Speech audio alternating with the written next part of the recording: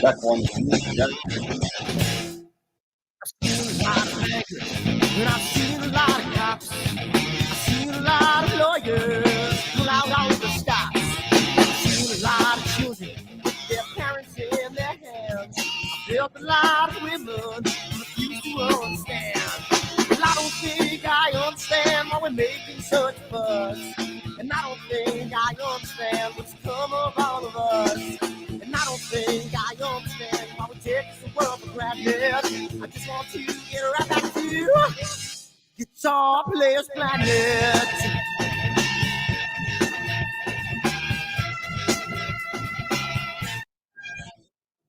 You see it in the papers, you read it every day. The riots and the fires going on in South LA. The muggers and the government, they're all wanting the same thing. They take all your money and whatever else spring. Well, I don't think I understand why we're making such a fuss. And I don't think I understand what's come of all of us. And I don't think I understand why we take this world for granted. I just want to get right back to Guitar Players Planet.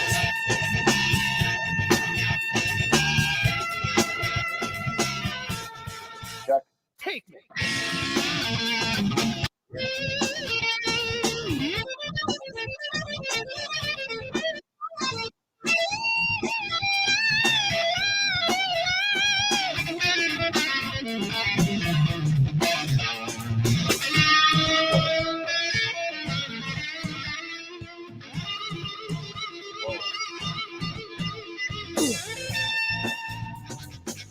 Check. Check 1, 2, check. Well, I don't think I understand why we're making such a fuss. Check I 1, don't 2, think check. I understand what's come of all of us. And I don't think I understand why we take this world for granted. I just want to get right back to Guitar Players Planet. Guitar Players Planet. Guitar Players Planet. Guitar Players Planet. Guitar Players Planet. Guitar Players Planet.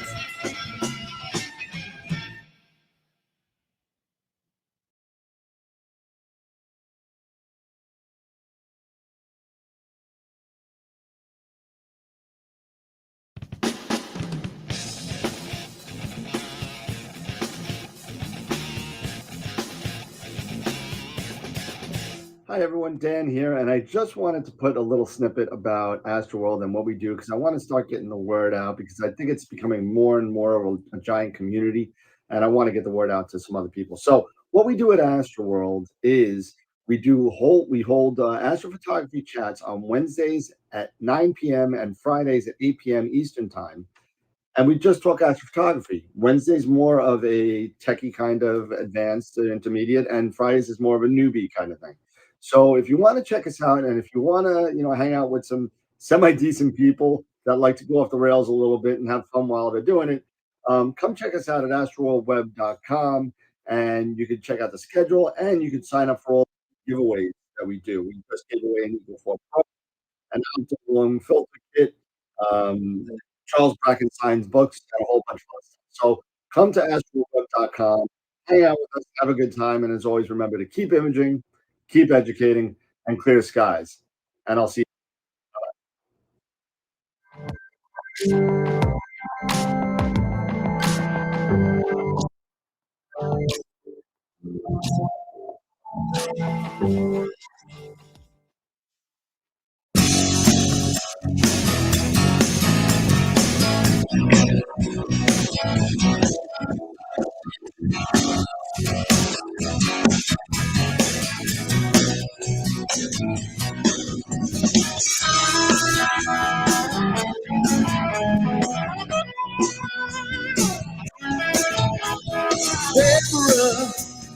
Things are becoming intense.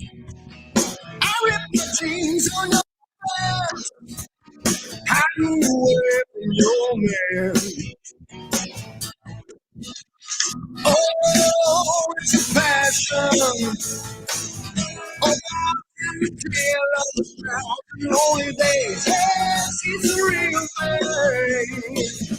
Yeah, only I can make a thing. If you want to be together,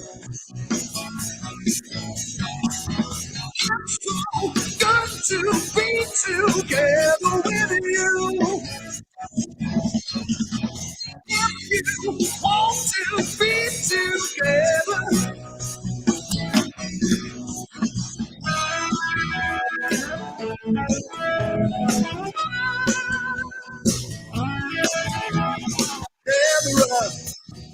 I'm getting caught in the rain, standing here calling your name.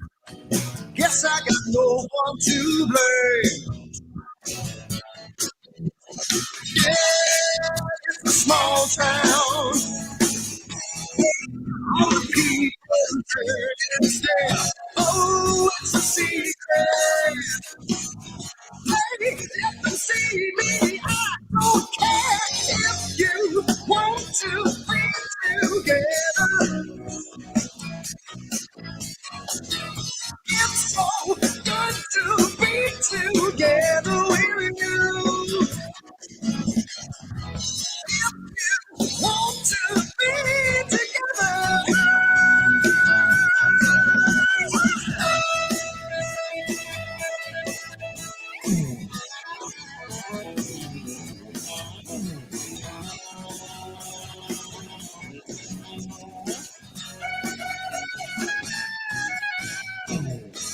If you want to be together, it's so good to be together with you. If you want to be together,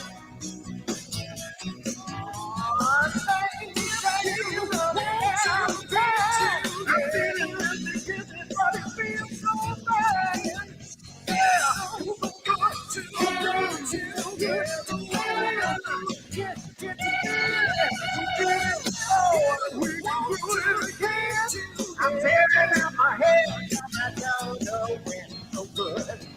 You want to get together. Yeah. So, together. Yeah, so damn good.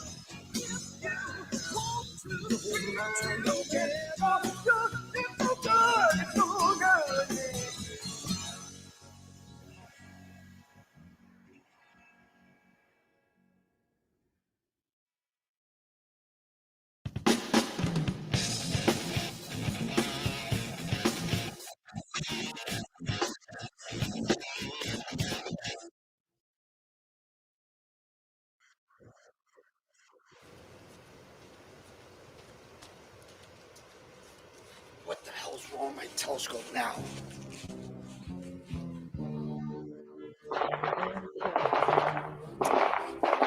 What's wrong with this thing?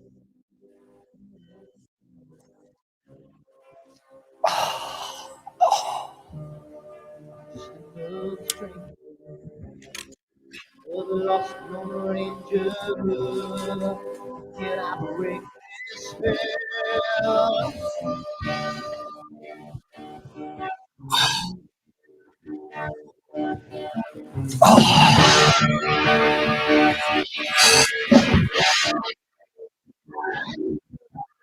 You walk in the line, you are the keys to the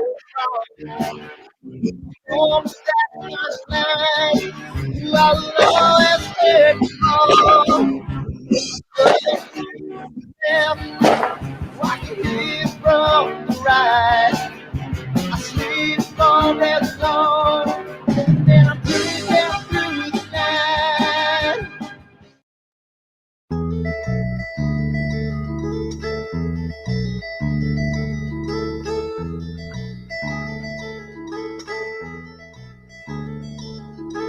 I wonder what it was that made me want you.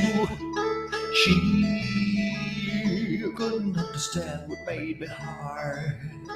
She's climbing in and out my open window. I'm laying here alone and cold and drained. Yeah. So take another breath and come up for your oxygen.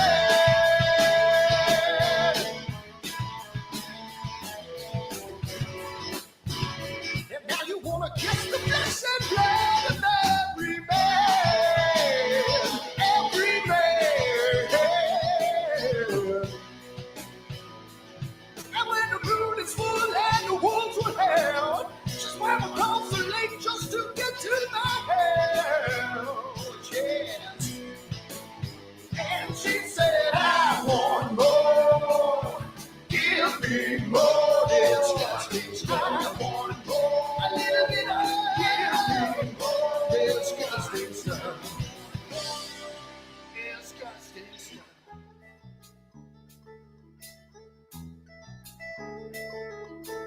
She looks upon a world that's dark and tangled. I never saw her turn her head in shame. She's climbing in and out the open window. I'm laying here alone, cold and drained.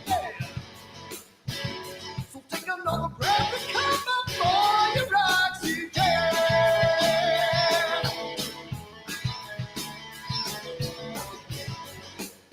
Hey, you know you wanna kiss the flesh and blood of every man, every man.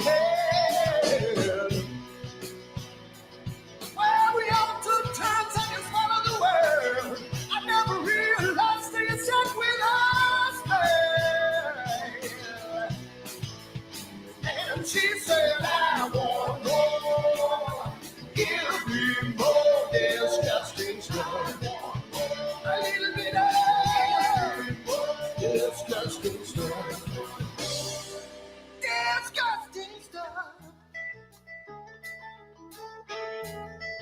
Oh, you're making me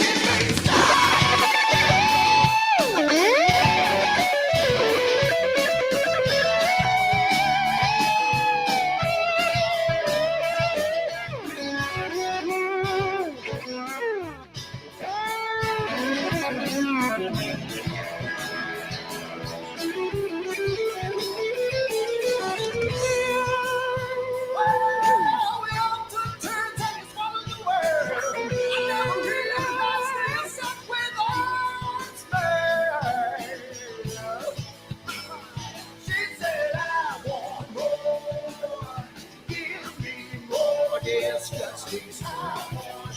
A little bit of disgusting stuff. Give me more disgusting stuff. Yeah, a little bit of disgusting stuff.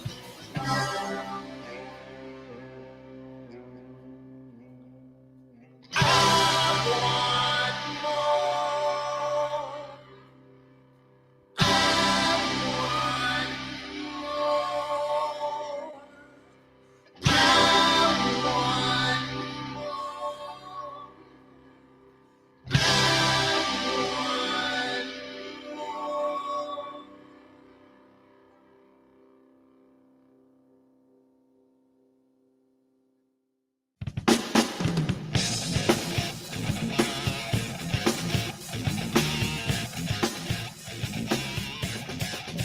Hi everyone, Dan here, and I just wanted to put a little snippet about Astro World and what we do because I want to start getting the word out because I think it's becoming more and more of a giant community, and I want to get the word out to some other people. So what we do at Astro World is we hold astrophotography chats on Wednesdays at 9 p.m. and Fridays at 8 p.m. Eastern time. And we just talk astrophotography. Wednesday's more of a techie kind of advanced intermediate, and Fridays is more of a newbie kind of thing. So if you want to check us out, and if you want to, hang out with some semi-decent people that like to go off the rails a little bit and have fun while they're doing it, come check us out at astroworldweb.com, and you can check out the schedule, and you can sign up for all the free giveaways that we do. We just gave away an Eagle 4 Pro an Optilong filter kit, Charles Bracken signs books, and a whole bunch of other stuff. So come to astroweb.com, hang out with us, have a good time, and as always, remember to keep imaging, keep educating, and clear skies. And I'll see you soon. Bye-bye.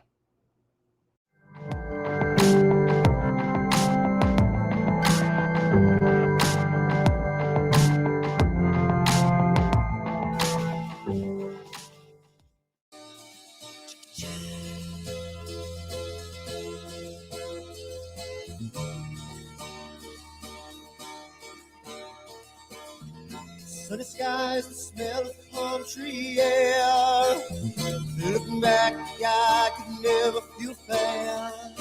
The way the music has touched my soul, the way that the sound holds its control. But I've got a new way to choose. I'm gonna start running back to the lands of the new. Oh, na na na na na na.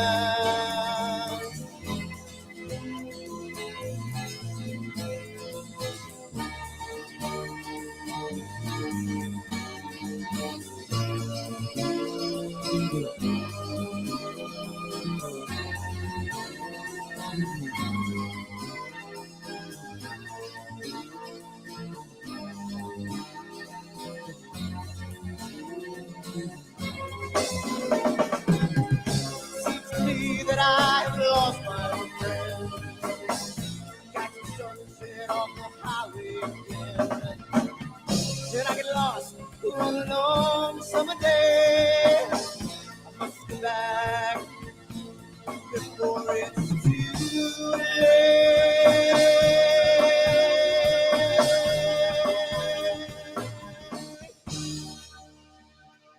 You're afraid, you're feeling alone. Time and space can never unfold.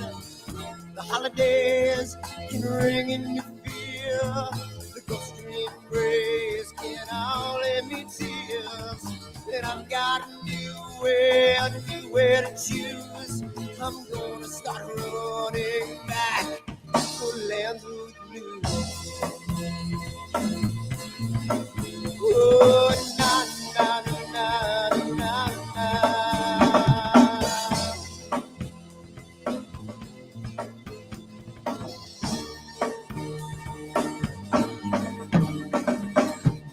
Sitting at the lake, I'm feeling confused, but I had my guitar, so I played this blues. But I'm afraid, what might be true, that I might never be back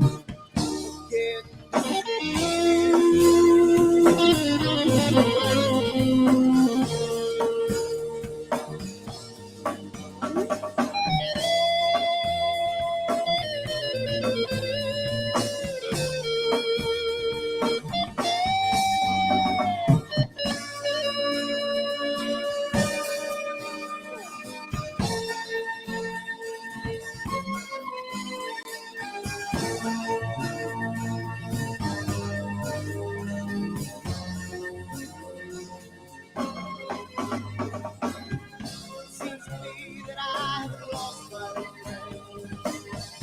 Got the sunset off the highway again. Then I get lost on a long summer day. I must be back before it's too late.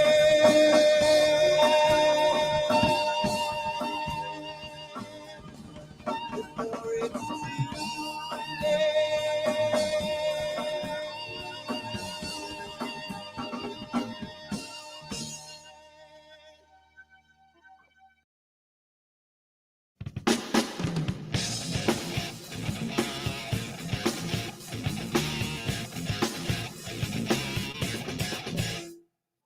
Oh my God, AstroPalooza 2 is coming. And if you don't know what AstroPalooza 2 is, it is the ultimate astrophotography forum on YouTube. You got to check it out. Last year, we had so many people on there. We had Adam Block, we had Sean Nielsen, we had Masters of Pixinsight, we had Charles Bracken, we had all these people on, Amy Astro, Molly Wakeling, Nico Carver. We had all these people on. And we went bigger this year.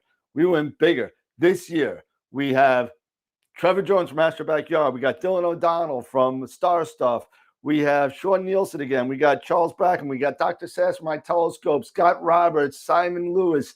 The list goes on and on and on. You got Stacey Downton, Astro Stacy. You got to come check it out. So go to Astro World TV, and you can go to astroweb.com/AstroPalooza. And you're going to see the website. You get all the information on who's going to be on, when they're going to be on, what day they're going to be on. It's going to be December 9th, starting at 2 p.m. Eastern. So go check it out. Remember, again, www.astroweb.com/AstroPalooza, Palooza. So have a good night, everybody. Go check it out and come see us on December 9th. And as always, remember to keep imaging, keep educating, and clear skies. And we'll see you on December 9th.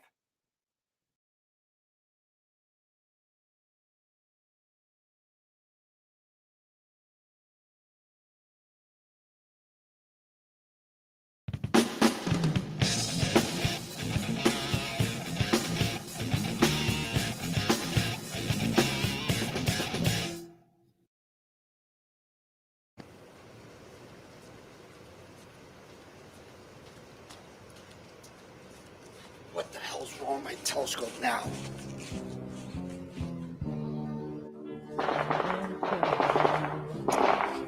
Yeah, what's wrong with this thing?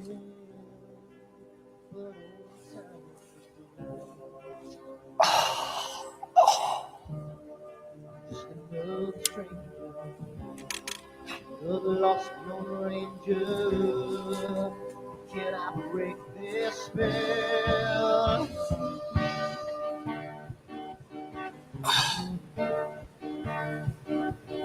If I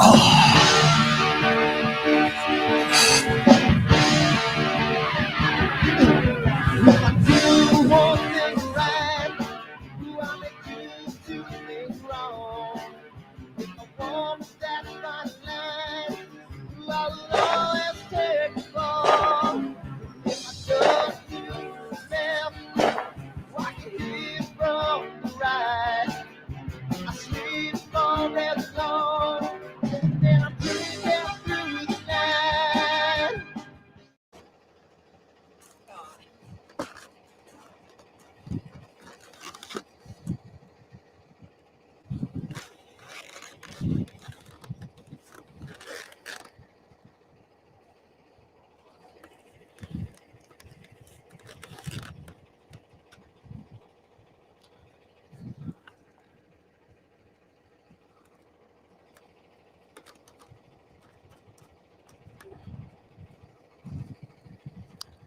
It's gotta mean something. It's gotta.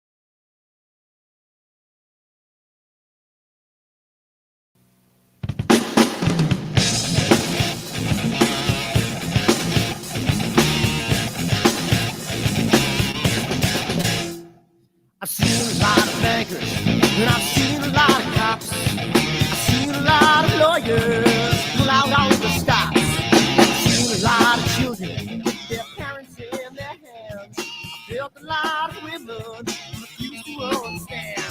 Well, I don't think I understand why we're making such a fuss. And I don't think I understand what's come of all of us. And I don't think I understand why we take the world for granted. I just want to get right back to Guitar Players Planet.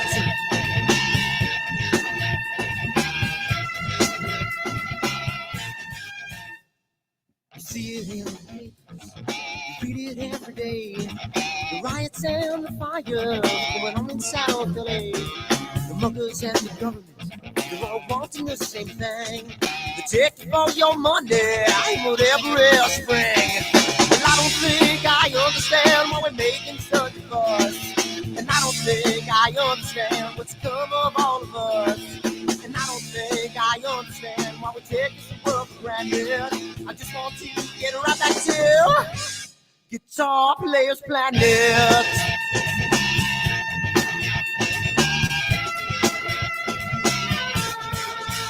Take me.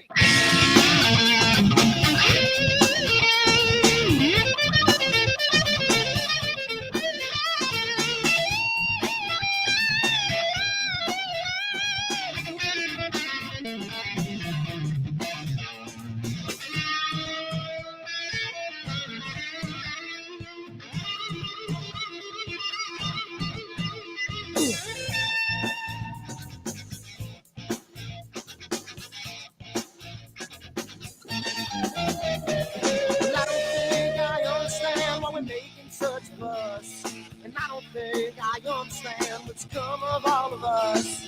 And I don't think I understand why we take this world for granted. I just want to get right back to Guitar Players Planet. Guitar Players Planet. Guitar Players Planet. Guitar Players Planet. Guitar Players Planet.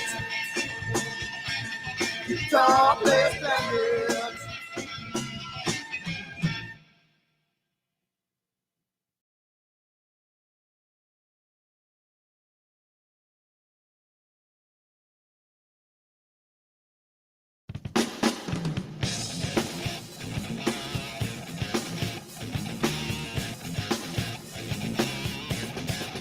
Hi everyone, Dan here, and I just wanted to put a little snippet about Astro World and what we do because I want to start getting the word out because I think it's becoming more and more of a giant community, and I want to get the word out to some other people. So what we do at Astro World is we hold astrophotography chats on Wednesdays at 9 p.m. and Fridays at 8 p.m. Eastern time.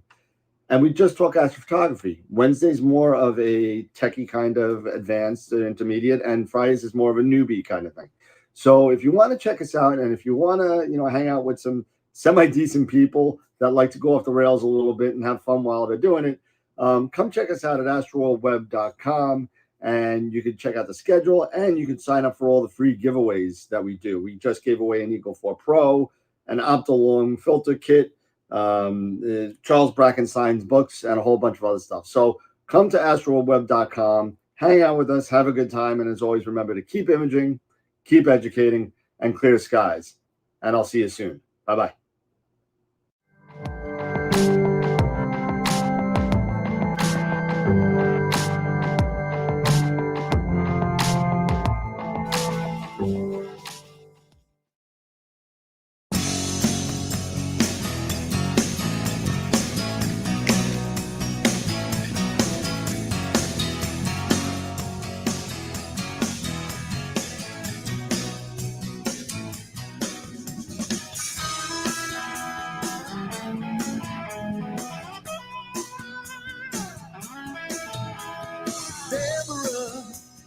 Things are becoming intense.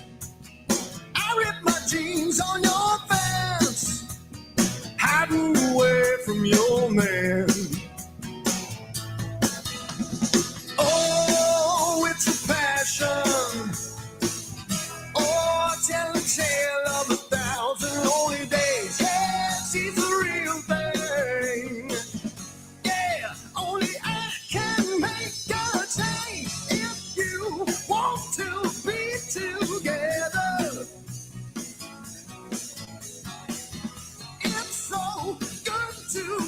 together with you.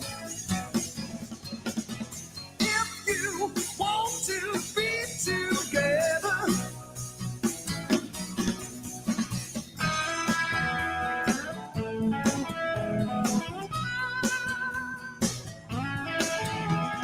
Deborah, I'm getting caught in the rain, standing here calling your name. Guess I got no one to blame. Yeah, it's a small town. Yeah, all the people turn and stare. Oh, it's a secret. Hey, let them see me. I don't care if you want to be together. It's so good to be together with you. If you want to be together.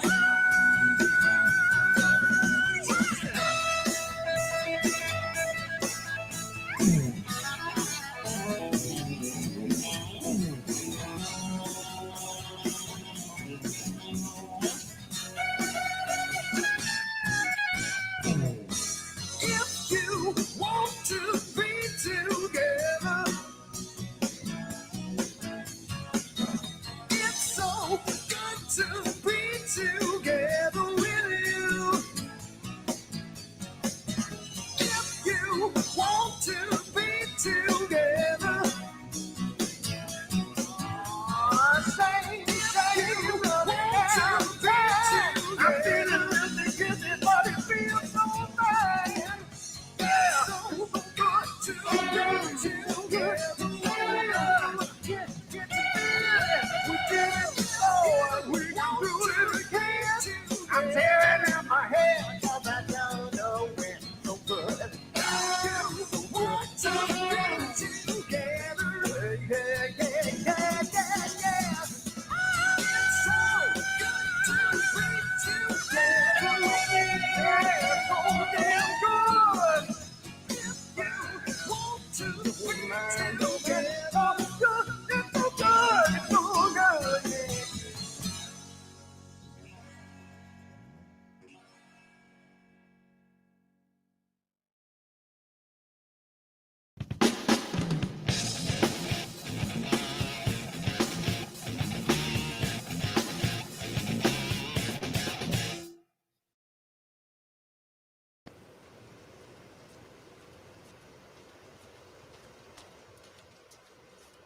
What the hell's wrong with my telescope now?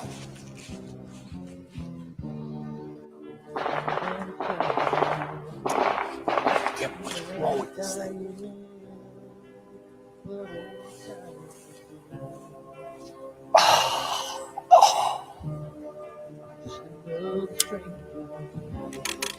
The lost Lone Ranger, can I break this spell?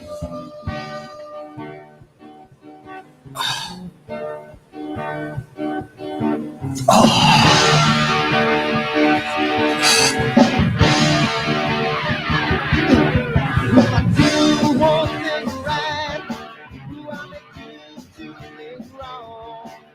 If I want to stand my line, I will always take the fall. If I turn to left, watch it lead from the right. I sleep all day long, and I'm dreaming through the night.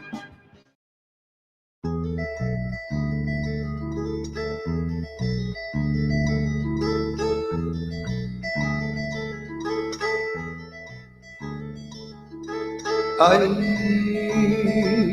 what it was that made me want you. She couldn't understand what made me hard. She's climbing in out my open window. I'm laying here alone and cold and drained. Yeah. So take another breath and come up for your oxygen.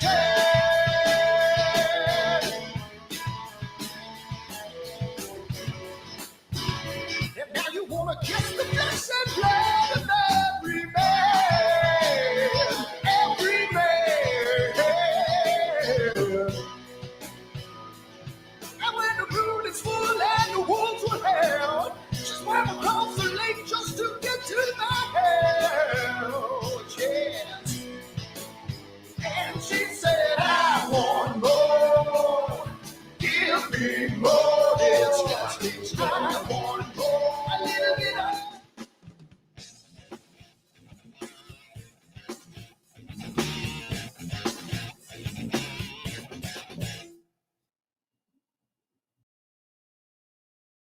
There we go. All right, rock and roll. How are we doing, everybody? I want to make sure we got Hey. audio going here. Let's just do some real.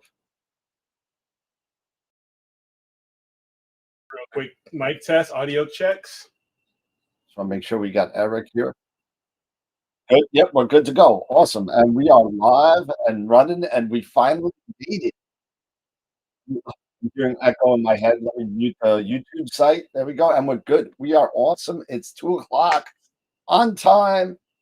First time in a long time, and Hey, this is a big deal, man. This is a big deal. it is a Come on. big deal. It's December 9th. This is AstroPalooza 2. Welcome, everybody. It's unbelievable. I mean, look at this guest list. It's crazy. We do have one addendum to the guest list. Ron Breacher from Masters of Pixinsight won't be able to make it today. He had a last minute emergency that he had to take care of. But we still got Warren and Pete, and they're going to be hanging out with us. So it's going to be a lot of fun hanging out with them as well. So we got in a couple of minutes, we're going to bring in Wayne Parker from Skyshed Observatories. Then we got the Masters of Pixinsight crew. Picture might look a little funny. I might have to make some changes on the fly because I literally just got this information. So maybe while Eric and Wayne are talking, I could do some switches in the background. But then we got Stacey Downton, Astro Stace, coming on at about 3:25. Trevor Jones at 4. Charles Bracken at 4:35. Dr. Sasse, and hopefully, weather permitting, we're going to be having some live solar from one of the eye telescope scopes. It's going to be pretty cool, weather permitting. And then we have Scott Roberts from Explore Scientific, followed by a nice video that we made with PrimaLuceLab with Filippo and Omar from Italy. It's going to be a lot of fun. You're going to see some good stuff. A new product is going to be unveiled at this, kind of. So that's going to be good. Then we're going to be doing what we call a little catch-up time. Sometimes we run over. Sometimes we'll be doing some giveaways and stuff like that. We'll be doing that during that time. That's going to be about 6:50. Then we'll have another short video with Tom Bramwell, and then Dylan O'Donnell at 8:20, and he's going to close us out. So that's all the times are Eastern, by the way, just so to all of our people out there. So thank you everybody for coming. The first thing we should really do, because we've had such a successful year on Astro World TV and the launch of AstroPalooza 1, AstroPalooza 2 today. It's really amazing. Don't you think, Eric? Don't you think we should do the sponsors and stuff real quick and maybe go over? Let's go over what we do, picture of the week and everything as well. Yes, absolutely. Yes, absolutely. So why don't you go over a picture of the week and what we do, not the winner, but because we got to do that today as well, right? I think. No, but because we have that picture today's Saturday. We did it yesterday. Oh, God. We did it yesterday. Yeah, so we announce our picture of the week every Friday. Voting opens up Wednesday at 8 a.m. until Friday at about 9:30. It was a little early yesterday for voting, so me and Dan could prep for today and get some rest and all of that stuff.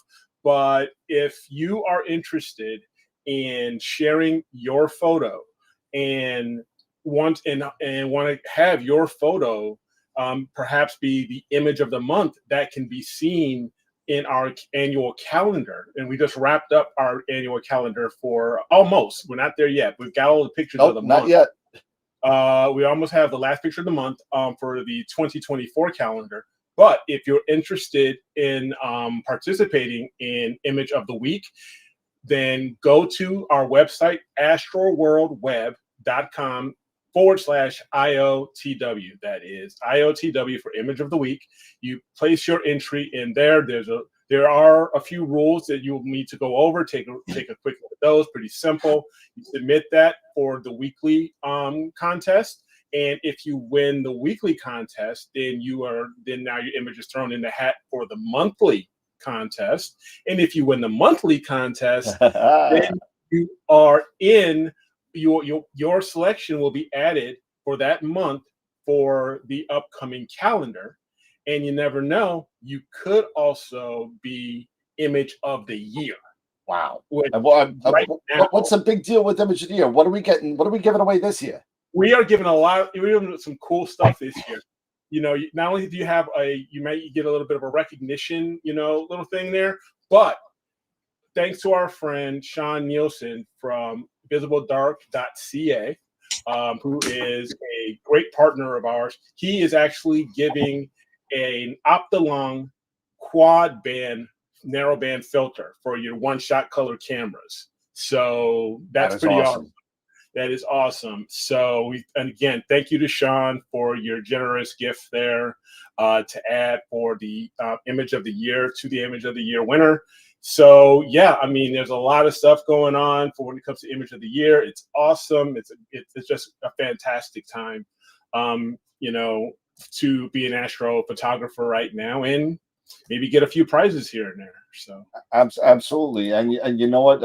I can't say thank you enough to Sean and to all the people that have supported us throughout the past 4 years, including the people at Masters of Pixinsight, all the people that have been on the show from the beginning, going all the way back. And I saw him in the chat. Charlie Walsh was out there. Tim Cowell, yes, our sponsor. PrimaLuceLab. You got your stuff. Oh yeah, there'll be maybe a little unboxing if we have some time. Yeah, oh yeah, we might have some time. So you never know.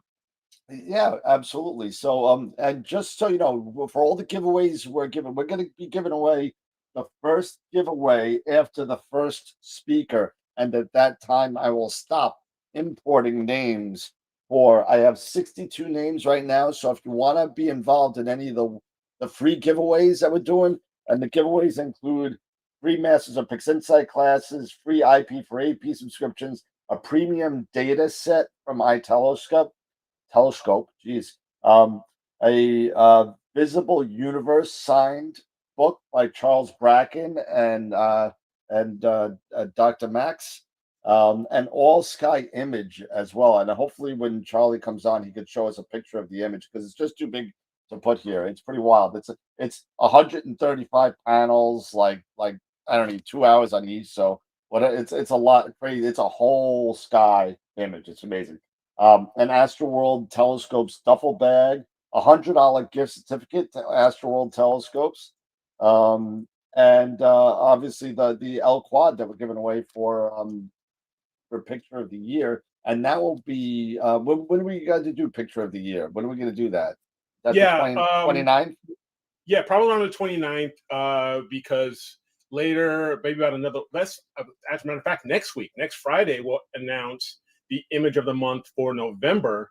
And then I will compile everything onto our website for all the images of the month for 2023. And we will have our image of the year contest. Hey, Mikey, thank you so much.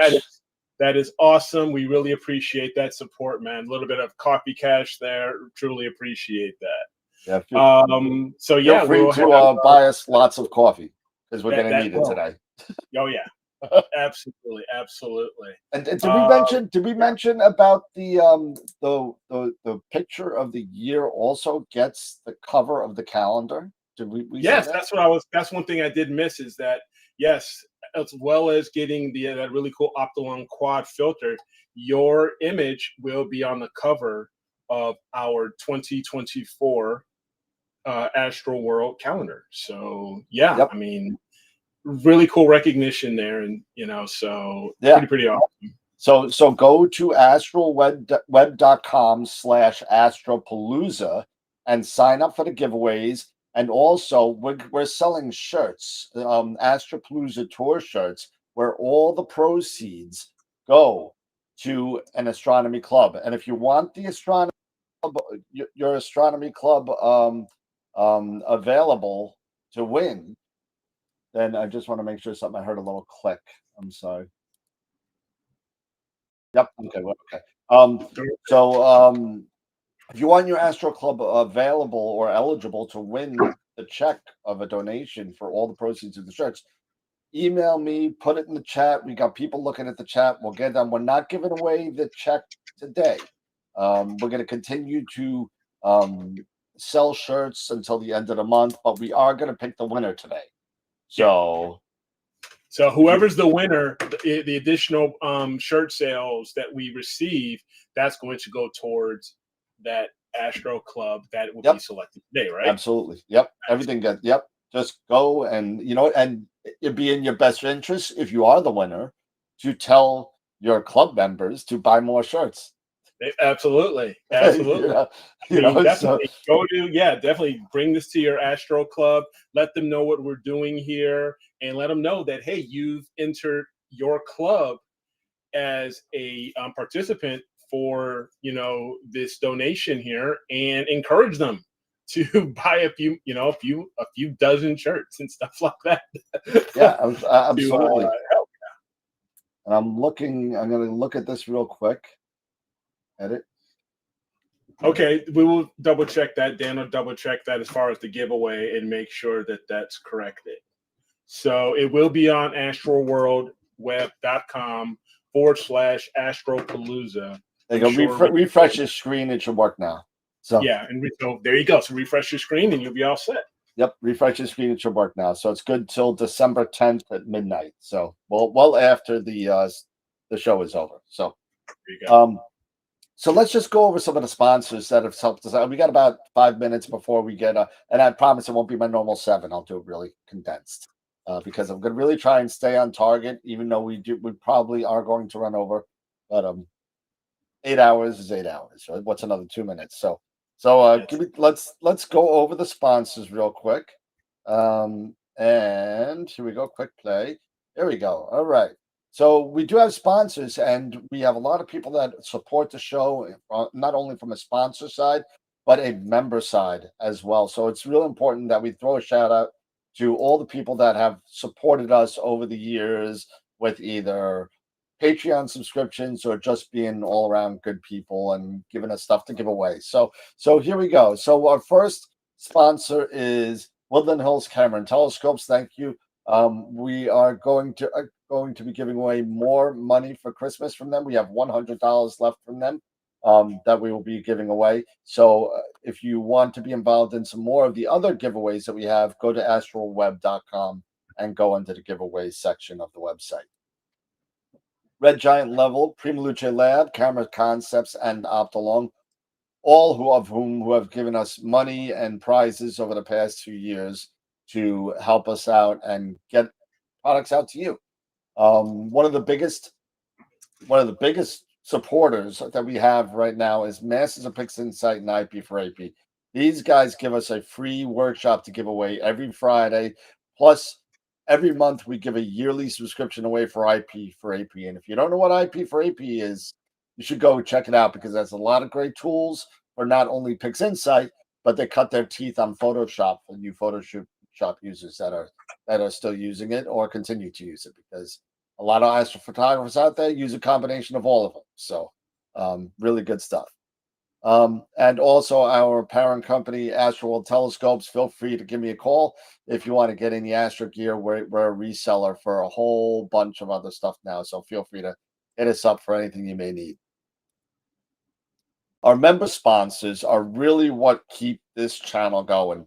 Whether you're on Patreon and you're a subscriber on there, whether you're on YouTube and you're a subscriber on there, we would just want to say a thank you to everybody that has really supported us over the years. Sean Nielsen, Bob, and John on these are the Off the Rails members. These are the guys that have the highest subscription level. So thank you to them. Our Quasar members are next. Dr. Hassan and Chris. Black Hole members, we have quite a number. Charity, George, Mike, Dave, Dan, and Tom. Red Giant members, we have a whole bunch of Main Sequence members. It's amazing. White Dwarf members, and they all go down little by little to Protostar members. And then we come down to today. Today is AstroPalooza 2, and we have a slew of guest stars today, so it's a lot of fun. Guest stars have changed a little bit. Sean, unfortunately, won't be able to be with us today. So we have Trevor, Dylan, Stacy, Scott, Masters of Pixinsight, Charles Bracken, Dr. Sasse, Tom, and Wayne. So we also have a recorded video from PrimaLuceLab from Italy. So that was nice to have. For our future guests, come check us out January 10th. Nico Carver will be coming for his first solo show from Nebula Photos. He's been on the show before. He was on AstroPalooza last year, but this will be his first solo show. So it's going to be cool to hang out with him and catch up. Maxi Faliares, Astrophotography to the Max, a astrophotographer from Argentina who has been on the show before, will be with us yet again. And I believe I spelt his name wrong again, but I apologize about that, Maxi. So at least I can pronounce it right. Adrian Bradley, Nightscaper, does awesome images, and I believe that's him in taking a look through maybe an Esprit or something. But he takes great landscape pictures, so it's really, really cool to learn a lot from him if you're into those wide field Milky Way shots.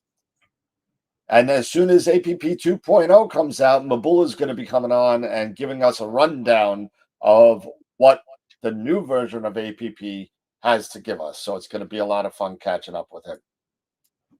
Image of the week, leaders. The image of the week is complete, and Tom Peter has taken away and made a new record with, actually it's 8 images of the week, because he won last week, right? He won the last one.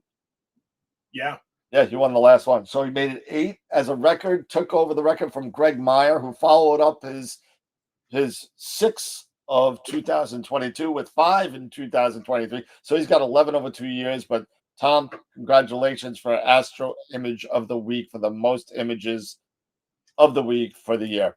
And then we got Image of the Month winners.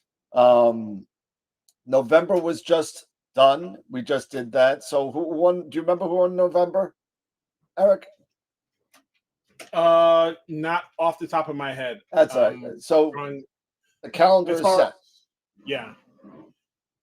No, we haven't announced November. November's next is on Friday. Oh, that's right. November is on Friday.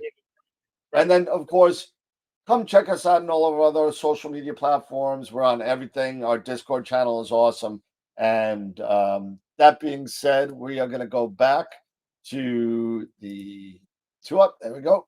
And we're back to Eric. And Eric, what do you think? Maybe we should bring Wayne. Wayne's waiting in the wings here. Yes, he is. Yeah, is he in the Batcave? No, he's not in the Batcave, but he is hanging out, I believe, in his kitchen. But let's get him in here. Hey, there he is. And give me 1 second, Wayne. Let me get you on. There we go. I think give me a hi, guys. Hi guys. There you go. We are on with Wayne Parker from Skyshed Observatories, a very good friend and supporter of the show. Thank you, Wayne, for coming on and hanging out with us and really kind of. Great to be here, guys. I'm in a temp location, not in the Batcave today, Eric, but yeah, I'm in a temp location because I'm building a new computer and it's giving me peripheral stuff. So I thought, well, I'll just set up in the corner of my kitchen. And I had a nice space station background. I know. I work with the software, so you can see my kitchen instead. There you go. So it's great to be here, guys, and congratulations, on another year. And it was great to celebrate your 300s with you. And it's great to be here again. And thanks a lot for having me. Yeah, absolutely. Yes. And I know you got a lot of stuff to talk about because you're getting ready to kind of. I don't know if you started shipping matte already, but I know that the buzz is all about your hat. That the Pod S. So. Yeah. Why don't you tell us a little bit about the Pod S and what it's about? Well, all that. And first of all, a little recap. Yeah, we're starting production actually Monday morning. We're geared up. We're ramped up. Everybody's chomping at the bit. A lot of people have worked from all our suppliers and the factory, of course, who make Pod S and pods, etc. Everybody's been working their tails off and really looking forward to finally getting into production. You know, we started development of the Pod S line and the new pods during COVID, and it was like moving through molasses, just trying to, you know, get parts and do things. So it really took a lot of extra time. We probably took an extra year just because of waiting for things and things that weren't available and people that weren't available. And so when I was on the show last year, we had just announced it, like days before. We had announced Pod S and all the new pods. And we've worked from then. We hoped, the original plan was to make some before the summer, maybe a handful, because we try not to start production in the summer at the factory because main people are taking vacations. You lose the door guy and the dome guy and this guy. And so we said, okay, let's make a few in like June and then get back to it in the fall. But it took us that long to just, you know, it just takes, we had to make jigs and things and stuff. So now we're really excited about finally getting them out and owners getting to experience them for the first time, because we really feel it's something special. And I think people do as well, because, you know, we've got hundreds in line for them now. We got a lot of work ahead of us. We know it. We're ramping up, and we're just really looking forward to it. And of course, if you're not familiar with the new line of Pod S's, it's geared towards, let's say, astrophotography, although it doesn't have to be used just for that. It can be visual, but it's like our large Pod Max. It's a slotted dome, which means we can motorize it. So it's ASCOM, it's all those things. You can use it remote. And a lot of people are very excited about it. So, and so are we. Yeah, I mean, I am myself. I'm excited about it, excited for this new opportunity for you guys. As you know, I do have a pod, the Pod X1, but one cool thing. You're part of the family now. You're a podster. Yeah. I don't know if you're a Absolutely. pod people or podster or podner. We haven't quite figured it out yet. Yeah. Pod people.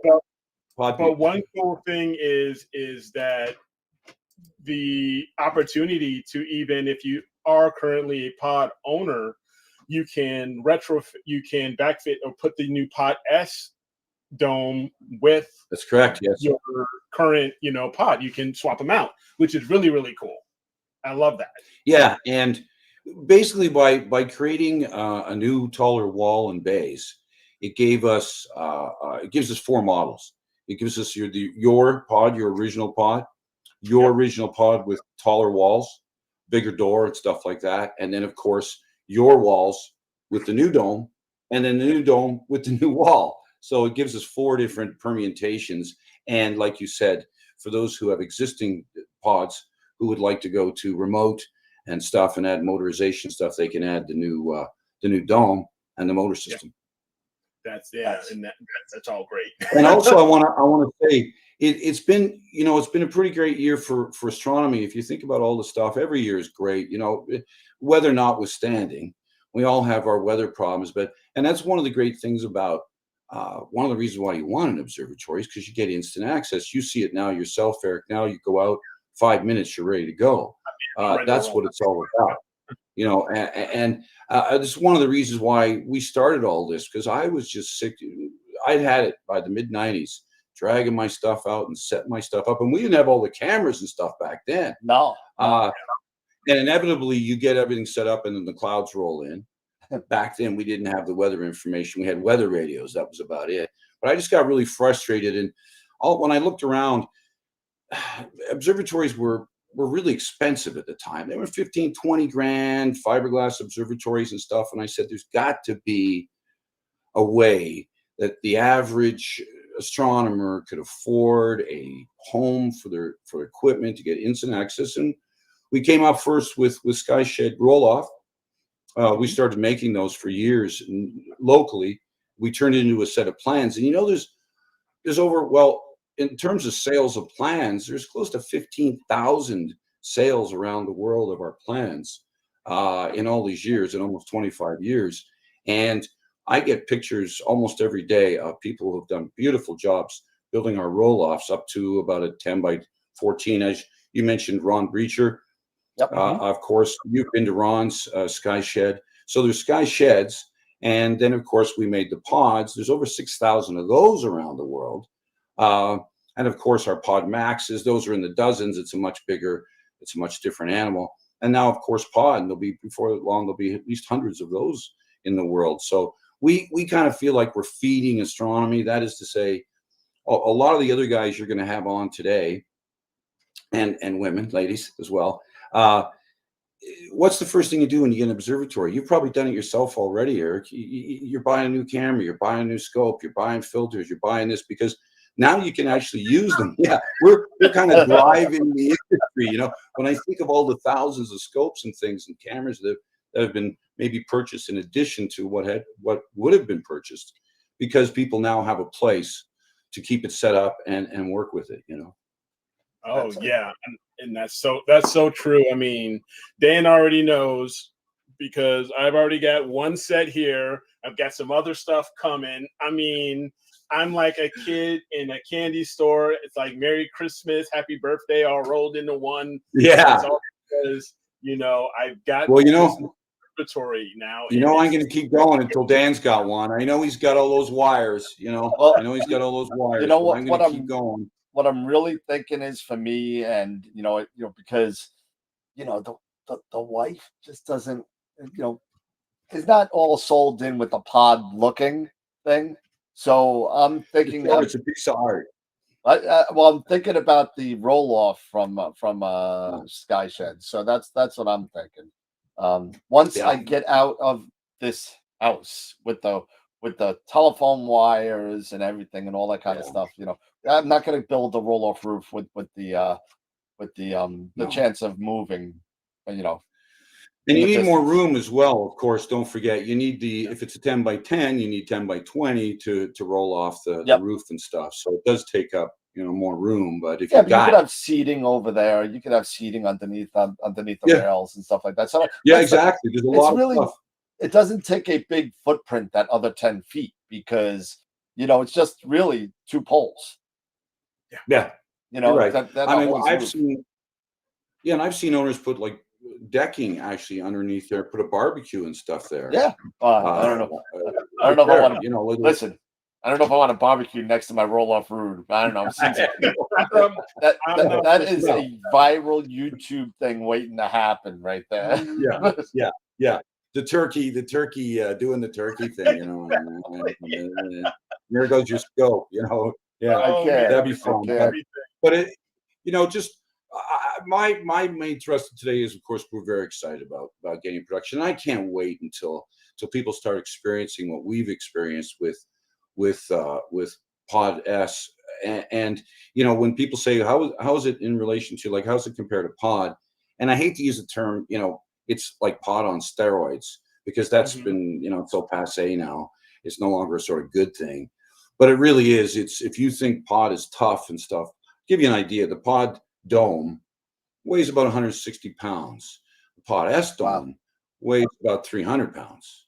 It's a tank, you pound on that thing. This thing will absolutely outlive most of its owners. Oh yeah. Oh, wow. Sorry, I'm laughing, but I get calls from people and they say, I'm the 6th owner. And I say, what happened in the last 5? I don't want to hear. Well, why didn't they all buy one, right?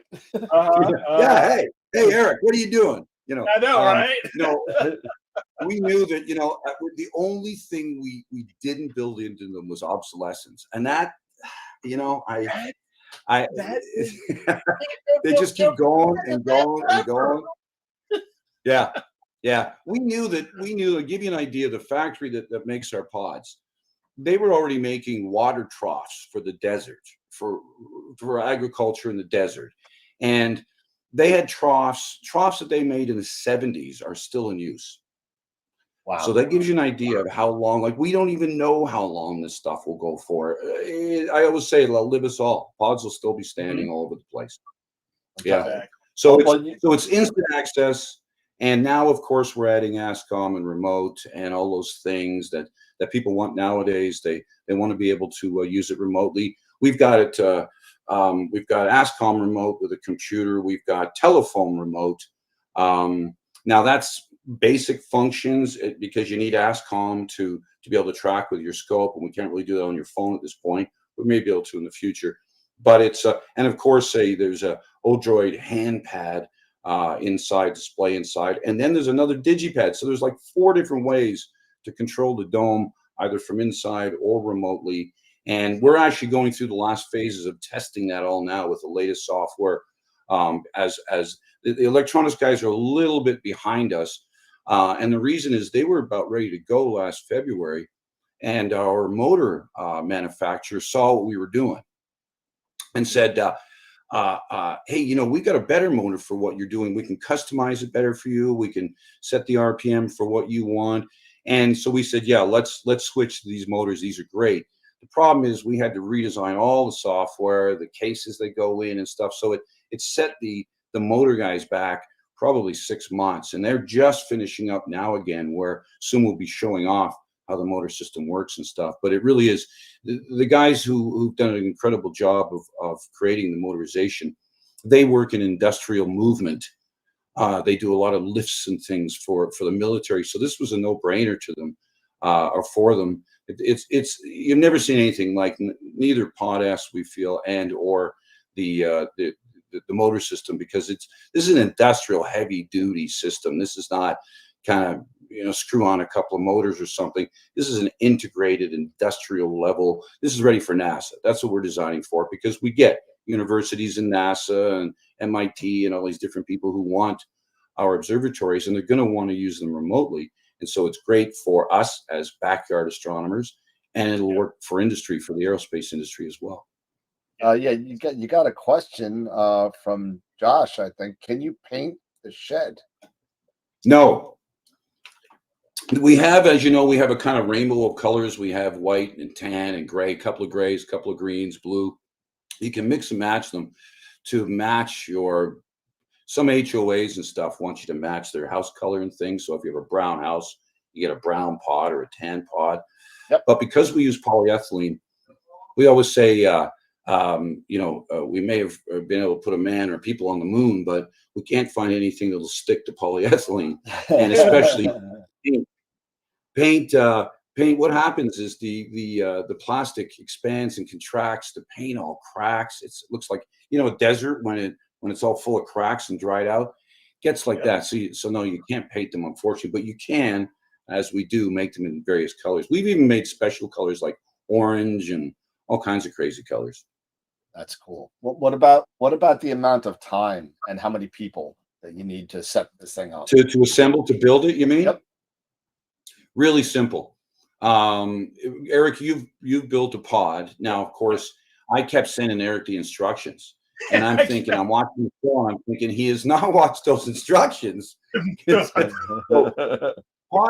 basically, you can do it in a day, but we say 2 days because you have to add sealant to the joins. So we say do that the first day, then come back and do the rest the second day. Pod S is about the same, it's a little bit more. So say a couple of days. And as far as how many people, like with Pod, there's parts of it that a lot of it one person can do. Some takes 2. And the one part that takes 4 is lifting that 300-pound dome onto the wall. That's where you're going to need a couple of buddies to stop by. Yeah, that's what we're going to have to get a couple guys. Wow. Yeah. But it's to give you an idea, there's 18 in the tall wall. There's 18 bolts, all pre-drilled. That's one of the things we'll be doing at the factory this week, working with our new jigs. The reason we've got jigs is so we can trim, and not only that, we drill all the holes for you, which makes it really easy, because for you to add the handlebar inside the slot cover, and if we gave you measurements and you're measuring on a curve, it's never going to work. So you're literally, it's like mechano. You're just bolting everything on. And so I figure a couple days to assemble it, maybe a couple of days to install the motor system and get it all calibrated and stuff. And oh, by the way, our software guru, James, he's in Maryland. He operates our test units up at the, as we call it, the back cave. And the reason for that is it's a long tunnel-like building that is rather dark when we work at night, and we invent all kinds of stuff there, so we call it the back cave. Well, he operates remotely, and one of the neat things that he's built into Pod S is auto calibration, which is very cool. For those who've owned domes and ASCOM and used remote domes, you know that there's some initial setting up. You have to tell the software the circumference and how far your scope is off center and where your pivot point is. There's about 5 to 7 numbers you have to put in. We give you instructions on how to do that, but also you have to first calibrate the dome itself. That is, how many ticks in the circumference and how many ticks open and close and stuff like that. So about a year ago, our software guru, as we call him, James, said to me, "Hey, how about I work up a auto calibration routine, so owners only have to push a couple of buttons and the dome will do its dance and calibrate itself. Then it's ready to set up in ASCOM." So that's what he was doing remotely the other night from Maryland, actually calibrating the dome remotely. So you'll even be able to do that. So these are new things in observatory ownership with auto calibration of the dome and stuff. We're reaching new frontiers, you might say. Yeah, and A-Sphere's got another question. Eric, you want to read it off? Yeah. This is a very interesting question. Good question too. Is there a precipitation detector to close the sky shed, the Pod S dome when astronomers are being unexpectedly, if there's rain or anything like that? Yeah, we looked at various solutions out there, and we decided to go full pro route, which means Sky Alert. The Sky Alert is a professional weather station sensor. It's much more than a rain sensor. We didn't want to go with a low-priced rain sensor because we feel that if that rain hits, maybe it's too late. We don't want to wait for rain. We want to know, with the first hint of clouds and stuff. So we went with Sky Alert. We'll have links to it and stuff, but it's all the major observatories, big observatories, let's say like KIT and stuff, they're all using Sky Alert because it's a complete weather in a box sensor. So that sensor will tell our system close. Now you're going to use SG Pro, or you're going to use Nina, or you're going to use other programs like that to create sequences to say, okay, if clouds are detected, close, then what?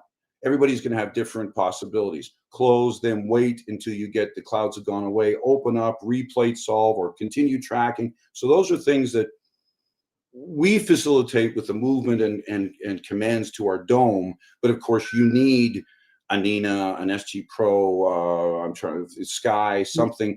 Sky, does Maxim do that as well? Maxim, anything that has an ASCOM dome control is going to control our dome. And then it's just a question of its capabilities as far as sequencing. We're just starting to work with it, and we're going to learn a lot more from owners, because everybody's going to create different sequences and stuff. But whether or not you're going to say, if there's clouds, close, that's it for the night, or if there's clouds and you get the all clear an hour later, open up, like I said, keep tracking in the meantime. But absolutely, if you're going to use it remotely, we knew we had to have, and we wanted, like I said, more than a rain sensor. We wanted a complete, and this thing does everything. This is temperature, humidity, and we have internal temperature, humidity in our system and stuff. So yeah, it's all there. Yeah, like you said, you've gone all pro on this one, man. This is we're not horsing around.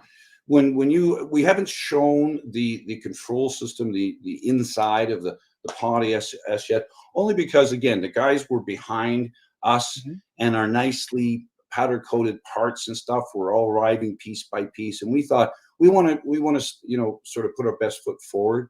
So we're almost there. We're almost ready to show the complete system installed and stuff with the production parts, not our research and development parts where we grab something off the shelf and use it for now. We really want to show the system itself. So I tell you, you've never seen anything like this system, man. It's unbelievable. So let me. So with what you just said, we do follow up on that. Will Sky Shed plan on attending maybe NEAF or AIC or another a Astro Star Forum Party or anything, or another Astro Forum to we used to go to NEAF every year. And I love NEAF, and I love AIC, and all the other conferences and stuff. And quite frankly, we're a mom pod with, I oversee a whole bunch of subcontractors. And when I got 50 pods to go out, or 50 pods and pod S's to go out, and I'm looking at 3 weeks as NEAF, and I start thinking about printing and the border and hotels and stuff, it takes my eye off the people who've already bought our product and are waiting for them. We have more than enough customers. Trust me. So we would rather, and people will say to me, hey, you're going to be at NEAF. I'd like to see one of these. So I, in case I'd like to buy one, I say, you don't have to drive 5 hours and wait 6 months for NEAF. There's thousands of them. You tell me where you are. I'm going to find you a few guys. I'll talk to them. And we found guys that are 7 minutes. We found guys that are in the same subdivision who've been going out to their backyard for 20 years each. Never knew the other one was 2 minutes away doing the same thing.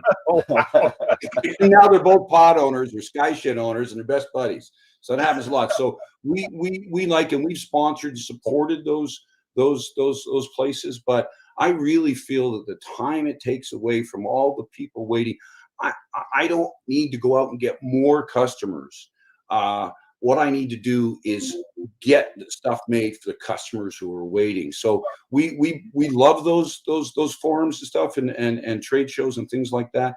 But we really feel that our time is best spent with our heads under the hood, making stuff and getting it out to the astronomers who are waiting. For sure. But I know you guys will have a great. I know you guys will be at NEAF, and Dan will be promoting and highlighting all stuff. And I know it'll be great. And I get offers to fly down and stuff, and I might do that one of these years, just fly in for the day or something, say hi. Yeah, why not?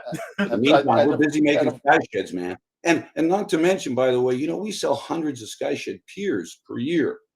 Our sky shed pier is very popular. And when I originally designed it back 30 years ago, people said I was crazy. I separated two plates. I put a plate on top of a plate, and people just said, oh, that's not going to work. You're going to get flexure, and you're going to get vibration, and you're going to get all this stuff. And of course, take a look at just about every pier design out there now. They got two plates at the top. They do.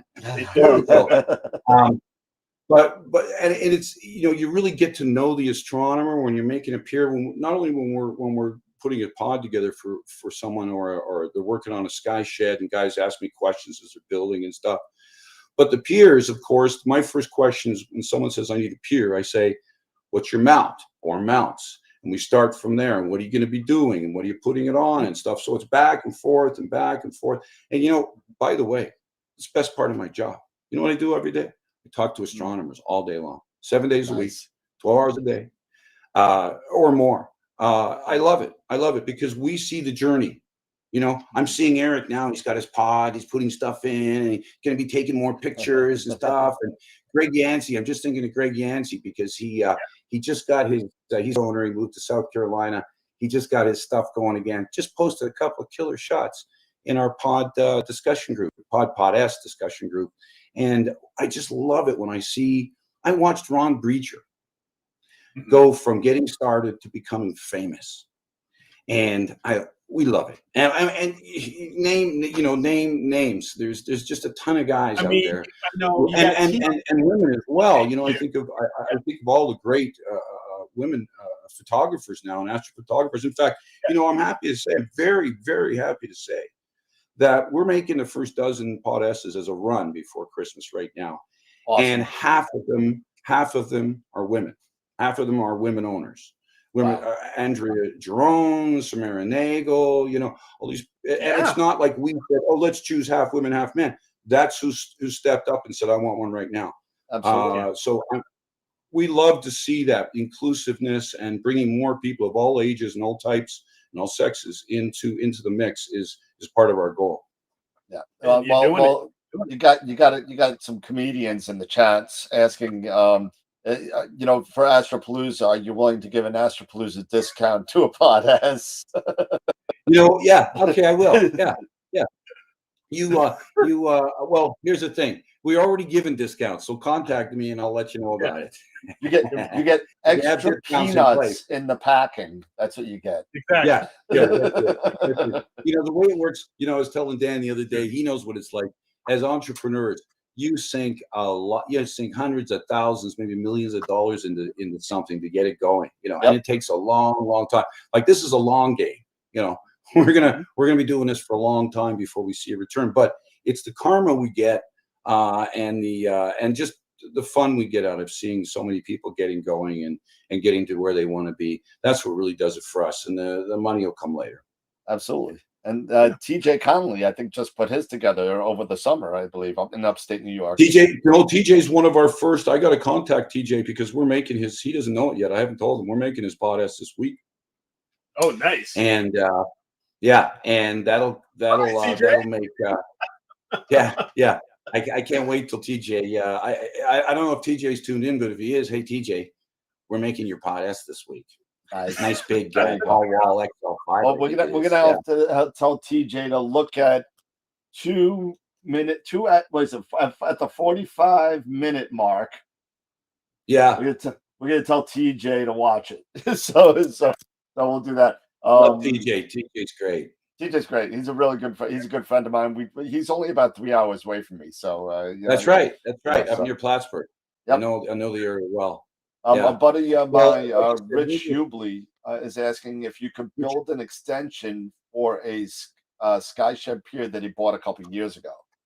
Yes. Hey, Rich. Great to hear from you. Richard Hubley's another favorite of ours. Yep. We have so many favorites. We have hundreds of favorites. I tell you, I love them all, and we know them all. You know, like we remember when people say, "Hi, I'm Bob from 10 years ago." Hey, Bob, I remember you.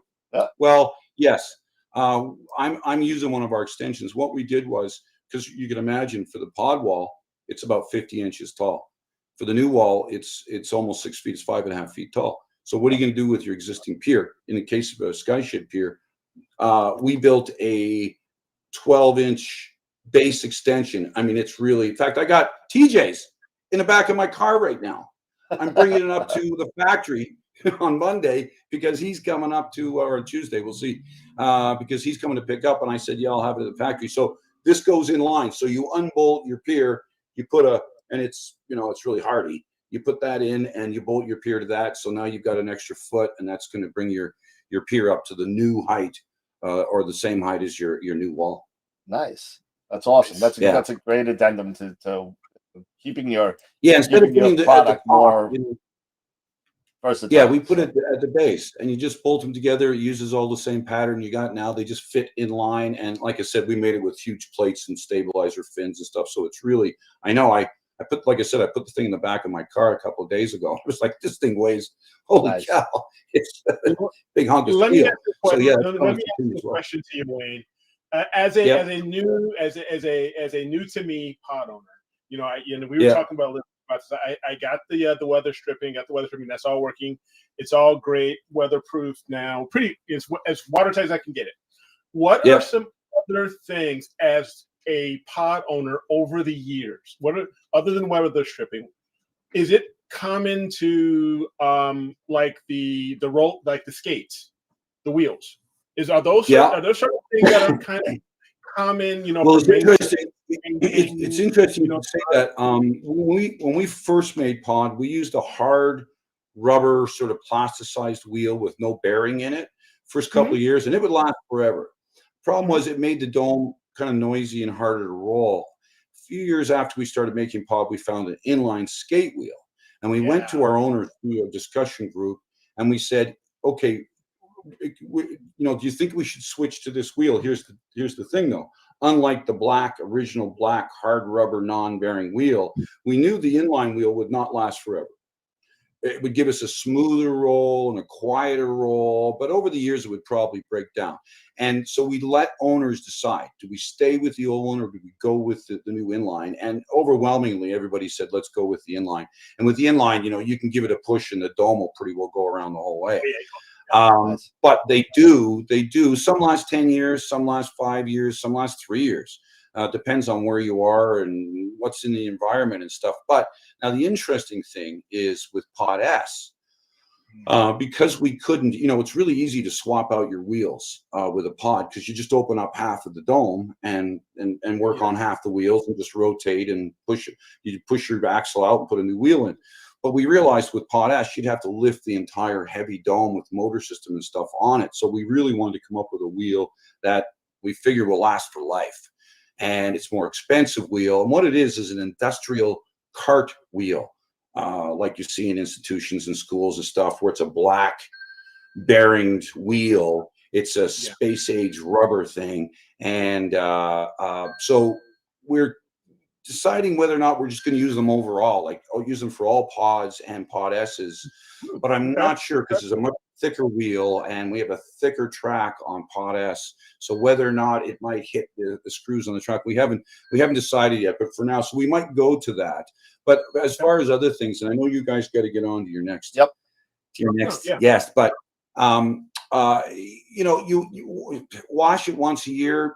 I use one of those telescoping car auto brushes, soap and water, a little bit of bleach. Do that. You might want to mop on Armor All. It'll make it look like new again. It sort of moisturizes it a bit. Multi-surface cleanser inside. You know, take your wheels out, pop your axles out, clean out the wheel wells once a year. Really, other than that, if you put the sealant on, the sealant will last for a decade or more in your seams and stuff. And there's really not a lot more to do than that to keep it going. And you know, you mentioned seals, and it's a trade-off for us. We always say, as observatory designers, we have to walk a fine line between weather incursion and seal. We need airflow. We don't want to hermetically seal it, because the moisture is going to build up on your mirrors and your optics and all that stuff. We need airflow. So the trade-off, when you've got a building with moving parts and you've got airflow and blizzards and rain and all that stuff, you know, some amount of, you get a blizzard, and even though I've got a cover, I got Baccarat stuffed in there, I'll go in there and there'll be some snow on it. It's a semi, you have to think of it as semi outside. It's not like you can close it, seal it like your house. We need airflow, so it's a trade-off. So you cover your scope, you know. Yes, definitely. Wayne, listen, it's been great having you on. Thank you so much for chilling out with us and kicking off the show. That's it's great to not only see you again and just to be a friend to you. And you know what, I didn't want to say it because I did it to you last year. So, but somebody threw it in the chat this year, and they said AstroPalooza special is when you buy a SkyPod S, you get a copy of Glass Tiger's greatest hits. So hey, that sounds. I can do that. That I can do. There you go. Well, you guys, you know, best of luck for the next year, guys. You know, I'm a big fan. You know, I tune in as often as I can. If I'm not working up at under the hood at the back cave, we got you tuned in, and of course, I promote you to all our owners and stuff, because I think if you're an active astronomer, especially an active astrophotographer, if you're not tuning in twice a week to Astro World, I think you're missing out. Thank you so much. You know, I know how much I learn watching the show and how many tips and hints, and I stay up on the latest gear and everything by tuning into you guys. So I wish you all the best for the next year and a great holiday season. And I look forward to being on AstroPalooza with a space station background. No, better yet, I'll do it from my Pod S next year. How's that? There you go. Awesome. There you go. All right, awesome. All the best, you guys. Thanks Have so a much, great day and lots of clear skies, guys. Oh, take care. Man. Yes. Thank you so much. Have a good night, Wayne. Take care. Thanks again. All the best, guys. All right. Have fun. All right. Thanks. Bye. All right.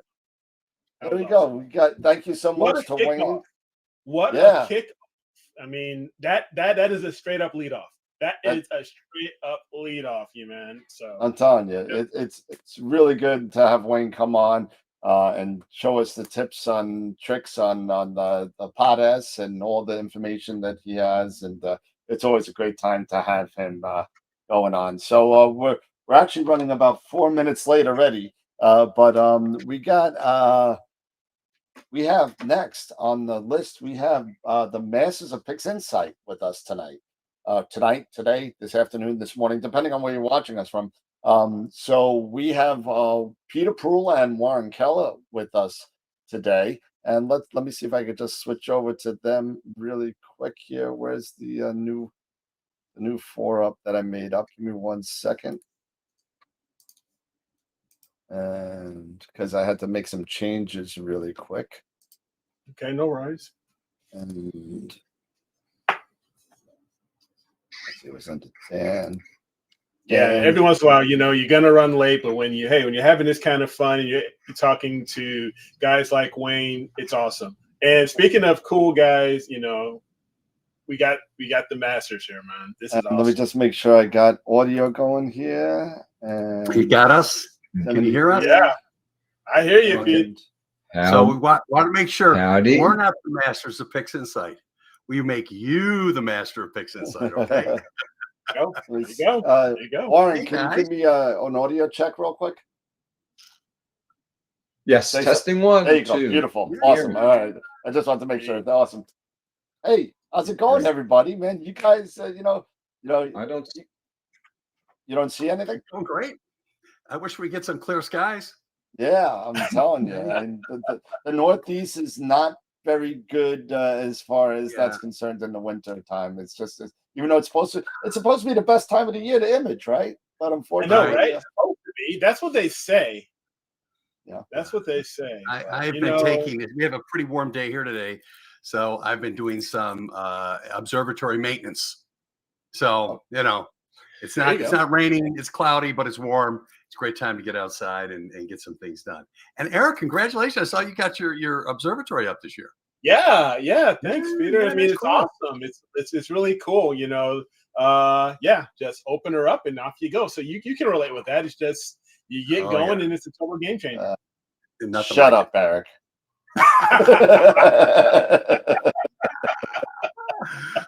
So, Pete, Warren, welcome again to another edition. I believe this is your third or fourth time, maybe third on Astro World / Palooza.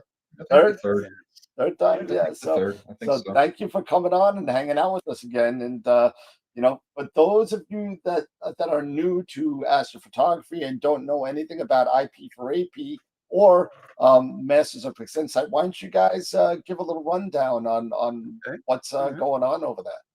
Well, Warren, would you like? I'm going to do screens up. Yeah. Let me just take them. Yeah, I'll take you through a couple things on the site first, okay? Sure. Yeah, sure. Can we do that? Can I just share my screen? What do I do? Yes. Yeah, you could. I believe it's the little red computer, if I remember right. And oh boy.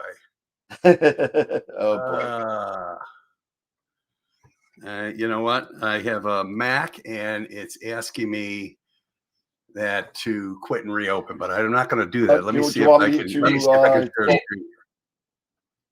Hey, Pete. Yeah. Look, Pete. Let me show the PowerPoint, and then you can. Okay. Whatever. All right. Great. That's fine. There you go. Okay.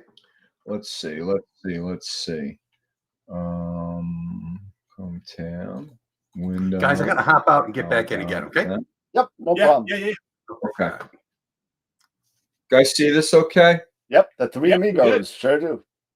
You see the screen? Okay. Yep. Perfect. Oh, good. Yeah. Okay. So this is us. That's me on the left, Warren Keller. Been imaging since around 1999. Started with 35 millimeter film, and went up through one-shot color and monochromatic imaging. Wound up writing 2 editions of Inside Pixinsight, which for a lot of people really was the kickoff for being able to decode Pleiades Pixinsight. And Pete and I hooked up in 2006. And have been great friends ever since. Started IP for AP, image processing for AstroPhotography.com. And before the days of streaming, we did DVDs and eventually streaming on Photoshop and AstroArt and MaximDL. Remember those programs? And eventually became Pix-centric with Pixinsight. And one of our gifted students, believe it or not, was a guy named Ron Breacher. Who credits us with getting him started, and Ron and I became fast friends, and he wound up being the technical reviewer of Inside Pixinsight for me. We started Masters of Pixinsight really at the pandemic because Ron and I were going around the country doing live workshops on Pixinsight together. Chicago, Buffalo, Mesa, Arizona, Los Angeles, Chicago.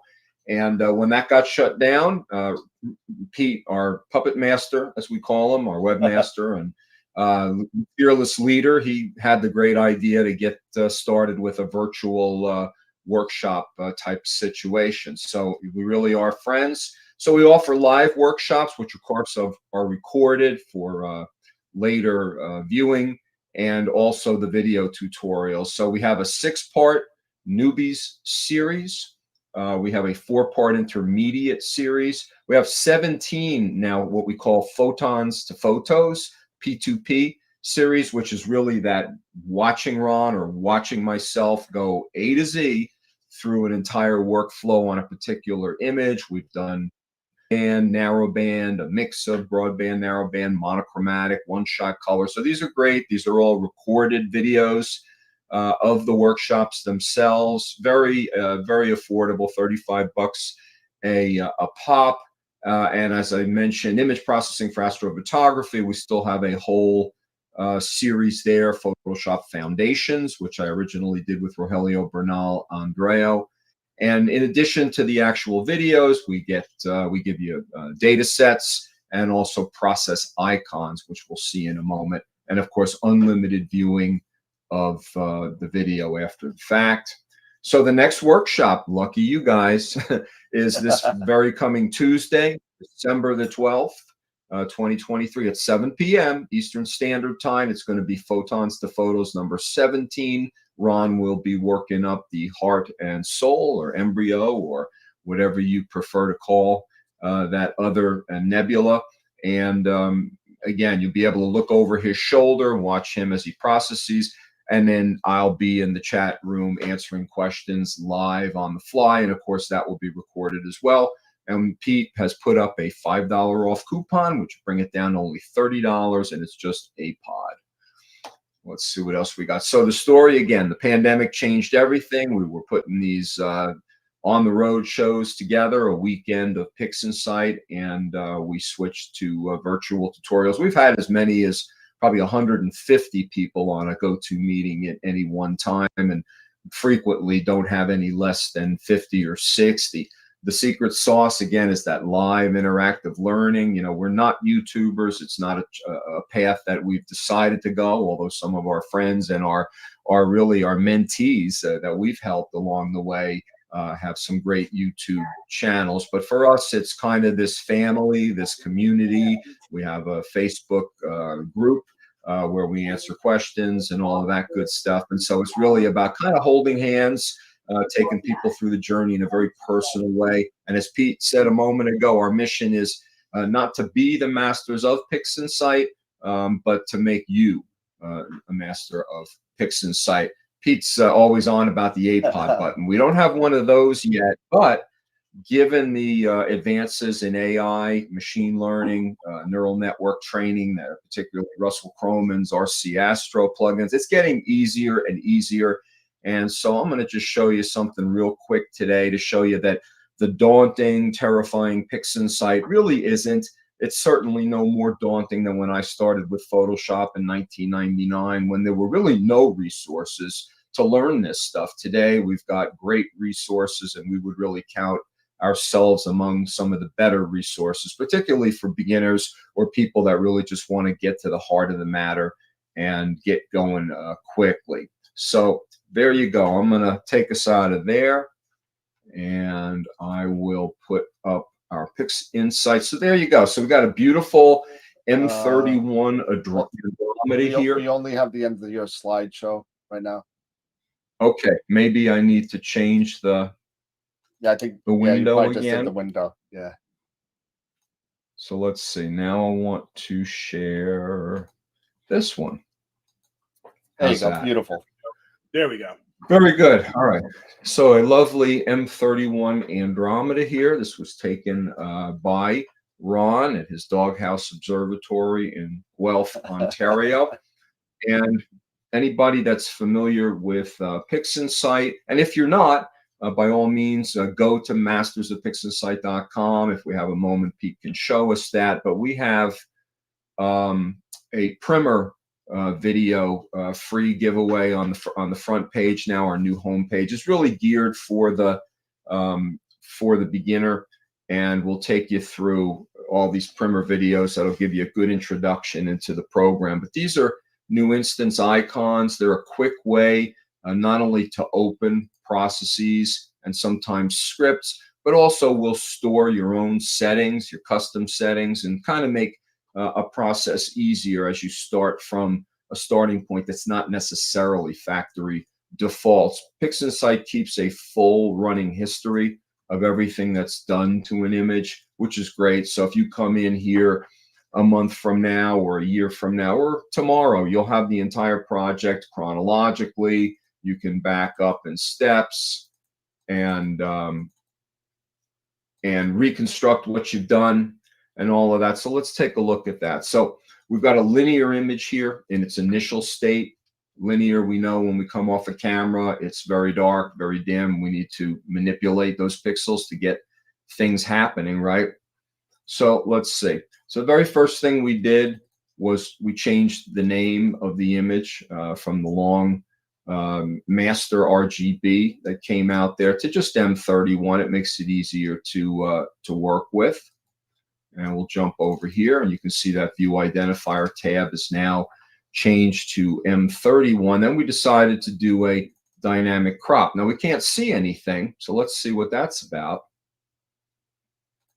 We have something called the STF, which I don't have out on the desktop. It's the screen transfer function. It's kind of the window on the world, I call it. It's what allows us to see images while they're still linear. And not only that, but in a temporary way, it's really a non-linear type of stretch, the type of stretch that we would expect to put on eventually when we delinearize it, keeping the shadows darker, keeping the highlights under control, and really boosting the midtones. So we did a dynamic crop on this, just decided to get rid of some of the worst parts of the outer edges and concentrate on the image itself. So I'll bring you over there. There's the cropped view. I'm going to click in a couple of clicks and refit to the window. Next thing we did, we decided to do a fast rotation.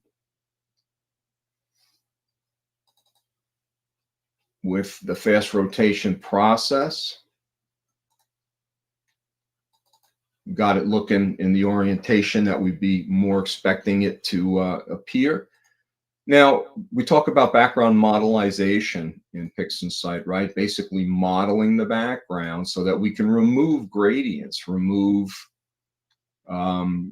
light pollution, anything that's affecting the image. And you can see there's quite a bit of a gradient in there and some unwanted color. There are a couple of different tools in Pixinsight to remove backgrounds. Automatic background extractor, ABE, is the easiest way to do that. DBE is a different algorithm and generally more powerful, a little harder to use. And there's also a wonderful third party now called Graxpert, which is benefiting from AI, machine learning, which in a single click, without even worrying about it, generally does a really great job. But in this case, I used ABE.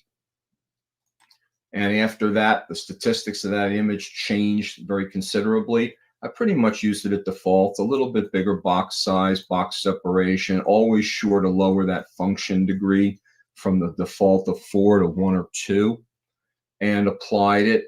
And of course, we use subtraction as the method to get rid of an additive gradient, which is the light pollution, the light trespass, right? And when the statistics change so dramatically like that, and we've removed that background, we need to put a new temporary auto stretch on there. And you can see that that color is much improved. There are several ways to calibrate color in Pixinsight. Ron and I actually tend to prefer the old original color calibration. It's called an agnostic, spectrally agnostic color calibration. Nothing to do with religion. Just doesn't care what the stars are, doesn't care what the spectral class of the stars are, doesn't need to know that. It simply works on a background sample which I think we've got right there. And if I show previews, we'll see that preview 2. It's just background sky, just as neutral as we can possibly get. And in this case, Ron used not the default structure detection, which uses the stars as the white reference, but he used the core of the galaxy itself. Because in a case like this, where it's a relatively close galaxy, and it offers many different spectral classes of stars, it's okay to use that. Most of the time we use structure detection, uses wavelets, gathers up the stars, looks at the stars, and just resets the white point based on the average color of stars in the field. Let me just hide those previews again for you. And so easy enough. There's also an SPCCS, spectrophotometric color calibration, which is quite a bit harder to use, but not hard. And it actually does a plate solve. It plate solves the image that it says, oh, I know what that star is. Oh, I know what that star is. It's a spectral class this, that's a G2V star. And it bases the calibration on that. Sometimes it can be somewhat superior. Most times they're almost dead even in the results, and that's up to you. And so if we look up here in the undo redos, I'm going to hit color calibration. And as you can see, now we're really on our way to some really nice color. We've got a blue star there. We've got some golden stars, and the nebula star, the galaxy starting to show some blues in the outer arms and some golds in the center. And next thing we did was noise exterminator. So this is one of the RC Astro Russell Croman plugins that, again, has been trained on astronomical data. It does a phenomenal job of simply recognizing noise and separating it from signal and just getting rid of it basically in a single click. All the time that we spent in the past on MLT, multiscale linear transform, and TGV denoise to really tune in noise reduction settings, they're things of the past. I mean, these are just better. You're going to have to spend a little bit of money. We highly recommend it, though, because, again, easier, better, faster. So let's take a look, zoom in real close here, and you'll see some typical Gaussian noise distribution there in the background. And let's see what happens when we apply noise exterminator. So that's the before, and that's the after. And if we move into the galaxy, I think we'll see that there really is no compromise of detail in most cases. And it also eliminates the need to make masks a lot of the time. And in this case, it did. And that makes things all that much easier. So we'd be at the point, and let me mention that we did not show deconvolution here, just to try to keep this down to 11 steps and have it move quickly. But deconvolution is a wonderful way of developing detail in the objects of interest, and also tightening the stars, rounding out the stars, getting rid of chromatic aberration in the stars. And all of those things are done with another plugin by Russ Croman, doing an RC Astral here, Blur Exterminator, and really couldn't recommend that higher. So we left that out today for this one. So now we're ready to delinearize, to stretch. As we saw, if I were to turn off this little monitor icon here in the STF, it's still linear. So even though I've been able to make adjustments and repairs to the image, it's still essentially the way it came off the camera, with the same light relationships, brightness relationships as it came off of the camera read. And it's way too dim and too dark, except for the very brightest cores of stars, for it to be meaningful in any way. So we need to delinearize it. And we do that by interfacing between the STF and the histogram transformation. And I'll just pull up that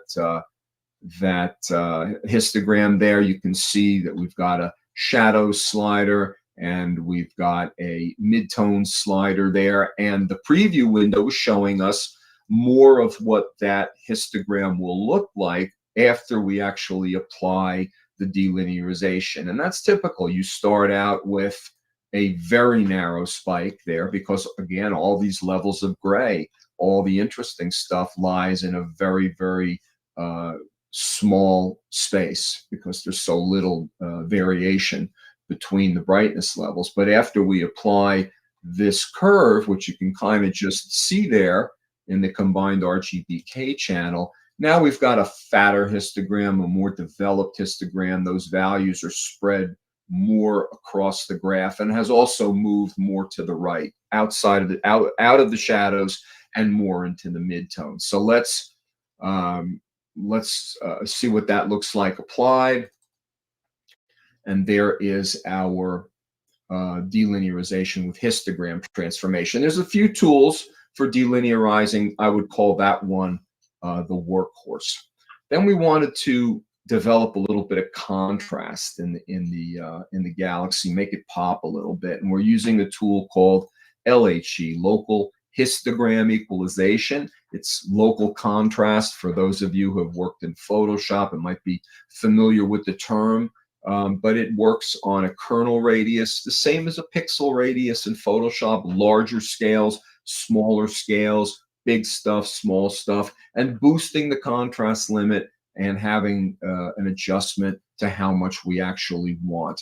But to really concentrate those changes, the contrast enhancement on the galaxy itself, we wanted to use a mask. And as you can see, PI is telling us that I used a mask when I ran through this. You notice that the view identifier tab is no longer gray, it's brown. And that means that there's a mask in place and also active. And if I use a keyboard shortcut of Control K, you'll see that mask.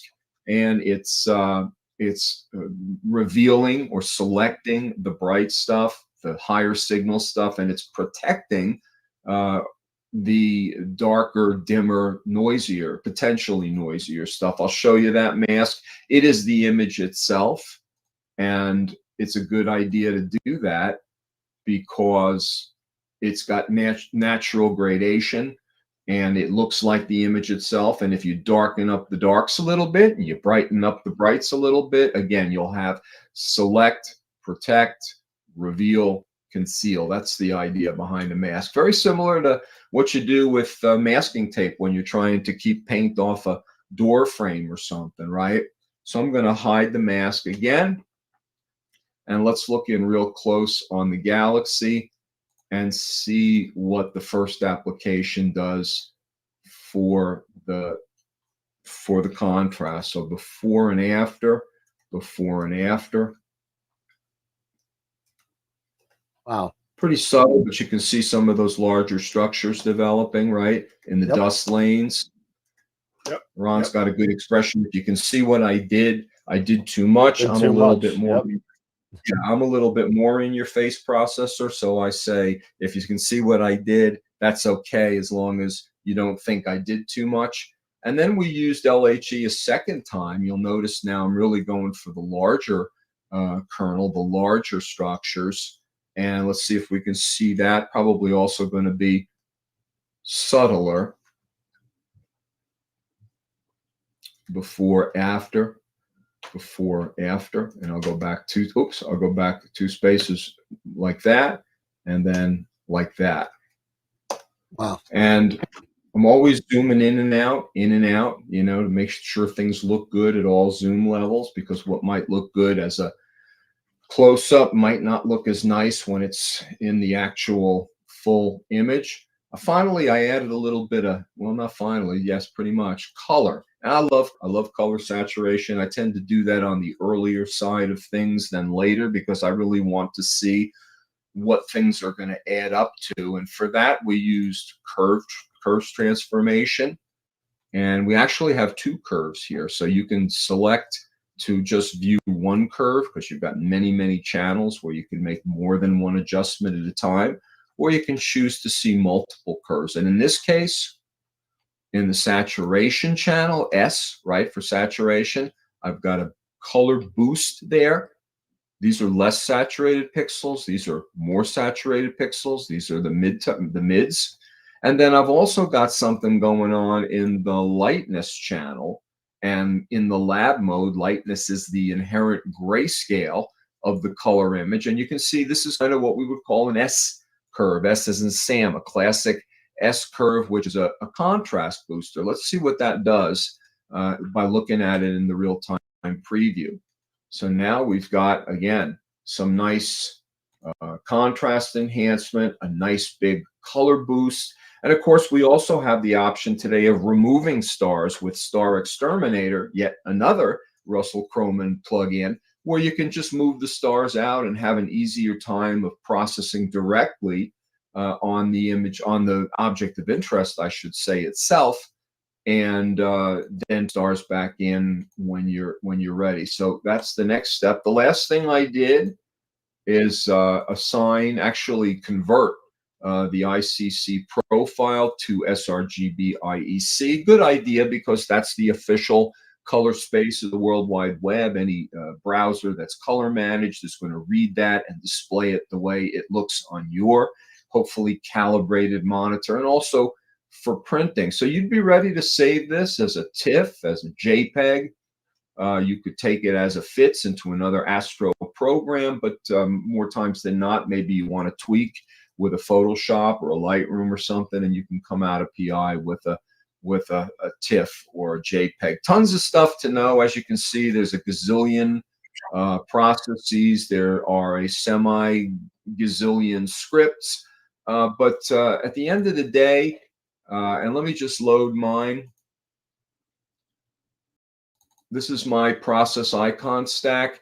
And more times than not, I'm using these and maybe one or two others to get my final image done. So hopefully this demystifies PI a little bit, at least to the point of being able to take a deep breath and saying, yeah, I might be able to do that. Both Ron and I do one-on-one instruction. We'd like you to know that. We work with you one-on-one. But Masters of Pixinsight's a great place to learn. If we have any time, I'm going to turn it over to Pete, if that's okay. And you can take absolutely. a little website. All right, cool. Awesome. So Thank you, Warren. That's awesome. Thank you. Awesome. Thank you. So, fellas, how much time do we have? Let's see. Is Stacy on yet? Let's see if Stacy's online yet. I don't see her yet. Got my screen up real quick. Okay. Let's see. Yeah, we got some time. Go right ahead, Pete. Okay. Yeah, you know what? I just wanted to, if those out there aren't familiar with Masters of Pixinsight, we are a truly international audience. This just blows my mind.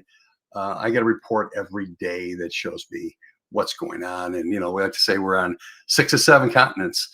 And whoever gets on the 7th continent and subscribes to our site gets a free 1 year subscription to everything. Okay.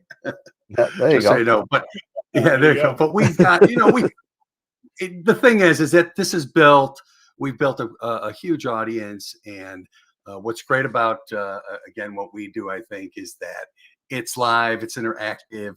Warren, Ron, and myself are very accessible. And, we just want to, thank everyone that is subscribed to us and has enjoyed our tutorials.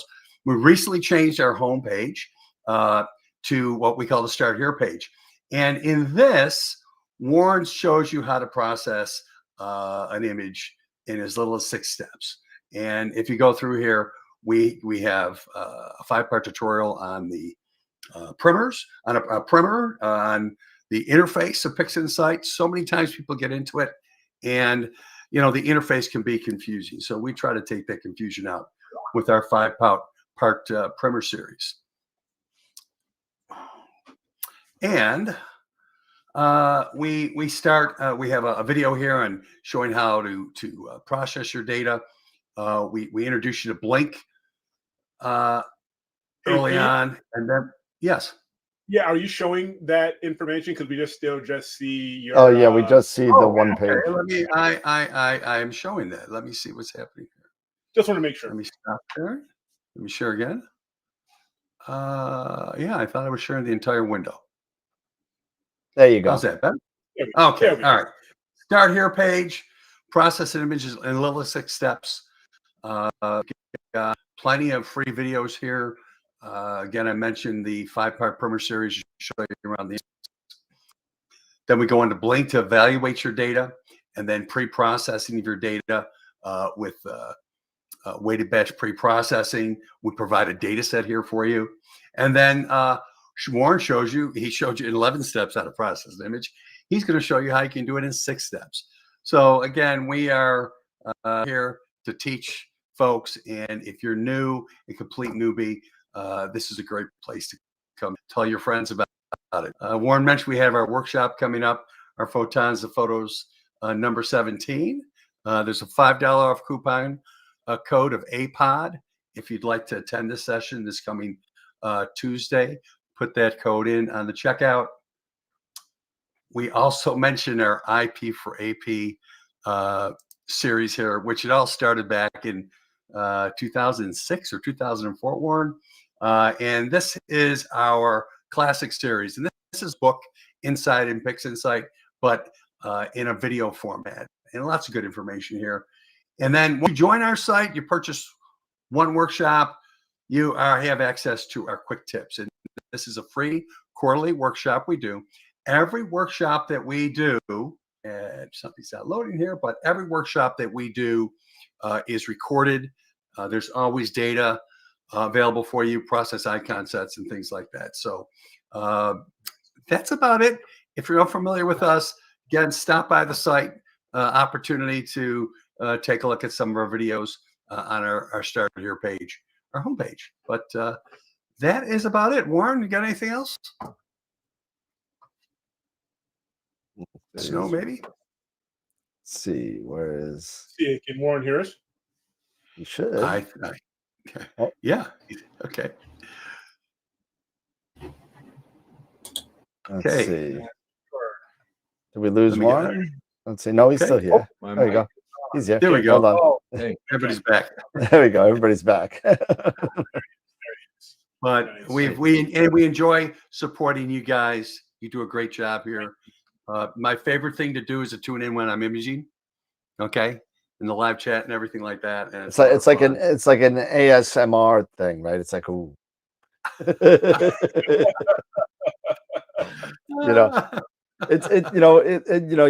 We have garnered a lot of great friendships, and one of the ones that I treasure the most is the ones with you guys and the Masters of Pixinsight, because all you guys have been such a staunch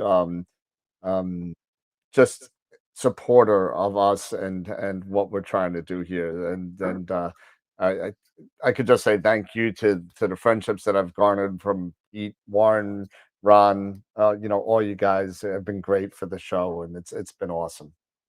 Terrific. Yeah, it's been a great friendship, great partnerships, absolutely, and great support. So we couldn't. Well, that's good. Yeah, we got He's got his shirt on. Look at it. Look at these guys.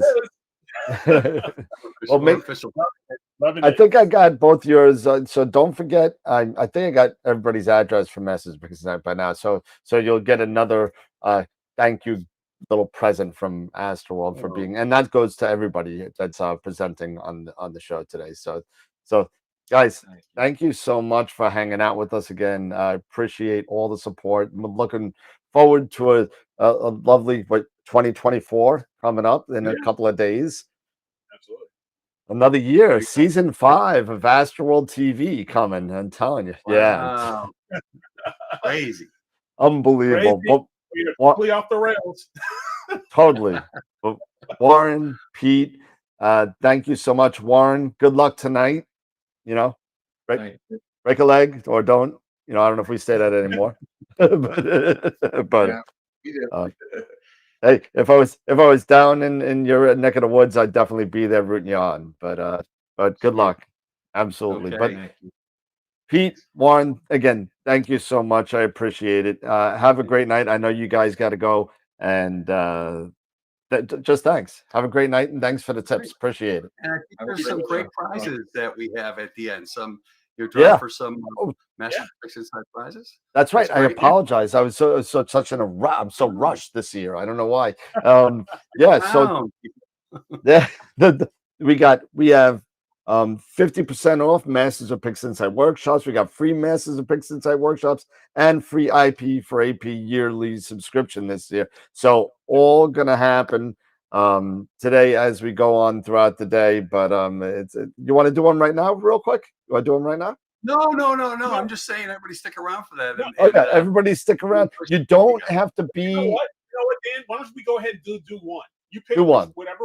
Just do one while while the guys are on. Sure, we'll do the free Pixinsight workshop right now.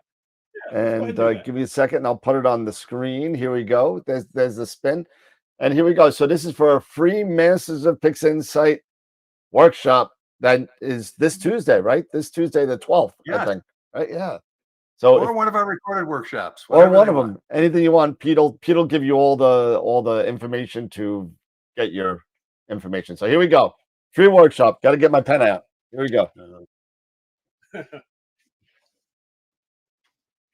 The free workshop goes to George Albrecht.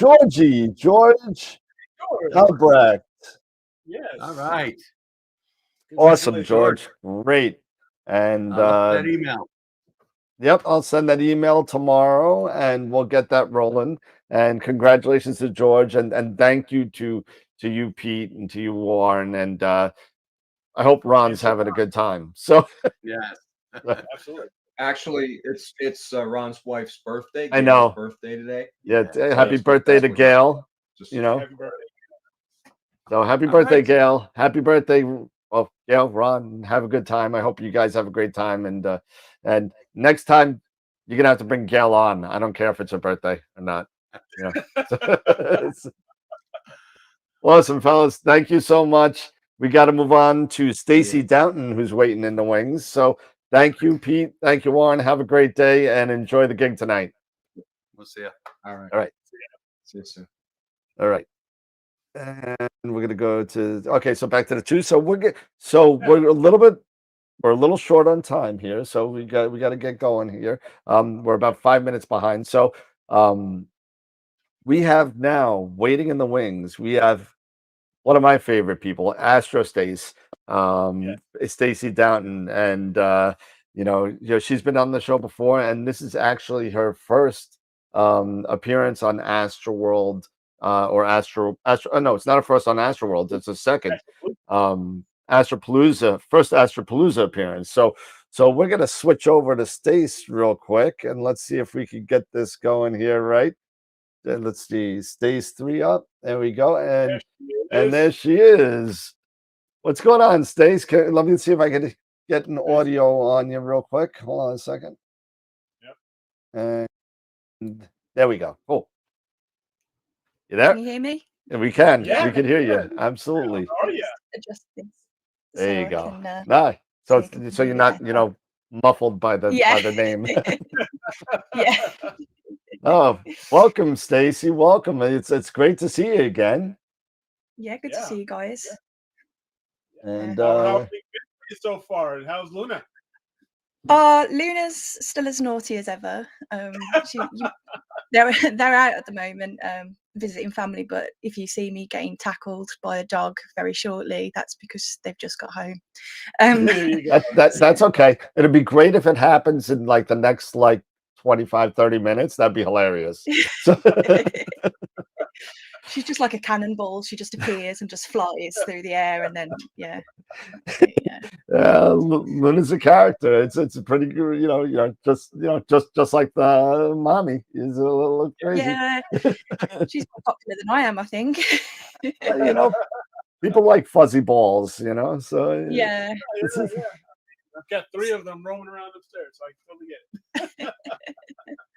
So, Stace, why don't you, because this is AstroPalooza, and this is one of the biggest kind of. Let me see if I can get this this name thing off a little bit. Let's see if we can do that. But fade that. We'll fade that in a second. I'm on the wrong one. I had to make some last minute changes to everything, so I apologize about that. It's all good. But why don't you tell? I know you got a little PowerPoint going, but why don't you tell a little quick synopsis about yourself and your YouTube channel and everything? Yeah, I'm an afflicted astronomer, astrophotographer, because I live in the UK. Not really had any clear nights this season at all. I mean, it's clear now, but we've got sort of gale force winds, and if I take my huge Newtonian out, but yeah, it's just not gonna it might end up in next door's garden, and not because of me, that I've like thrown it over the fence, in disgust. But yeah, so yeah, I started a YouTube channel. Haven't done much on it in a while, but really, I tended to do sort of beginner videos, like trying to explain things that, because people do stacking, but do they actually understand what stacking is? Talked about having a look at the sensor of your camera, doing like sensor analysis, all the things that people tend to do, but maybe not quite know the ins and outs of it, really. So yes, dog tackles are fun. Yeah. But yeah, I've been a follower of AstroSpace for a long time, and I've learned quite a lot from you, and I'm sure that everybody else has too. People are saying hi, Stacy, all over the place. You got about 15 hi, Stacy's all over the place. So there's another one, and another one. But I tell you, the chat's showing you a lot of love here, Stacy. So it's all good. And I will say, just like Dan was just mentioning here, you as well as maybe a very small number of other YouTubers who were doing beginner videos. You were one of those first, because I've only been doing this now for maybe 5 or 6 years, and you're one of the first to really help me understand, as well as so many others. So again, I know I've mentioned this to you before in the last time, but thank you for the for the videos and everything. They've been so informative and a lot of fun. So appreciate that. Thank you. Just let me know if I drop out, guys, because apparently I've disabled everything, but I'm still dropping out. So. No, actually, your video on our side's fine. So you're all good. You're good. Yeah, so sometimes on the person that's on the other side, they you just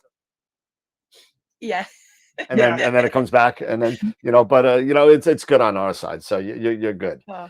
But were you able to log into Internet Clicker, or do you want me to do your? No, I can do it on share my screen if that helps. Oh, if you want to do that, that's easy too. We can do it that way. That's a lot easier. Apparently, I've been finding out. I thought this was going to be a good thing, but apparently it's more confusing than what it's worth. So why don't you just go and share your screen, and we'll get it rolling. Yeah, there we go. So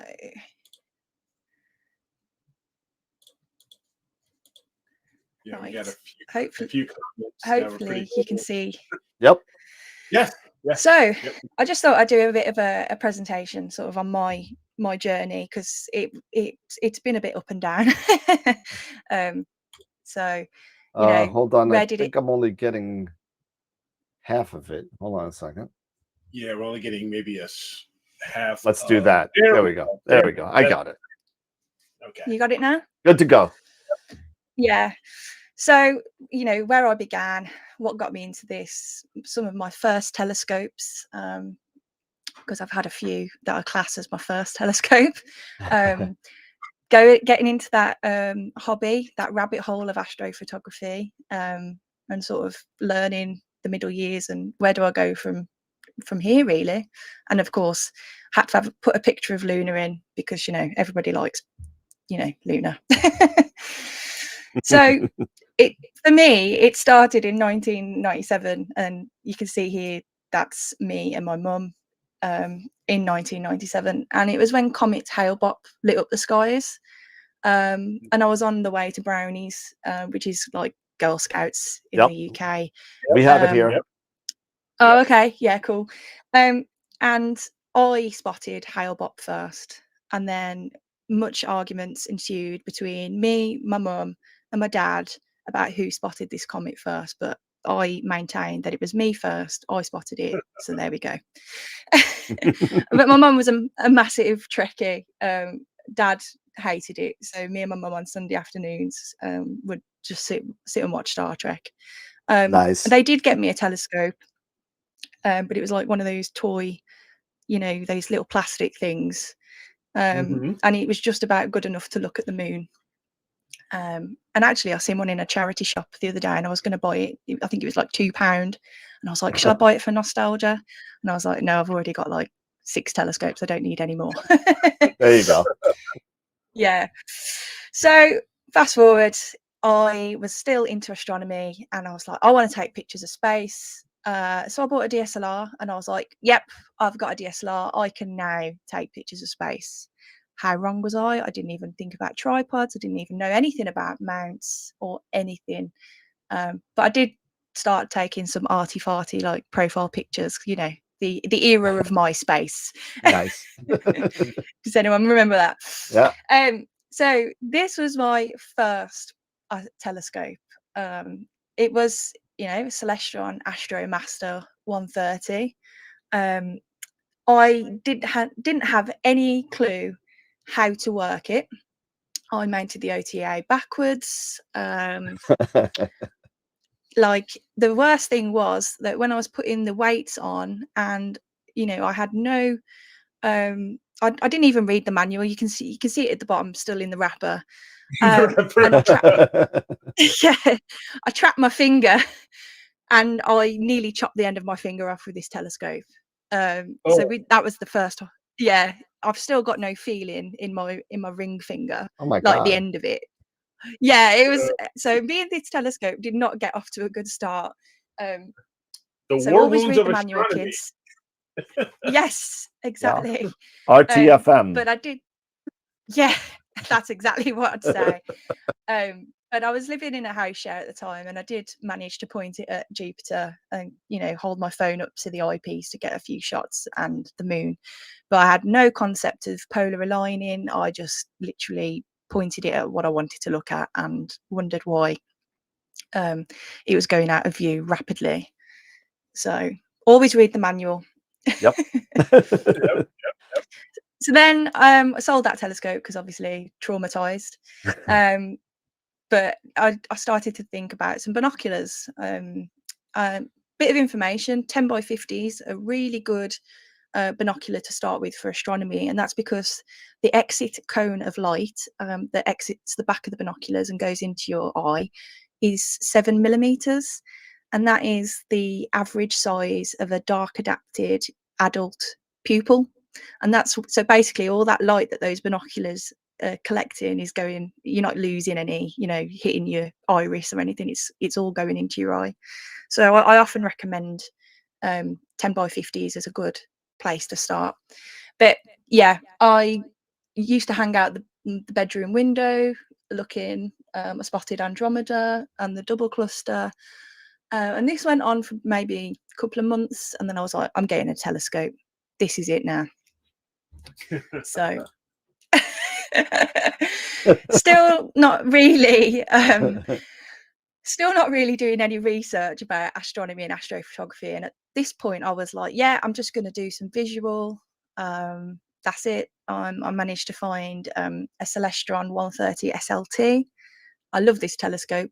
It was brilliant.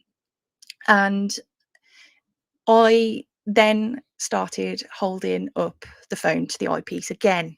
Of course, though, I could get better images this time because it was a better telescope. Practically the same optical tube, but there was a little bit of tracking. And I managed to spot the the Orion Nebula for the first time. And you know, when you just get that like tingles, like the hairs on the back of your neck stand up, that was it for me. And then I decided, okay, I don't want to just look. I want to take photos, and I want to do it properly. So that was that photo with the pumpkin was taken in October. That was when I bought the telescope. And then 27th of November, I saw the Orion Nebula for the first time. And by December, it was sold. And what would a presentation be without an inspirational quote? So know first who you are, and then adorn yourself accordingly. I am an astrophotographer, and I always was meant to be.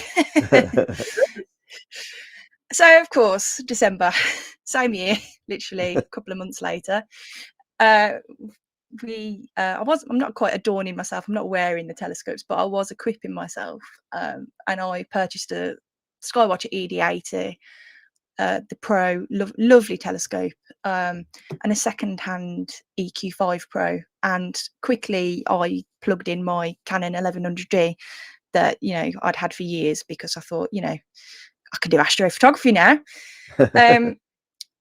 The mount was secondhand from an Astro shop, from Rother Valley Optics, and it had a traumatic delivery. Basically, the delivery company said, you need to come to Aldridge to collect it because everything's come out of the box. Oh no. So I had to go. Yeah, it was bad. And I still didn't really know what I was doing. So I phoned up the Rother Valley Optics and I said, please, can you give me a list of parts that are meant to be there? Because, you know, this is my first mount. I don't really know much, and I'm just told there's a pile of bits at this delivery shop. But yeah, I did it. I brought it home. I put it together, stood it in the kitchen, took the, you know, obligatory Facebook and Instagram posts, and I think a couple of days later, just at the end of December, I set up on the snow for the first time, and I've got my first astronomy images. And these are those images from that night where I was kneeling on the snow doing my polar alignment. This is the first 30-second exposure I took. Bodes and the Cigar Galaxy. I've got the double cluster, M37 and Capella. And I didn't know anything about stacking. And I just took these shots and posted them on Facebook and in an astronomy forum, and somebody was like, oh yeah, that's great, now go and take like 50 more. Yeah. So yeah. And I was like, okay. So that is when I actually started reading on stuff, like what do I need to do, what's stacking, what's guiding, and you know, when you're just like, what have I gotten myself into? That was yeah. And then not long after these first images, I had the dreaded both axis no response on my mount. And I put that down to that horrible delivery experience. But luckily the shop, even though it was secondhand, they had it back and repaired it for me at no cost. So yeah, that was good. So that was December 2017, and I then decided to like just spend all the money on everything. So I was imaging at every opportunity, losing sleep obviously and my sanity. And I remember a Sunday morning sitting there with a coffee and tweeting Trevor, I know he's on the show later, and asking him his opinion on the Altair 183C Pro, because I think he'd had one to try and do a review on, and he said it was great. It was a great camera, and I literally bought it there and then. But that wasn't the only thing I ended up buying. I ended up trading in selling my EQ5 and getting a HEQ5, which is the one that I should have gone for in the first place. I then got a Canon 200D as well, and a new telescope, Altair 72 EDF Deluxe. And yeah, that joined my Hypercam Pro. So rapidly, within a few months, I practically got a whole new setup, which was really daft and very expensive. But then after that, I rapidly progressed. And here's a couple of my images. So I've got the North America and the Pelican Nebula, the elephant trunk. Started getting better pictures, you know, of galaxies. Here's M106, and also with my DSLRs, I tried my hand at Milky Way photography as well. And this was taken down in Dorset, a really, really dark place. It was lovely. As with everybody, you know, you get aperture fever, and I spotted this on a local selling site for like 50 quid, £50. This monstrous telescope. It was a Skywatcher 150 PL, the L standing for really, really long. It was so long I couldn't even reach the back. I couldn't even reach the back to collimate it properly. And it looked like a bazooka.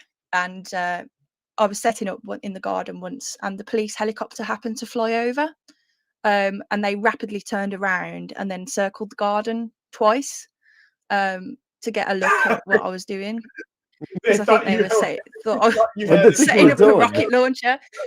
a rocket. Oh my God. Yeah, I gave them a wave. They were pretty low. I did smile because maybe I thought, oh, maybe if I smile, they think I'm friendly and I'm not about to just shoot them down. Right. But yeah, and I did enjoy. These are a couple of my planetary images that you know, I've sort of put together in a kind of like, you know, composite. And I'd also, in the meantime, started doing a bit of white light solar work as well. So Awesome. yeah, but that scope was huge. It didn't last long. I decided not for me. And then I got another refractor. And this was a great period. And I call it my making friends and gaining trolls period, because, you know, whenever you start like a YouTube or, you know, something, the trolls just arrive. Yep. Well, they did for me. Yeah, so I joined lots of forums and my images were improving quite a bit. As I mentioned earlier, I started that YouTube to try and demystify astrophotography and aspects of astronomy. You know, and the channel gained traction.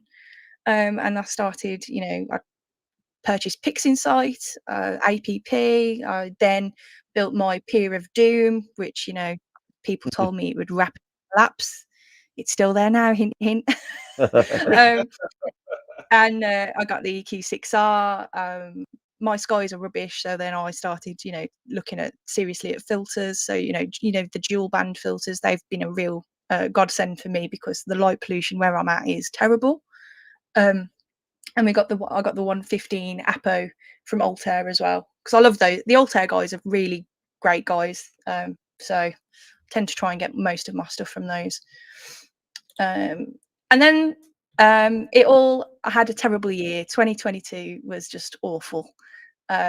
Lots of bereavements. I think it was, you know, after the pandemic as well, he was just trying to like get back to normal. Work was really stressful. I ended up slipping 3 discs in my neck, C5, C6 and C7.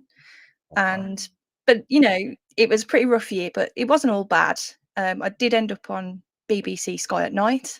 Some interesting information is for my segment on Sky at Night, they were at my house for like 8 hours. Oh my God. And then they ran out of time. So but they couldn't stay long enough to do like the night shots. You know, me looking up gazingly, lovingly at the sky, you know. So I had to film that all myself on my own DSLRs and then send them the footage because the rental car was you know, he needed to get back. And also I got engaged, and instead of an engagement ring, I got an engagement telescope. So, you know, when you're going to propose, people out there, when you're proposing, if your, you know, significant other is an astronomer or astrophotographer, definitely consider an engagement telescope, because it comes with telescope rings, doesn't it? So, you know, that's always there you go. an option. And I got that 200mm f5 Newtonian, and you can see Naomi and Luna looking through the eyepiece just there. And it's huge. And considering I'd just slipped 3 discs in my neck, it probably wasn't the best idea. Oh. But never mind. We all do silly things. But I was crap at collimation, and it was, you know, so big. It wasn't as long as the one I'd had previously, but I decided to invest in an OCal collimator, the electronic collimator, and that's been amazing. That's awesome. Sorry, yeah. And then I decided f5 wasn't quick enough, so I got a Starizona Nexus coma corrector and reducer. So that took the scope down to f3.75. You just weren't happy with the speed of an f5. You wanted to go now light speed. You wanted to go. Yeah, that's exactly it. But that comes with a trade-off, especially when you use quite a large sensor that's in the 26C. So it's a big sensor. So I've got some bad corners, so I always just crop and forget.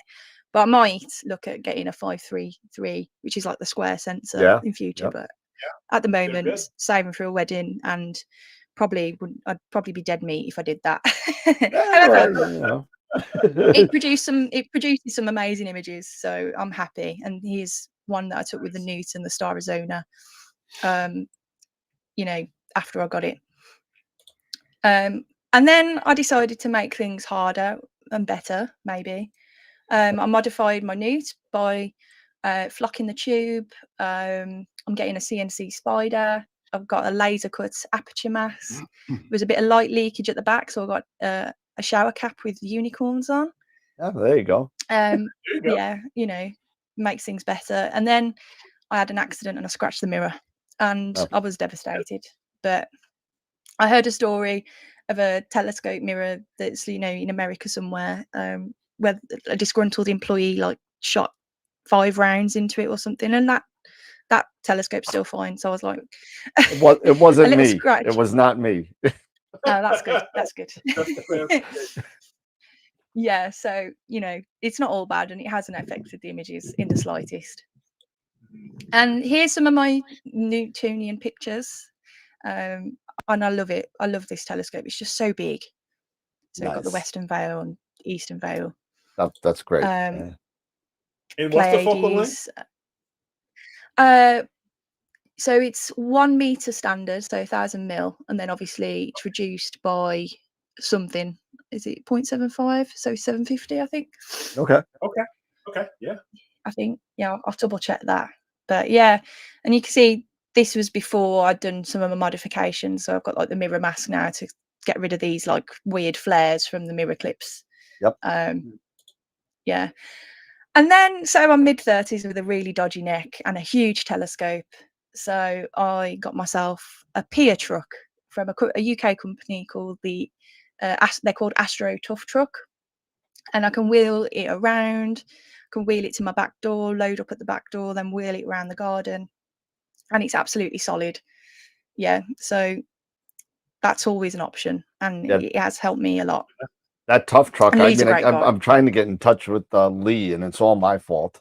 But you know, he's you know, it's totally my fault. It has nothing to do with him. But you know, it's just I definitely that's a great little. If you know, like the wheelie bars or the JMI wheelie bars, this is a heavy duty kind of wheelie bar, and it's really constructed really well. So yeah, and he's started some new designs now, like smaller ones. And mine is the Pia truck model, so it's got the Pia, but you can just have it so that you can use your own tripod.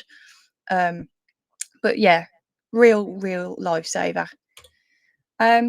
So yeah, where am I going from here? I've got a mono setup here that I've just never bothered using. And because I live in the UK, I've bought myself a weather station. So I can just confirm that the weather's bad.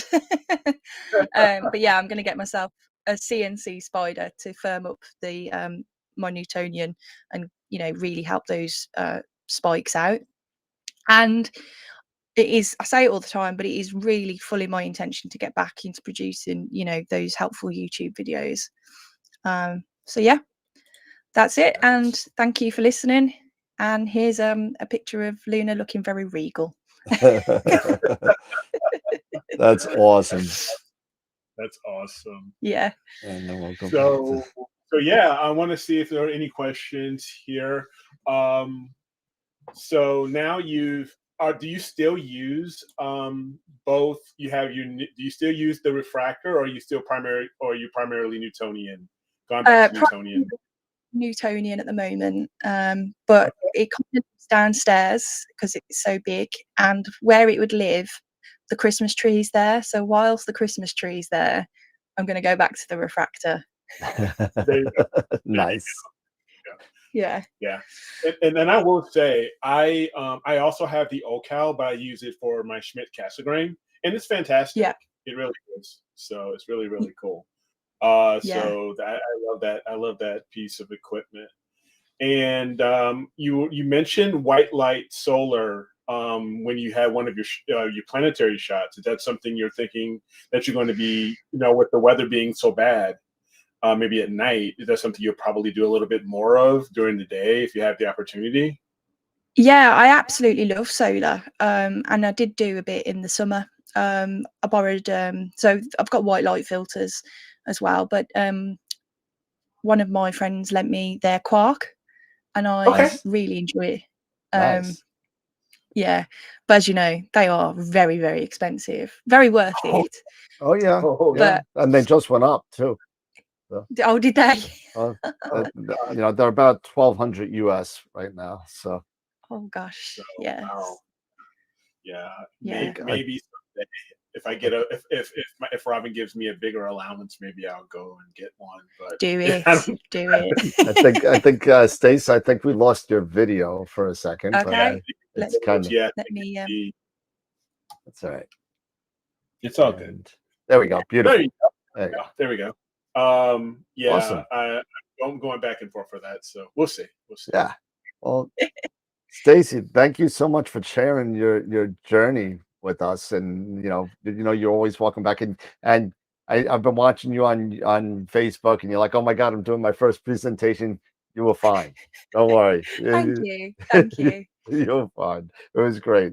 And whenever you ever want to come back and just hang out another show, you are more than welcome to come and hang out. We'll do another Saturday. Yes. Brilliant. Something a little bit more that's more accommodating to the time zone. So yes. But Stacy, well, thanks for having me, guys. No, thank you so much for hanging out with us, and it's been great. And if I don't talk to you, have a great wedding. Oh, I'm sure we'll talk before then, though. I'm sure. Yeah. Thanks, guys. All right. Have a good one. Take care, Stace. Thank you. Bye. Take it easy. All right. There we go. So that was Stacey Downton, Astro Stace, and always a pleasure to have her on. She's always so nice and cheery, and has such a great great following and great just great images, and I love her channel. So thank you to Stacy for coming on down and hanging out with us. Yeah. So now we have waiting in the wings. We got Trevor Jones with us from Astro Backyard, and we're gonna flip it over real quick, and let's see, TRB, and there we go. We got Trevor on with us, and how's it going, Trevor? Let me get your audio up real quick, and your audio's on. Good. So you're on with us. Welcome. Great. Thanks for having me, Dan. This is awesome. It was great hanging out with you and Ashley up at Starfest this year, and I was glad we were able to hook up and spend some time with each other. I thought that was really cool. So thank you for taking the time out to hang out. Yeah, I mean it's a lot of work that you put into getting everybody together all at once. So I think the astrophotography community, we all appreciate the work you put into this. It's a lot of fun. Yeah, and we did one last year, and it got such a great response that we'll do it every year until they kick us off YouTube, I guess. So Trev, I'd say tell people. Why don't you tell people about yourself, because a lot of people do follow you on YouTube, but why don't you for the random people that maybe do not know, why don't you give us a little insight? Sure. So my name's Trevor Jones, and I run a YouTube channel and website called Astro Backyard. And basically, the format is to teach astrophotography, whether it's capturing images, equipment, or image editing, all aspects of it, but more so than that, like day-to-day life as a full-time astrophotographer. So I like to share little pieces of our life in the videos and try to tell a story. And yeah, the YouTube videos is pretty well where people find us and what I put the most work into. Yeah, I mean, we've all, me and Derek, and probably 90% of the people in the chat have come across your information from one platform or another. But I mean, it's really great to have you on, and it's a privilege. I got to say, thank you for coming on. And real quick, before we get started, because this is my first opportunity to speak with you, in person, it's great to finally get a chance to meet you, at least this way. And I know a lot of people also in the chat, and I already mentioned this as well.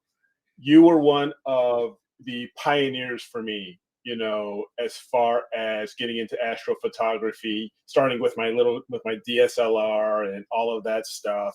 So I know a lot of other guys and gals here can also say the same thing. So this is for me. This is awesome. It's almost like I'm like a fangirl in a way.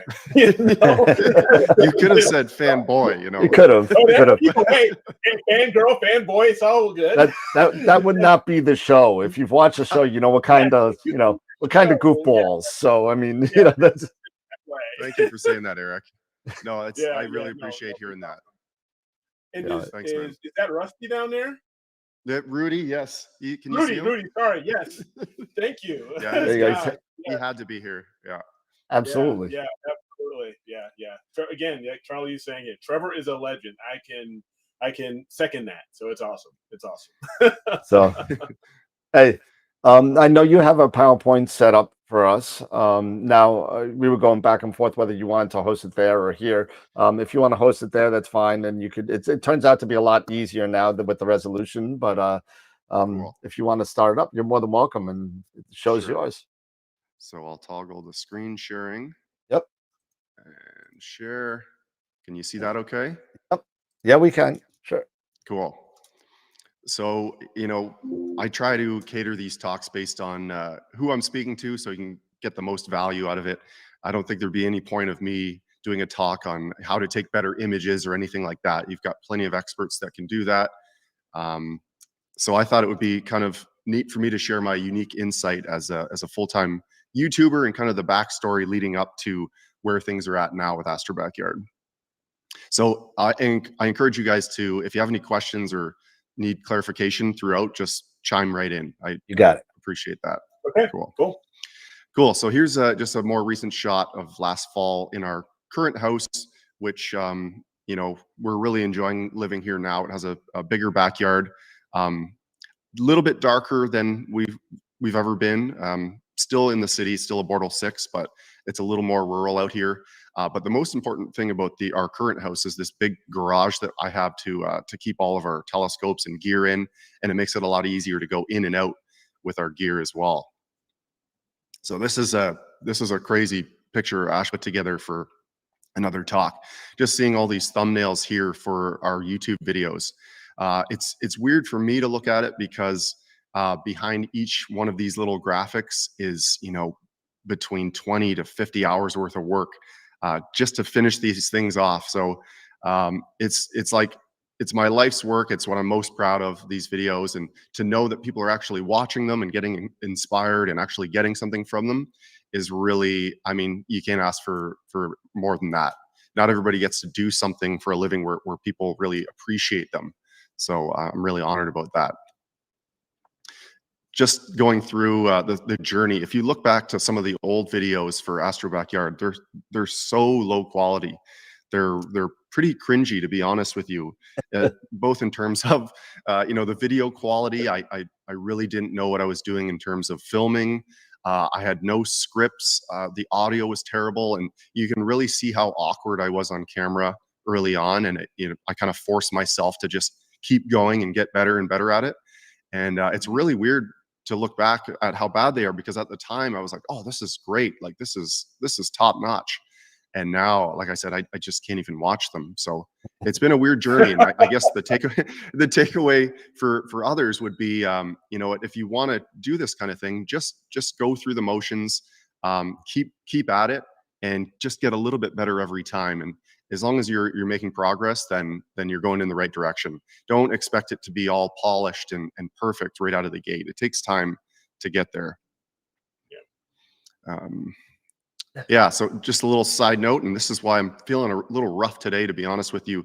I used to be a drummer in a band before I discovered astronomy. So if you can imagine, it was a lot of late nights and Friday and Saturday, and all the times when I'm doing astrophotography now, I was playing in this band, and it was a totally different lifestyle.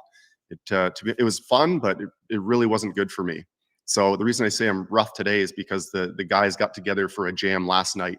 We do it like twice a year, but it happened to be last night. So it was a late one, but yeah. Oh, appreciate you coming down and hanging out with us after a rough night with the boys. So. Yeah, of course.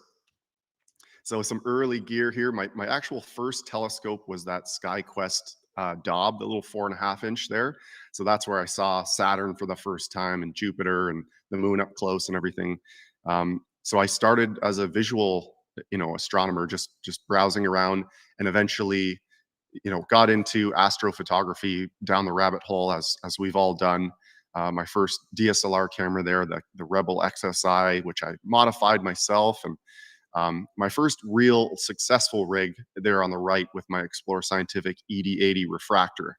And I was sold on refractors at that point of just, the images I was getting. And I've really never looked back. I'm a huge refractor guy.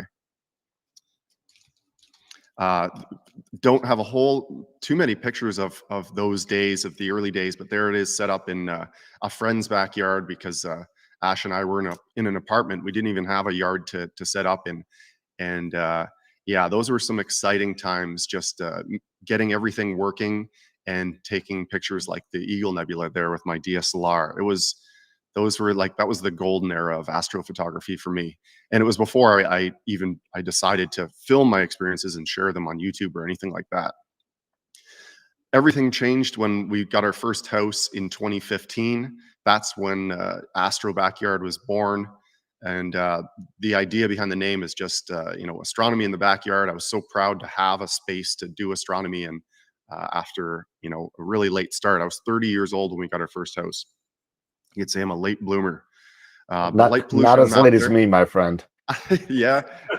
When did you start, Dan?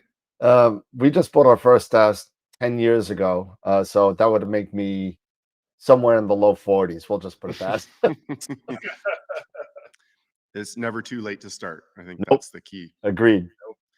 So the light pollution map there, and I mean, it's always changing. It's only getting worse, sadly, but our first house was pretty well downtown. So it was Bortle 8, Bortle 9. But still, I mean, as you guys know, with the right filters, you can really persevere through those restraints and get some really cool images. But I think that made it a little more relatable early on with the YouTube channel, but because I was doing it in a light polluted area, I think a lot of people kind of opened their eyes and said, wow, I didn't even realize this was possible to do from the city. So I think it actually helped. Rudy was a big game changer for us. So this all happened at the same time. The first house, getting our first dog, Rudy, who's a big part of the channel now. Everybody asks about him. And I just can't imagine doing it. So some cute shots of Rudy here, of him sitting next to the tripod out there. And then him sitting next to breaking ground for the observatory we put in before we poured the pier. So Rudy had his hard hat there and he was ready to help. And we actually named our observatory after Rudy, the Black Dog Observatory, which I thought sounded pretty cool. That's kind of in limbo right now for people that are wondering about it, but we still do have it. It's in storage, the Skyshed pod. So it was just due to the move, we had to bring it with us and haven't set it back up yet. So these are some early days of astronomy in the backyard with our first house, setting up in the snow and on the patio and just having a great time. I was so thrilled to just be doing astronomy every clear night in the backyard, and I really changed my lifestyle. I was spending more time just doing this hobby kind of thing rather than like going out to the bars and all this. My former lifestyle was just done. This was so much more. This gave me so much more. So I really appreciate how astronomy has affected my life. This is the first blog I had before it was astrobackyard.com. And it was just a way to kind of journal my experiences. It's nice to have a place to share your images. Even if no one's reading your articles, I could at least document everything for my own sake. And that was the case. No one was coming to the website. It was, if anyone actually found it, I was astonished. But that's kind of the way it goes early on with a website. You can't just expect people to show up because you're posting. It's a very slow, long process. So some of these really old posts are still on astrobackyard.com now to go through, which is kind of cool. It's a cool archive for me to look at anyway. And then on the right there is when I got the domain and started taking it more seriously and realized that you could put ads on your website and actually earn some money to help pay for the hosting. And it was just, you know, the seed idea of Astro Backyard as a business was starting then, where even if it was, you know, I made $2 a day, it's like, wow, you know, I'm getting paid to talk about astrophotography, right? Like, what if I turn that into $5, you know, like it was so, it was eye-opening. That's where social media comes into play too. You want to get people to pay attention to what you're doing, so you get more visits to your website or your YouTube channel. You have to play the social media game, whether that's Twitter or X now and Instagram. I've tried to be everywhere, but it can be really exhausting to spend a lot of time in one area and not others. So you know, a lot of people are really big on Instagram and growing their following there. I try to just post everywhere and, you know, build up these accounts slowly over time, and hopefully people are learning something from them. But it sure is a lot of work. And I see a lot of people struggling with their social media accounts where they're just not getting the engagement that they want. And again, that's a whole thing too, in how to get engagement. But you know, that's part of, if you do want to turn a hobby into a business, you're going to have to figure that stuff out. But it's definitely not overnight. Just some further progress on the website here. Again, taking it more seriously, really spending a long time making these articles really informative and helpful. You know, the early stages of a business. So like I said, the early videos, I really didn't know, I didn't have great filming techniques or gear. My on-camera presence was really terrible, but I was just going through the motions was good for me. And I think the exercise of creating content, you know, really helped me just gain momentum over time. Editing videos of yourself, for anyone that's done it before, can be really painful, especially if you're just chopping out every time you say and you know, you realize that you say it after every 6 words. You really get you just get tired of seeing your own face too. So, you know, and you think of the mean comments you get, the people talking about you, and it's like, they're right. I am an idiot. Like I'm just sick of this, looking at this guy. It's a weird experience. It's probably not healthy. So I always say that no one's sick of my voice or my face more than me. So you can't, no matter what you say, no one despises me more than I do. So this is like the first year of videos. There wasn't too many. There was huge gaps in between them. I was just kind of exploring of what kind of content does well and what doesn't. It's really weird to see, you know, what the algorithm will pick up and show to a lot of people, and other ones that, you know, you've spent just as much time on and they just completely flop.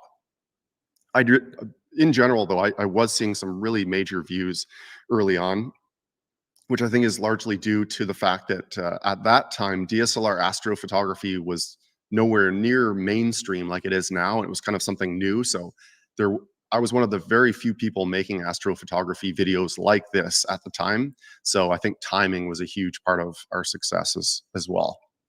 When I say I mean, it's Ashley and I are full-time for the business too. So she does a lot of behind the scenes stuff as well. So 3,000 subscribers in 2016. I was pretty stoked about that. Yeah. This one, is my audio going to work? Is it going to play through here? Probably Or no? not. Probably not. Okay. Yeah. The point of this slide was just as I was finding my way in the editing, I realized adding music and using some of that musical background I had in the editing was really paying off in the video at, you know, creating emotions and telling a story. So I really leaned into that. These were just examples of early on when I was using video game soundtracks as the music for the video, because at the time you could monetize a video and not get a copyright strike if you had it was a video game music. That all ended. So all of these are demonetized now. So let's see. Yeah, there was I was pretty proud of some of the little montages in there. So 2017, trying to put out more videos, more content, really gaining steam, 15,000 subscribers, which at the time was, you know, I was like, okay, I've made it. I'm a YouTuber now, 15,000 subscribers. Just having people to watch and pay attention to the work you put out, like I said, is an incredible feeling. more videos. 2019, this is when things got serious. I actually quit my job in early 2019. I worked in content marketing for a software company, while on the side having this side hustle of Astro Backyard with the dream of doing it full time. But when your channel takes off, you're earning a revenue from the ads that play in front of the video, and it was just enough to offset, what I used to make at my other job. Nothing crazy, but enough to justify, doing it full time. Ashley, of course, had her full time job, so something to fall back on. But it was a big leap of faith to go full time with this. This one's just to show, when I was talking about the algorithm and views, you never know what's going to take off and what won't. So, same amount of work into both these videos, and one just did so well and the other just completely flopped, in the grand scheme of things compared to the other one. This is a really cool slide. Oh, here's one this is the first one that really popped off for me, that I was so excited, that the first one that went over 1 million. This is a very recent slide from the back end of YouTube, and Dan and Eric, I'm sure you guys have poked around with your analytics for your channel. It's really interesting to see how much information you can look at. And so this is the video that came out yesterday. So for anyone that's put out YouTube videos, that 3 of 10 there, you always want to get that 1 of 10, where it's the best performing video of your last 10. It's such a good feeling, and it's so hard to do. It feels a lot better than the dreaded 10 of 10 that you see sometimes. Yep. So the really exciting thing about this, the graph on the left, is so that's views within 1 day. So for videos that have really exploded and went kind of semi-viral, you'll see a hockey stick takeoff point from there. And right now it's hard to tell what that little blue line is going to do, but it's outperforming the average video, which is great to see. It was unfortunate to see a little dip where it started going downwards and not just sky high. But for my videos that have really taken off, out of nowhere, you'll just see a huge spike come up. So I'm hoping that happens with this one too. But in reality, the algorithm's so good. If your video doesn't take off, it's probably because it just wasn't good enough to be shown to that many people. So that's the goal. Doesn't always happen, but you can spend a lot of time looking into this kind of stuff. My progression as an astrophotographer along the way, although I'm trying to teach astrophotography, I'm trying to get better myself and be an astrophotographer. I mean, I love it as much as the people that watch my videos. It's my passion. Some more recent images here with more current gear. And these days we get to travel a lot and go to star parties and to dark sky sites, and it's just been an incredible journey to get here, and to see where we're at in terms of the quality of the content we put out, both in terms of instructional videos and the images that we're taking. Has just been, it feels really good to look back. So me as the astrophotographer these days, I'm trying to explore new areas. Deep sky has always been my passion, but I'm trying to get better at planetary imaging. And I want to do, lunar close-ups, and I've still got to get a good picture of the ISS, and I want to do more nightscapes, and there's so many areas to explore. So it's an incredible hobby. I don't have to explain it to this crowd, but it's just got it all. It's endless. So this is second last slide here. The Orion Nebula. That's one of my first successful pictures, deep sky pictures of Orion. And then for what it's worth, these days, my first APOD, which was something that I kind of dreamt about early on. So that was a big day for me to get that in 2020. So I've come a long way with this journey, and it is a lot of work, but in the moment it doesn't feel like it. When it's something that you're passionate about, there's nothing I would rather be doing than making these videos and sharing them. So this is where we're at now. It looks like, I think that's total of 50 million views. I should put that together. So just to think of what that many people would look like, and to know that they've seen me talking on screen is just mind-boggling. But that's the power of YouTube and where we're at these days. So I think I can go back to me. Yeah. Are we back? Yep. Cool. Yes, we're good. Yeah, it is absolutely, it is mind blowing. One of the, as Alba mentioned, It is mind blowing. Did you ever think, because I even look at, I still frequent your channel and everything, that, from then to now, even looking at the number of subscribers, you're almost even close to 500,000 now, aren't you? Mm-hmm. Yep. Yeah. And it's just something, Amazing. It's absolutely amazing. Yeah, that subscriber count to me was kind of the be all end all. Like that's the you can measure your success in number of subscribers. And I feel like it used to be that way more on YouTube. Less so now. I've seen it could just be a YouTube short channel that'll just go straight to 500,000 subscribers, with no long form videos at all. Like I think it's kind of devalued the subscriber count. Yeah, it's a lot of views counts now, and that's where it kind of is going, I think. It's a different landscape than it was even 2 years ago. Yeah. I mean, it's great when people like yourself and Astro Stace and Masters of Pixinsight all come out with this content to help, because there's one thing that I've thought about with the not only the astrophotography community but astronomy in general, that it's really amazing how everybody really tries to help each other. And there's not a lot of things that actually do that. I mean, you have cooks that have their secrets, and you have, baseball players that have their secrets, or whatever it is. It's just amazing that the amount of knowledge out there that is available to everybody to help make it. And in all fairness, I mean, don't get me wrong, astrophotography is not easy, but it's a lot easier than it was back in 25 years ago when I started with 35 millimeter film, and my camera just stood in a closet for 5 years, so. Yeah, if you're resourceful, all of the information is there. Everything you could possibly want to learn, you could learn on your own time online. And I think it's pretty amazing how different all these astrophotography YouTube channels are. And we all have something to offer. Like Quiv is so different from me, and then Nico has his angle, and Stacy, and like it's so great that we're not all doing the same thing. So it's a great time to be an astrophotographer.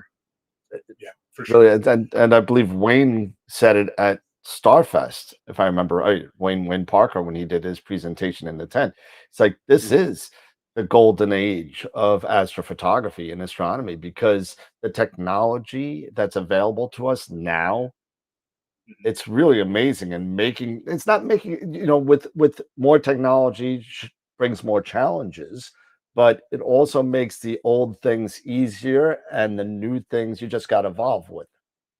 Right. The image quality, just the benchmark these days, what the average person can do with a small refractor on a star tracker with a duo narrowband filter and a color camera, and with the new tools and Pixinsight and everything, you can create these incredible images that even 5 years ago would just be the best image ever taken. So the benchmark has just got so high. Yeah, for sure. And I know for me, and even in the chat, you mentioned all the other fellow YouTubers and everything, and you're absolutely. I've taken a lot from you, as well as Dylan, from Stacy, from Chuck, so many others. So it is a great collaboration, of this community, because say in your case, you introduced me personally to William Optics. Love their scopes. I have one now. I sold 4 of them. And then you bought 2 back. And I got 2 back, and the Edge, the CGX. Now I have a Sim 60 now. So a lot of that, based off of your content, your reviews, your information, and the same thing with Dylan. And I'll let Dylan know, with Schmitz and things like that. So it's just that everything that you and others have done for this community and for this hobby, it's just incredible, and I'm grateful, for what you guys have done. So yeah, it's like anytime something new comes out, we all learn about it at the same time, because someone will, like Blur Exterminator. It's like now everybody's using it, right? Like it doesn't take long for it to just spread. Yeah, exactly. I want to see if there was anyone who had any questions here. Well, I got a question. So what as a photographer do you see um, the next evolution of the lifestyle of astrophotography? What do you think is the next kind of leapfrog that we made a lot of leaps over the past 5 years? I mean, from well, make it seven. You know, with the CMOS. With the CMOS integration and then all the AI coming forward. So where do you think where do you see it going? I think it's a really interesting time. I really don't know where it's going to end up, but where we're at now is that, even using the ASI Air, which I love now, it just automates everything where it's almost like, you set it up, let it do its thing, and you're really so hands off. For me personally, I want to be involved in taking the picture. So the more you automate, the less you're really doing anything. And I think everyone has kind of their level of involvement that they want. But if you look at the C Star, which was the video yesterday, you literally set it down, turn it on, and just tell it what to do, and you've done nothing. Like, so some people were commenting like, did you even do people consider that photography anymore? Like, you did, all you did was buy the thing and turn it on. So I mean, I guess that's what we've always wanted, right? We wanted these things to make things easier, but how far does that go? It's almost too easy now. So I think, easy, it'll be interesting to see where that ends up. Yeah, because I mean, when somebody comes out with like I don't know, a 7-inch or more scope with long focal length that could do that, then I'll sit there and say, okay, then we're cheating. Yeah, it's accepted right now because it's, in the C Star case, it's like it's just little have fun, share images, not serious astrophotography. But what if there's a C Star S150 or something, that in a grander scale? And then it'll also be about $12,000, but I mean, it would be, and people will buy them. Will still they will. Them. I mean, when you start seeing at when you start seeing at Okie Tech or the Nebraska, Star Party, when you see a whole slew of nothing but automated C Stars or Unistellars or stuff like that, then something's up. Something. Good. Yeah, I mean, so like already astrophotography for the visual guys is like, okay, you're not really enjoying astronomy and being outside in the dark anymore. So you can imagine if you don't even look up from your phone the entire night you're out there. That is the extreme. Yeah, and that's why when I used to do now I bring 2 imaging rigs with me, but I used to bring 1 imaging rig and 1 manual. So I would sit there, I'd have my whatever I was using at the time, probably like an Esprit or something on my EQ6R. And then right to the left of that, you'd have my 18-inch Obsession. So I'm sitting there and I'm like, so I'm seeing all these ARP galaxies and everything. And this thing is just running on the side. That's the way to do it. I like that idea, right? Because if your imaging rig is running, you really don't need to touch it. So then you have time to explore and actually get that visual experience on the side. I think that's the sweet spot. That's what I try to do. Yeah. That's awesome. Yeah, and let's see if there was any others. Yeah, I mean, when it starts getting the introduction over the past couple of years, thank you, to RC Astro with AI has definitely been a game changer. And now you have Graxpert, as well for background extraction, everything. But to your point, it's going to get to a point that for me, I'm going to miss the challenge if it gets too easy. I totally agree. I don't want it to be like, okay, here, like me taking a Polaroid, and then just 5 seconds later, boom, I've got a great photo. I want the challenge. I want to learn it, So yeah, I think a lot of people are in that. That's kind of why we chose this hobby, right? To have that. To have that challenge. When it becomes too easy, that's no fun either. So but everyone can there's options for everyone. So I guess maybe that's the answer. You just have to see where you fit in that line. How much AI processing do you use? How much automation do you do with your rig outside? And for me, I guess I'm probably right in the middle. Yeah. I mean, that's one of the things that we talk about on the show a lot because we do an image of the week contest and we do a calendar and all that kind of stuff. We've done that for the past couple of years. And I can't tell you how many different color iterations of something like the elephant trunk nebula that I've seen, and that somebody came out, and I believe he's in the chat right now. Somebody came out with a purple elephant trunk, and it had that same like kind of, how the normal red glow on the elephant trunk and you have that 3D effect, and Yeah. he made it purple and it looked awesome. I was like, that is an original composition. And I'm hoping that, if they do come out with that, APOD switch where you just the APOD button that everybody is dying to get, I hope that there's like a little asterisk or something like that in the metadata that shows what was done to that picture, and that I think that would help a little bit. But I mean, it takes away a lot of the originality of some of the pictures. One quick question from Jerry, if you don't mind. He was one question for Trevor, please. Any interest in scientific areas such as exoplanet research?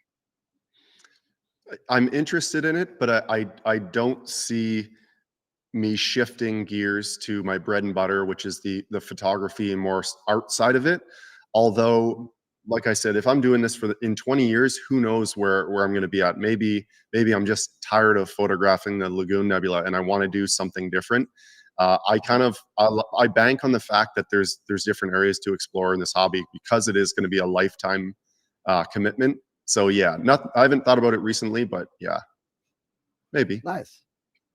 Okay.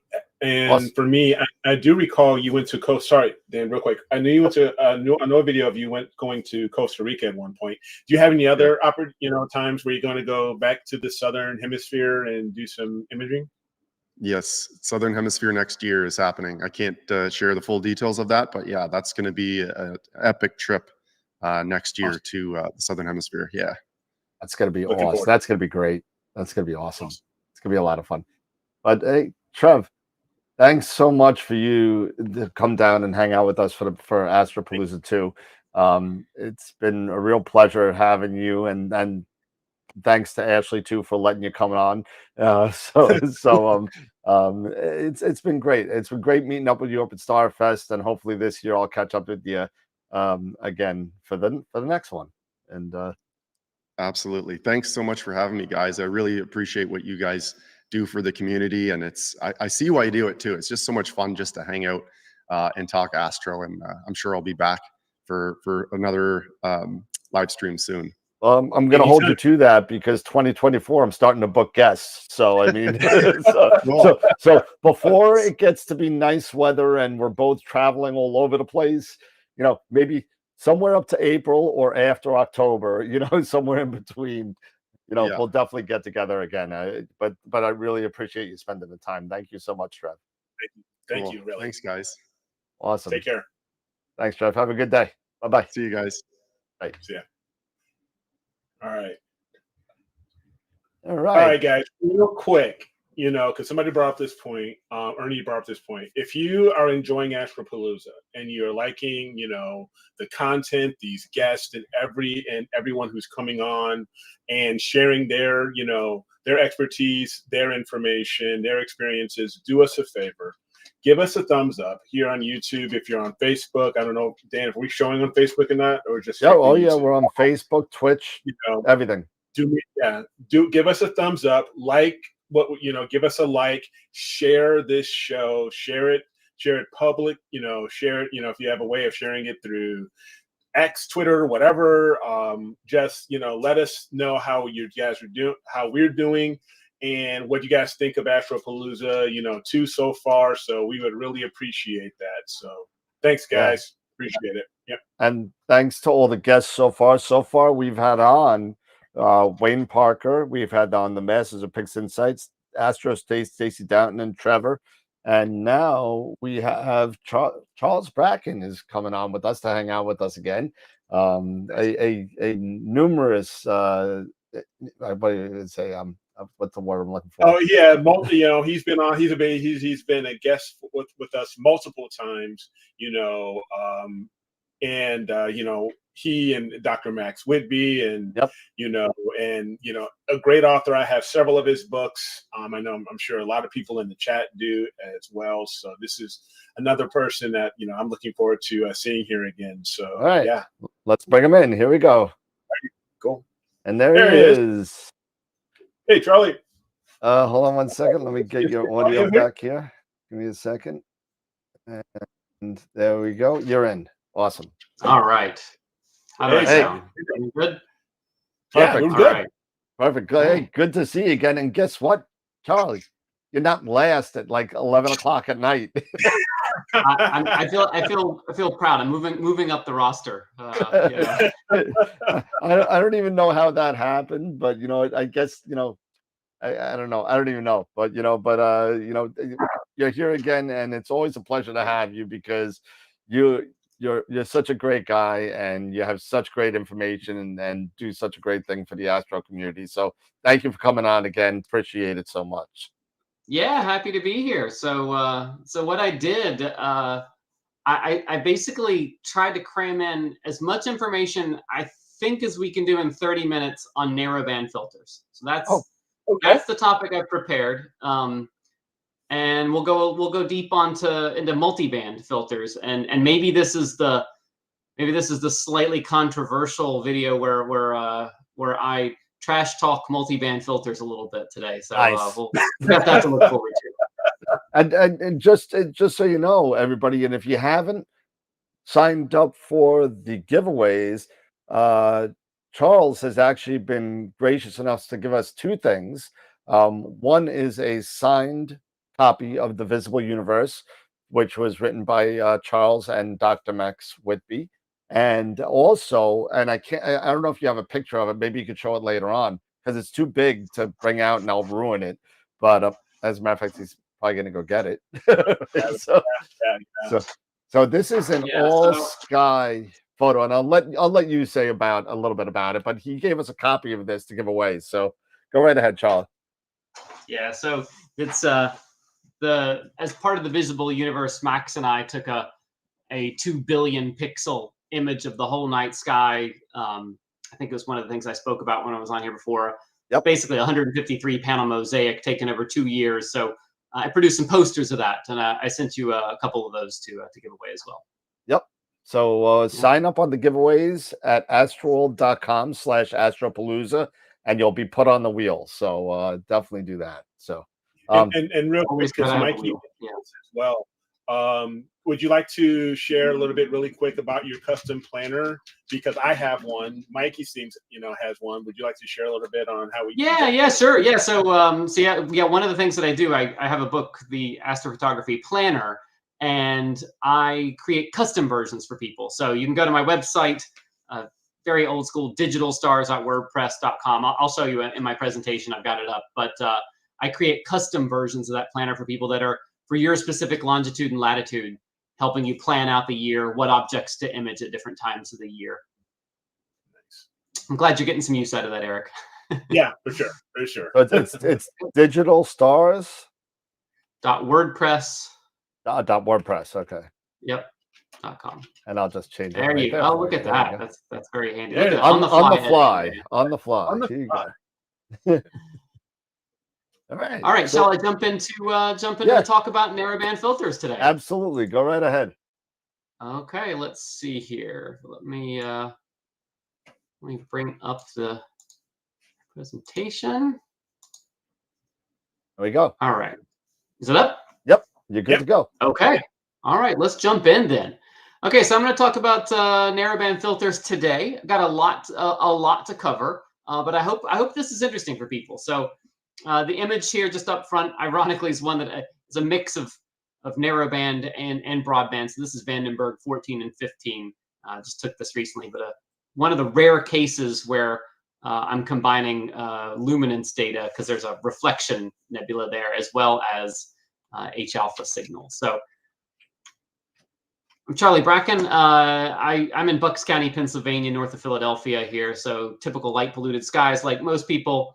Therefore, I also collaborate on a scope at Deep Sky Chile, which I highly recommend if you're can't have Bortle zero skies everywhere, but they certainly have them there. There's my website, digitalstars.wordpress. I'm on AstroBen. You can reach out to me, Deep Sky Primer at email, at Gmail. My books are here. So my most popular is the Deep Sky Imaging Primer. Visible Universe just came out about a year ago. And Eric was mentioning the AstroPhotography Planner there, which I do custom versions of.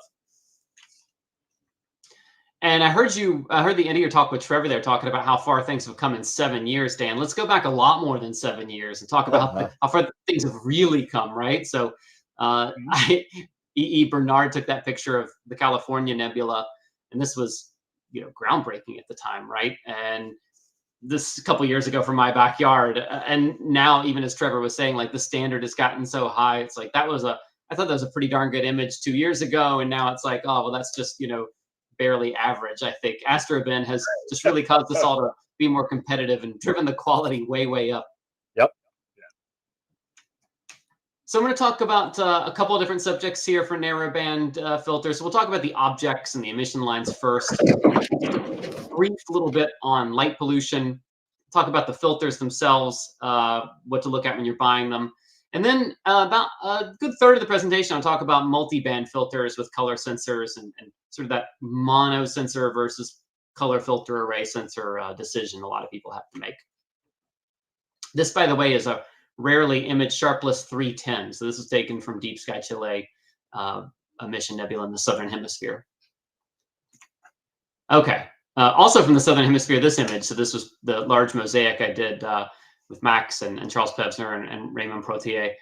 And this was a 27-panel mosaic here, but all narrowband. So this is sulfur, hydrogen, and oxygen. But let's talk about these objects. What are we looking at here when we look at these? Well, first of all, the first thing to know is ionized gas. That's what we're looking at when we look at nebulae. And I've created this taxonomy of deep sky objects. It's, if you're going to use narrowband filters, it's going to help you for objects that are emitting light because they are ionized gas. And that includes emission nebulae, planetary nebulae, and I'm putting Wolf-Rayet stars in there as well, and supernova remnants. These objects, especially H2 regions, emission nebulae, are also in other galaxies. So when you image a spiral galaxy, a lot of times you will see little patches of red, magenta in there, and those are nebulae in other galaxies. And it can help a little bit with imaging there, maybe. I find most of the time you don't really need to get out an H alpha filter to see that.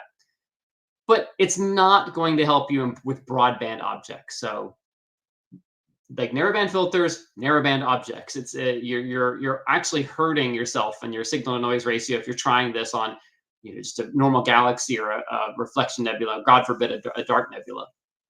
So just to clarify that right up front, that's what we should be using these filters for.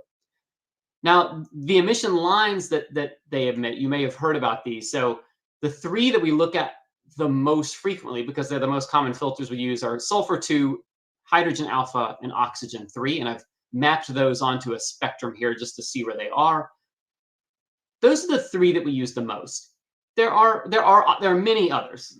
There are lots of very faint emission lines that professional astronomers will use to analyze a nebula or a star.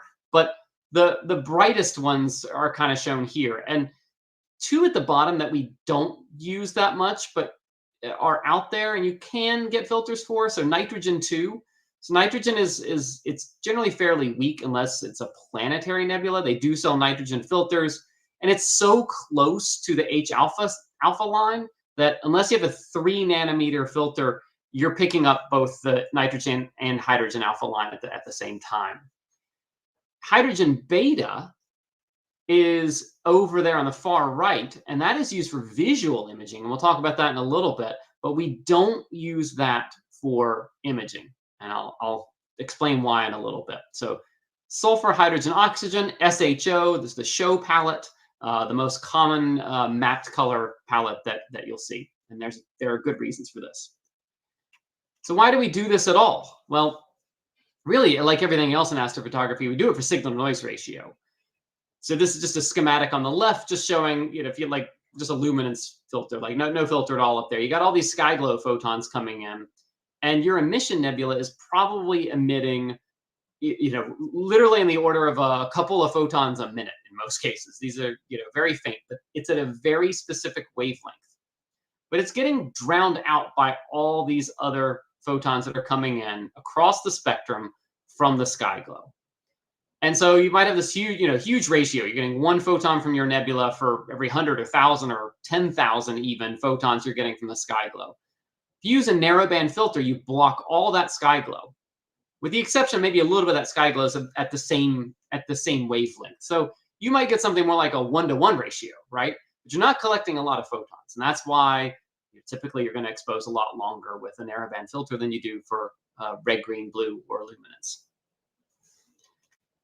This is a classic, mapped color image. You see the oxygen there in blue, and the red and the green sort of hydrogen and sulfur sort of form this orangey yellow. This is the more like the teal gold color palette.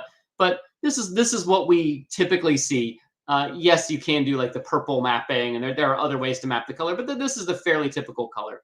And we call it, I don't like calling it false color. I mean, yes, it's true. They're not necessarily the colors that you would see if you could see these objects in a much brighter form, but they do represent something structurally important. So it's not like these are a lie to have these images, right? So it is telling you where there are different gases, just not the way your eyes would naturally see them. So there's something structurally true about them in the sense that we're taking colors and mapping them to different types of gas.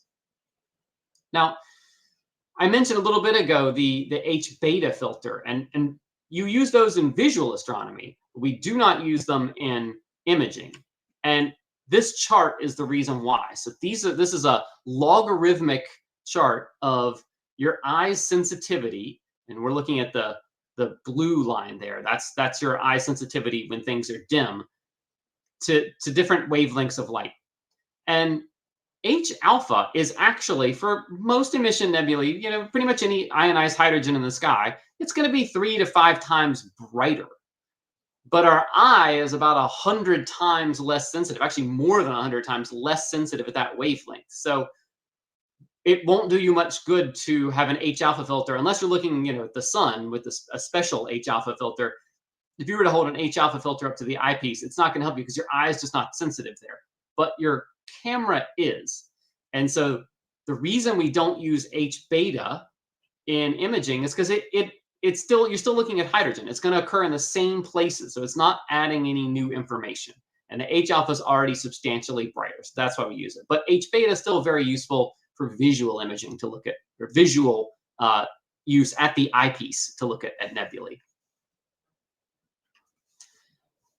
The emission lines are at different brightnesses. So you heard me say, the H alpha is typically the brightest. Depending on the object, it could be a lot of emission nebulae have effectively no signal in the other. The really old diffuse emission nebulae, they're all H alpha. Like the S2 and O3, you probably won't even find it. So H alpha is usually factor of 3 to 10, I would estimate, brighter, with the exception of supernova remnants and planetary nebulae where there's a strong oxygen signal. Sulfur appears in similar places in these objects. And I think you can see it. I think the example on the left, the Sharpless 284, is a good example where you see it's almost like around the edges of the H alpha. You can see it's like at transition areas. You often see the sulfur signal. And then oxygen is usually the faintest most of the time, but it has a very distinct pattern. So if you look at both of these objects, the H alpha and the sulfur kind of similar shape, but oxygen, usually it's at the core, and it's usually like this different shaped and often very diffuse thing. And that's what provides a lot of visual interest in the images. Okay, so I mentioned all that sky glow. I just want to take a brief detour here because I'm setting myself up for later. But light pollution is really hard to block these days, and that's because of LEDs. So at the top, I'm showing the typical type of outdoor lighting that used to be used. It's still a little bit in the US, but you see low pressure sodium, mercury vapor, high pressure sodium. Low pressure sodium, wow, that's great. I wish all street lights were like that. You can have a filter and just block that out with a notch, and boy, that'd be great. We'd all be under Bortle 0 if we had that. I wish. Mercury vapor, sure, you can create a filter to knock out those. High pressure sodium, even, okay, great. Like, let's just cut out some of these longer wavelengths. LEDs, they just fill the whole spectrum. And as the world goes more toward LEDs, light pollution filters are really just going to stop working. I know they've certainly stopped working where I am. And the bad news is it's going to get worse, right? So the sky brightness likely to double every 8 years if it continues at the current rate from the past decade. And as you can see, within about a decade, 84% of outdoor lighting installations will be LED. So it's getting brighter and it's getting broader spectrum. So that's what we're up against. That's what's driving a lot of people toward narrowband imaging. So let's just briefly talk about if you're buying a narrowband filter, you're looking to evaluate them. What are you looking at? Well, the most common thing you're gonna think about is the pass band. So you've heard 3 nanometer filters, 5 nanometer, 6, 10, 12 nanometers, right? So you want to have the tightest pass band as possible. You want to block out everything but the emission line that you're trying to get. And these emission nebulae emit at just that very specific wavelength. It's very precise, and so you can just get the narrowest filter you can get. What you don't hear that much about are these other things on the right. So, and I'd just like to say, I think these are the things that when you buy a high quality filter, this is what you're getting, right? So what is the transmissivity? So is it permitting nearly 100% of the light through, or is it one of the cheaper filters that is even at the central wavelength only letting about 80% through? How well is it blocking the spectrum outside of what you want? So you see these OD4, OD5, this is the terminology they use. This is sort of the exponent of the amount that's being blocked. So as you go up 1, you reduce, you're reducing it by tenfold the amount of light that's coming in outside of what you want. Again, high quality filters are going to do a much better job of blocking all that other light. And then, frankly, it's hard to quantify it without just trying the filters, but halos. Halos are such a big problem with narrowband filters. That's one of the other things you get when you buy a really high quality filters. Hopefully, you get a lack of halos. So this is pretty straightforward, right? So how much money do you have to spend? What kind of narrowband filters do you want to buy? Where it gets interesting now is the latest thing that's out there, these multi-band filters. And these are designed to use with color filters. So let's talk about these a little bit. I will say this image, taken with a mono sensor, normal narrowband filters, not a multi-band filter. So let me say up front, you can produce and you can find tons of great images taken with these multi-band filters and a color sensor.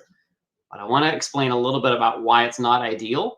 And it's likely you're going to find yourself moving to normal narrowband filter, single band, and a mono sensor at some point.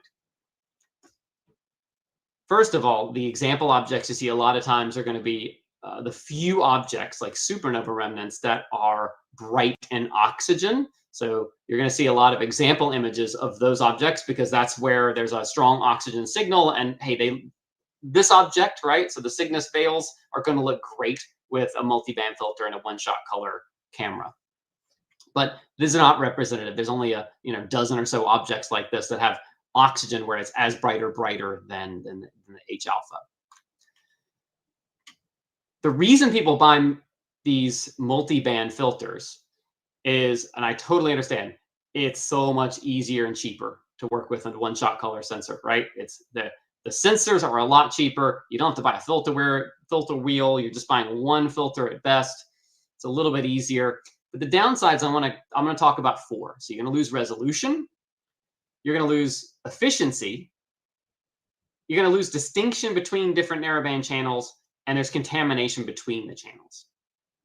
So the first, lost resolution, right? So with a mono sensor, the light passes through the narrowband filter, and it's just going to hit the mono sensor. But it has to pass through a second filter with a color sensor. So here, illustratively, I've put an H alpha filter in front of a color sensor. You got that bare array over it. And after the H alpha filter passes only the H alpha signal, it's only going to fall now on the red pixels, which is 1/4 of the pixels of that color sensor. It's going to be blocked by the green and blue for the most part. So right away, you're going to lose some resolution. You're also going to lose efficiency. So I just brought these curves up. The dark line that you see at the top, that curve is the mono version of the camera's quantum efficiency. So the percentage of photons that are converted to electrons in the sensor. You can see the colors. This is the color version. You can see how the color, those lines don't reach as high, right? Because you're losing 10 or 15% of the signal in the filter itself. So you're going to lose some efficiency by using a color sensor anyway, and in particular for narrowband. Now, this isn't a terrible loss, I will say.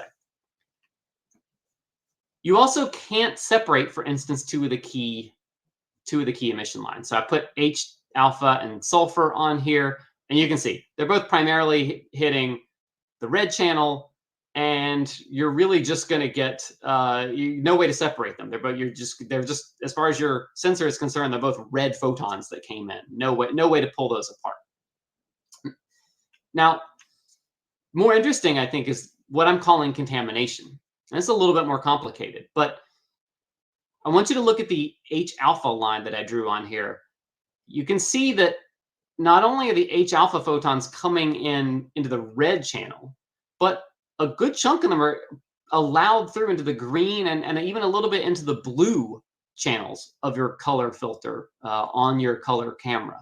So bear in mind that H alpha is usually a lot brighter than oxygen. And so, as we'll see, that has a lot of ramifications for when you look at the blue and the green channels. What you're actually looking at is probably a lot of it's hydrogen. So here, this is just a multi-band filter schematic, right? So now it's a great idea. You can let H alpha in, you can let oxygen in, you can let all these narrowband emission lines in, and now you're not wasting pixels. You're not sort of losing as much resolution, so to speak. The Bayer array is letting each of the pixels is getting some kind of signal, hopefully. And I just created this table just to talk about the different types of these multi-band filters. There's kind of the general light pollution, and then you kind of work your way down. You got quad, you got tri, you got dual band. The latest technology, right? You got these amazing quad band filters and stuff. But I want to make the case that if you're going to buy these, that actually the dual band is the way to go. So I pulled the spectral pass bands for each of these filters. So the classic light pollution filters here on the left, I think for most places in the world now, these are not going to work nearly as well, especially not for broadband objects. And then you get this other kind, which is sort of aimed at nebulae, where you're just passing. These are the ones on the right. They're just designed to block everything, but pass big chunks of the spectrum around the major emission line. So the idea is that, hey, let's just block everything, but around the nebula line. So these might be somewhat helpful for emission nebulae. But why not take that a little further, right? And so these existed for a long time. So now the later generations get even more narrow. But what I'd like to remind you is that look at the O3 line there and look at H beta. Those are both being passed, and makes sense, right? I want to get more photons into my camera. This will make the signal stronger. The problem is hydrogen and oxygen, as we saw earlier, are structurally different. They're in different parts of the nebula. So when you merge them together like this, you lose any distinction between them. So we actually generally wouldn't want to do that. And I'll show you an exercise here in a second, but this is kind of what I'm against. And you see this in most of these filters. So if we go to the quad band filters, whether it's two separate pass bands or just one big fat merged pass band, these are letting oxygen and H beta in, and they're letting both those hit the green and the blue parts of your sensor. Tri-band filters, same thing.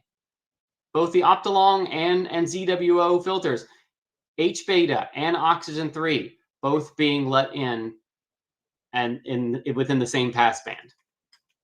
The only ones that don't do this are actually the dual band filters. And this is probably what I would say is your better bet here. A good narrow dual band filter that just passes H alpha and oxygen 3, just those two. not letting in H beta.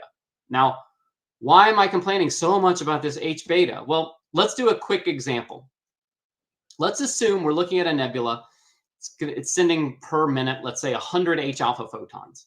We'll use, if it's a bright emission nebula, approximately, let's say 20 of those are H beta photons, and we'll assume oxygen's pretty bright. 25 are coming from oxygen. So this would be a good case. The fainter ones would be a lot worse than this. If you use the Sony IMX287 as a benchmark for what a typical color sensor is, I've put it all here, so you're going to record it. People can look at it and I guess check the math. But look at where the quantum efficiencies are for each of these filters. So if you run the math through and say, okay, what's hitting each color on my sensor, this is what it's going to look like.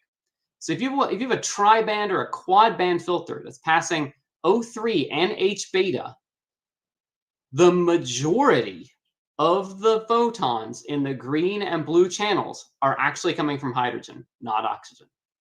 You're muddying the waters there, right? Your green and your blue are structurally going to start to look very much like your red, which is almost all H alpha.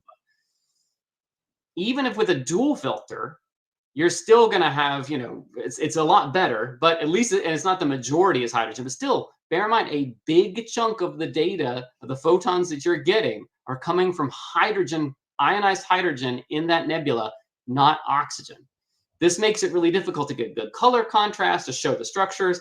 There are ways you can mathematically back this out by subtracting some of your red channel, mixing it up, but you can never get rid of the noise, right? You can subtract these things, you can subtract it out and try to estimate, but it's just an estimate and you're still stuck with all the noise that those hydrogen photons carry. So this is my sort of controversial part, I guess, but I don't love the tri and quad band filters. And I'm not speaking from experience here. I don't use them. This is all theoretical. But I would say if you're going to do this, I would do a dual filter because you're not having H beta contaminating your oxygen 3. Gotcha. So just to summarize, for the multi-bands, I don't think the light pollution, the classic UHC or LP filters are a great use of your money right now. They're not going to work well for broadband filters unless you have old school low pressure sodium out there. And for narrowband objects, you might as well go to a narrower pass band. Passing more emission lines is not better, especially if you're combining H beta and oxygen, because you're really muddying the waters between these structural distinctions.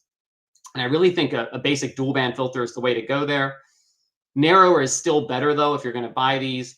And regardless with a one-shot color sensor, you can't ever separate sulfur and hydrogen. I see a lot of Pixinsight post-processing methods to try to simulate that look, but you're never really actually capturing those data. You can just make the color palette look like you might have. So as I mentioned earlier, it's a great way to start. It's lower cost. It's simple to have a color sensor and use a multi-band filter. But I feel like if you're in this for the long haul, you're going to end up moving to the mono sensor side. It's going to open up the ability to truly separate those narrowband channels. Also opens up luminance imaging and the ability to bring in sulfur, which you really can't do otherwise. So that was everything I could cram, Dan, in 30 minutes into about narrowband filters. Well, next time I'll make you an hour, okay? And that's the website. So sorry if I talked really fast there, but I knew you were running a little bit late, and I wanted to try to get you as close to on time as I could. It's all good. The person after you is Dr. Sasse and Blake. So I mean, they can. He'll forgive me. I tell him I apologize. He's probably watching now. No, it's all good. We definitely got time. But there is a question from Christopher Setness. What about the upcoming S203 filters that are coming out? Dual band. I mean, yes. So that's a great point. So you could take S203, and then I guess you could take H alpha 03, but you'd have to take those as separate exposures. And at that point, now you got two different filters you're working with. You're almost at the point just get a filter wheel at this point and go mono, right? Like all these things are technically possible. But like I said, it's kind of less than ideal. I think if you're going to be imaging with have to image with two filters to capture the full range of an object, why not just go to 3? Yeah. And Charlie, just if you could stop sharing your screen. Sure. That would.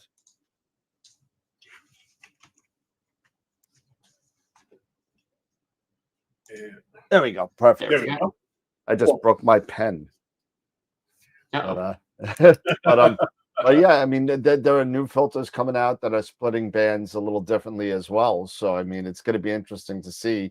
But I could definitely see your point. It definitely opened up my eyes about, you know, how close these bandwidths are together, where you're kind of, you like to use your term, muddying the waters. And you know, I could definitely see that becoming an issue when you're doing that. That there's an The MBZ MBZ, filter. there you go, Eric. You got the right one, huh? Yeah, I got you got that one. Even though I can't get 'em. now I've gone full mono pretty much. Everything's mono now, but Yep. yeah. But to your point, it's for me. What I take away from that is that it's an eventual graduation, you know, to monochrome. I feel like everybody's going to get there if you stay in the hobby long enough. Yep. This hobby finds a way of getting more money out of you one way or the other eventually. Exactly. That's the whole thing. They're gonna get you to spend more money. Exactly. It's okay. I always say it's got to be cheaper than golf, right? So. Now. Oh yeah. No. No. It depends on it. Well, let me put it this way: it depends if you're a good golfer or a bad golfer.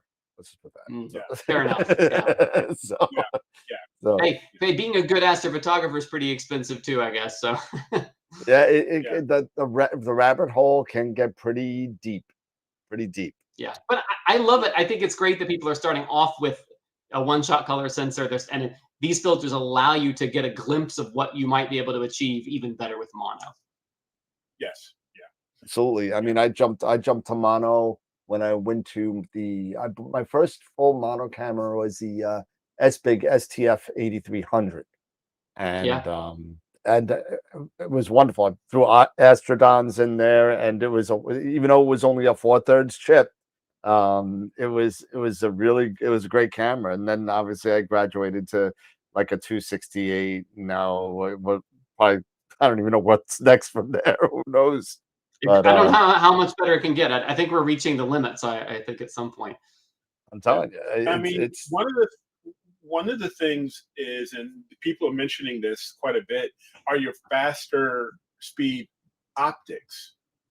You know, when it comes to dealing with narrowband and one-shot color, or actually mono and one-shot color, and trying to do narrowband. I mean, I do have a RASA 8, so it's f2, and then you have others who have the 11s or even the fast Newtonians, which are like an f3. What are some of your thoughts when you have such fast optics and, you know, utilizing narrowband, you know, in these, because sometimes you would get more of a shift, right? Yes, you get a blue shift. Yeah, so the passband shifts toward the blue end of the spectrum as you get to really, really fast optics. So usually it's not a problem until you get well below f4, and you know it's going to depend on the optics. It's worse with optics that have a central obstruction because it's really the light that's coming from the edges that is at the steepest angle. So at that point, you can either buy a wider passband, so you can get like these 10 nanometer passband filters. I mean, mostly honestly down to f2. Probably a 6 nanometer is going to work. It's really those extreme RASA f2s where you really have to think about it a lot. I think that's the one extreme, like a fast Newtonian, even a decent telephoto lens. I think you can get by with like a 6 nanometer. You shouldn't use a 3 nanometer at that point. The RASA is where it gets a little squirrely because that's just so fast that you actually have to get maybe like a 10 or 12 nanometer passband, or you can buy the band shifted ones where they're narrow but they shift. Yeah, the UHS versions of the filters that are made really for those super fast astrographs. So I mean, exactly. Yeah. Because I know this NBZ I have, I believe this is the original. One of the original source to 10 nanometer. Right. So which works well with this. But yeah, I just wanted to bring that point up. You know, when you're dealing with, especially in the more probably the more light polluted areas, the more metro areas where you don't have as much time to gather photons. then you know you may have these certain questions such as this. You know, Yeah, how like with do you Rasa, yeah, you can't put a filter wheel on there, right? So I get it. Like your best option at that point, you have to use you either, well, you don't have to, but you can either tediously swap out filters or you can just put a multi-band filter in there. I get that. Yeah, that's an extreme case. And like you said, you're imaging at f2, so you know you're already at an advantage from that point. Exactly. Yeah, exactly. Sure. Awesome. Yeah. Well, thank you. Hey, thanks, Charles, for coming on, and it's been great as always. We got to have you and Max on for another redo of the show. You know, I know you put love the whole explanation of the narrowband filters. It really kind of opened up my eyes to a lot of things because that's what I do mostly. I have a mono camera, so I don't have to deal with the dual band stuff. But I mean, it would be nice to kind of do some things with a color camera in New York, but it's almost impossible. So yeah.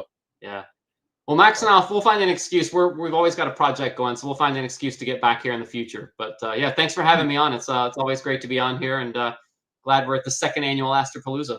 Are you going to be at NEAF this year again? I think so. Yeah. Bring a lot of books. Nice. Yeah, we'll be there. I'll have posters and books for sure. Bring a lot of books, man. Yeah, bring a lot of books. Yeah, you bring a lot of books more this time. Yep. Awesome, Charlie. Right, again, thanks so much. Appreciate it. It's a pleasure having you. And we could go to sleep early tonight. That'd be good. Exactly. You don't get to, but I do. Oh, so you. That's okay. Yeah. I'm off tomorrow. It's fine. I'm gonna end the show with a shot of whiskey again, and we'll be good. Awesome. All right, we'll do it again next year. You guys, Sounds take care. Good, Charlie. Thanks so much. Take care. All right. So we're moving. That was a great presentation. That was a really good presentation, man. They always do. He always does a great job with his presentation. He takes a lot of time and effort into imaging and making sure. Is your filter crap? Join our new show, Astro Crap Filter TV. That's awesome. Go Gideon. Astro Crap Filter. There you go. Yeah, that's awesome. That one gets that's a comment of this show so far. Awesome. Well, hey, we're moving right along. We're just about we're halfway point, somewhere about there. We're about the halfway point now, and we got a real treat coming up for the next guest. We have Dr. Christian Sasse from iTelescope with, I believe, I didn't get last name, but Blake, which is on location. If we're gonna switch on right over to them. Give me a second, and we will. Let's see. 4 up, and there we go. And we are here with the. Oh, what happened there? There we go. There we go. There we go. So Dr. Sasse from iTelescope and Blake. Let me just make sure I got audio here because let's see the way I have things going on here. Let's see, it's 143. There we go. I believe I have Blake. Blake, you there? Yep, I'm here. Can you hear me? Awesome. Yep. Yes, I can. Great. And Dr. Sasse, do we have you? I'm here. Oh, there we go. Perfect. Hey, awesome. So welcome to the show, everybody. It's always a pleasure to have you. And Blake, welcome to your first AstroPalooza. Dr. Sasse, tell me what you got going on. Let's get a little background about you.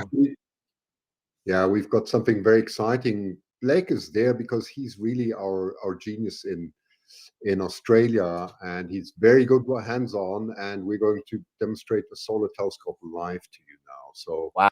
That's what it's all about. That's why the timing was critical. So yeah. I'm telling, and I'm assuming that it's okay weather-wise in Australia. Yeah, Blake, your turn. Yeah, so we've got a couple of bushfires going on, probably about 120 Ks out. So it's slightly smoky here, but it's still manageable. There's no clouds that have come in yet. So we have a beautiful live image of the sun at 0.3 angstroms and H alpha, and we're going to share that with you and what we got going on here. Great. That's great. And while Blake's setting that up, Dr. Sasse, why don't you tell us a little bit about, I mean, I know about it. You and I have been friends for a couple of years now, and way before. Wow, I remember talking to you over with the Southern Sky Challenge back a long time ago that we got to get that back together again. Yeah, But get that back together. why don't you give a little background about iTelescope to the people that may or may not know about what goes on? Yes, of course. So iTelescope is exciting. I mean, you've got a lot of great backyard imagers, and I'm one myself because I really enjoy it. But as you know very well, that there's the other side where you just just don't have the possibilities of having Bortle 1 skies, and that's what we're really about. So that's the complement to backyard astronomy, that you can get access to high quality telescopes. And iTelescope was actually originally called Global Rentoscope and goes all the way back to the early 2000s, where the automation in the internet just happened. So it's a very exciting time. It was actually originated in Los Angeles, of all places, right? That's where it came from a person called Arnie Rosner. And later it turned into 2011, it moved to Australia, took over by Brad Moore, who then developed iTelescope. And he's also the brains behind the whole concept. So we have over 20 telescopes online in different locations all over the world. And you can hopefully get on Bortle 1. The worst we have is Bortle 2 skies across several locations. And we've got these new things where you can actually test the telescopes for no money whatsoever. So we have these full moon happy hours, so you can have a blast, especially with narrowband. And Charlie Bracken was talking about narrowband, a very nice talk earlier. So you can see how that really fits in, and you can give it a go. Now, at the same time, a lot of people have been questioning us. Well, what about the sun? What about the moon and other planets and so on? And it's quite popular. And we usually had to decline that because, as you know, we're going to the opposite side. I think you're just talking about the RASA 8 at F2. We're going right to F34. It's the F32, I think it is. So we're going very long focal lengths to look at the sun. And that's what Blake was telling about. I can't see the screen, Blake, but can you also maybe show the external dome live? I'm not sure if you can, Blake. I'm sorry. Oh, yeah. I can't see the picture. Maybe I'll see if I can get on my iPhone. But what you're seeing at the moment. But I don't know if you can actually show the dome, the open dome at the moment with the solar telescope. Yeah. So let me. Give me just one moment. I've just got the telescope on. No problem. Yeah. Okay. Yeah, you have to be a bit patient. This is all live, and as you know, anything that goes live is quite complex.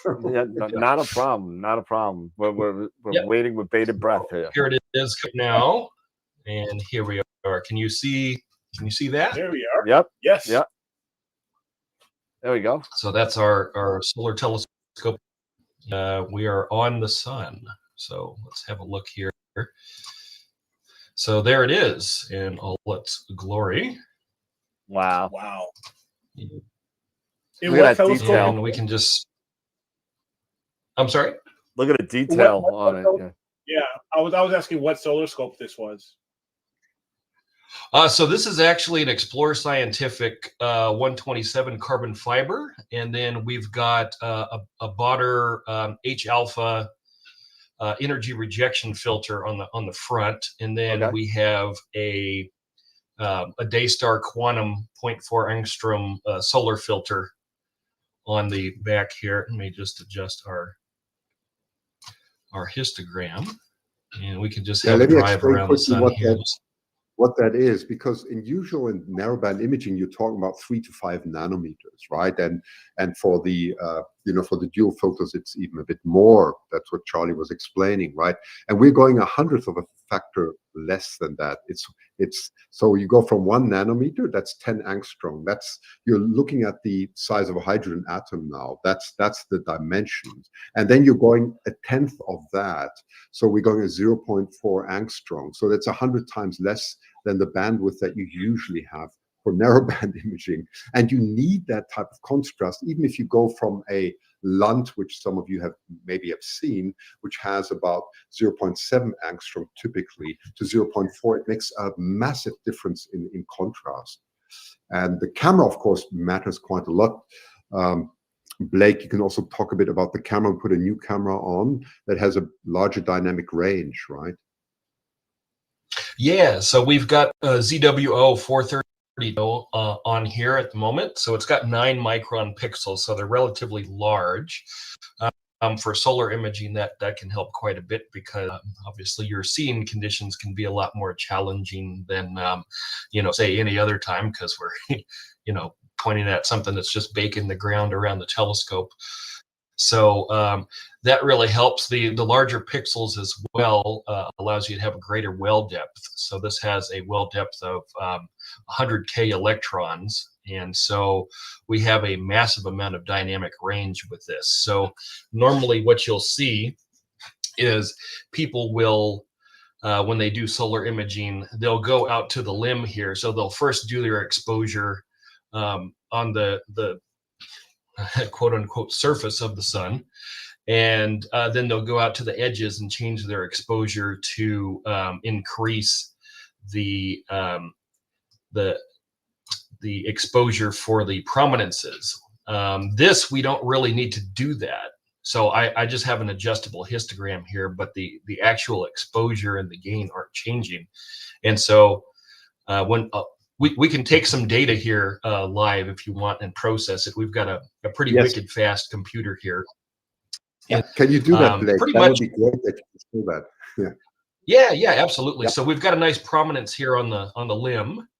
And so you can see basically everything from this active flaring region right here. We've got probably an explosion about to happen right here. When you see something on the sun like this that kind of bends into an S shape, that means, like, according to solar astronomers, this is highly likely that there will be an explosion of some sort.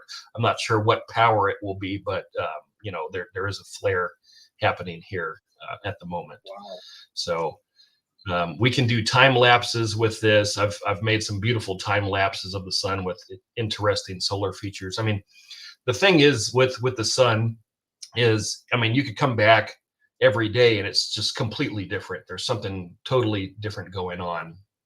And even by hour, depending on how active everything's going on the sun, you can really see some interesting stuff. So it never gets boring, and it's something you can do in the daytime for astronomy as well. So that's kind of cool. So yeah, if you'd like, we can capture some data here and process it and see what we get. Sure. Yeah, good. It's good. Okay, so let's find a interesting spot here. So we can't quite get the flaring. We can kind of get some of it. Let's just have a look around here. So we can get part of it. While Blake is doing that, so the challenge we have, because at the moment we just opened the dome, is the first 30 minutes are very critical, because there's a lot of thermal expansion. As you know, even if you just get a fraction of light through, it does heat up the telescope, and you have to constantly change the focus, right? Later it stabilizes it. So that's, there's a lot of manual adjustment we have to do at the same time at the moment. Gotcha. Wow. And for those who are wondering why we don't see this in color, the way they do it is we don't use color cameras, right? Monochrome gives much better resolution, and so the coloring is done later. That's how it's usually done.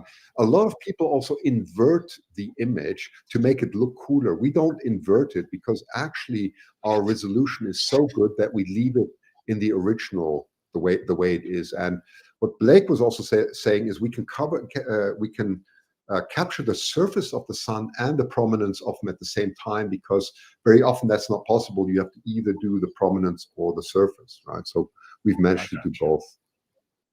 Yeah, it's pretty cool. And I would say while he's doing that, and just so you know, one of the giveaways today is going to be a premium data set from iTelescope. And last year, you were gracious enough to give us 47 Took, if I remember right.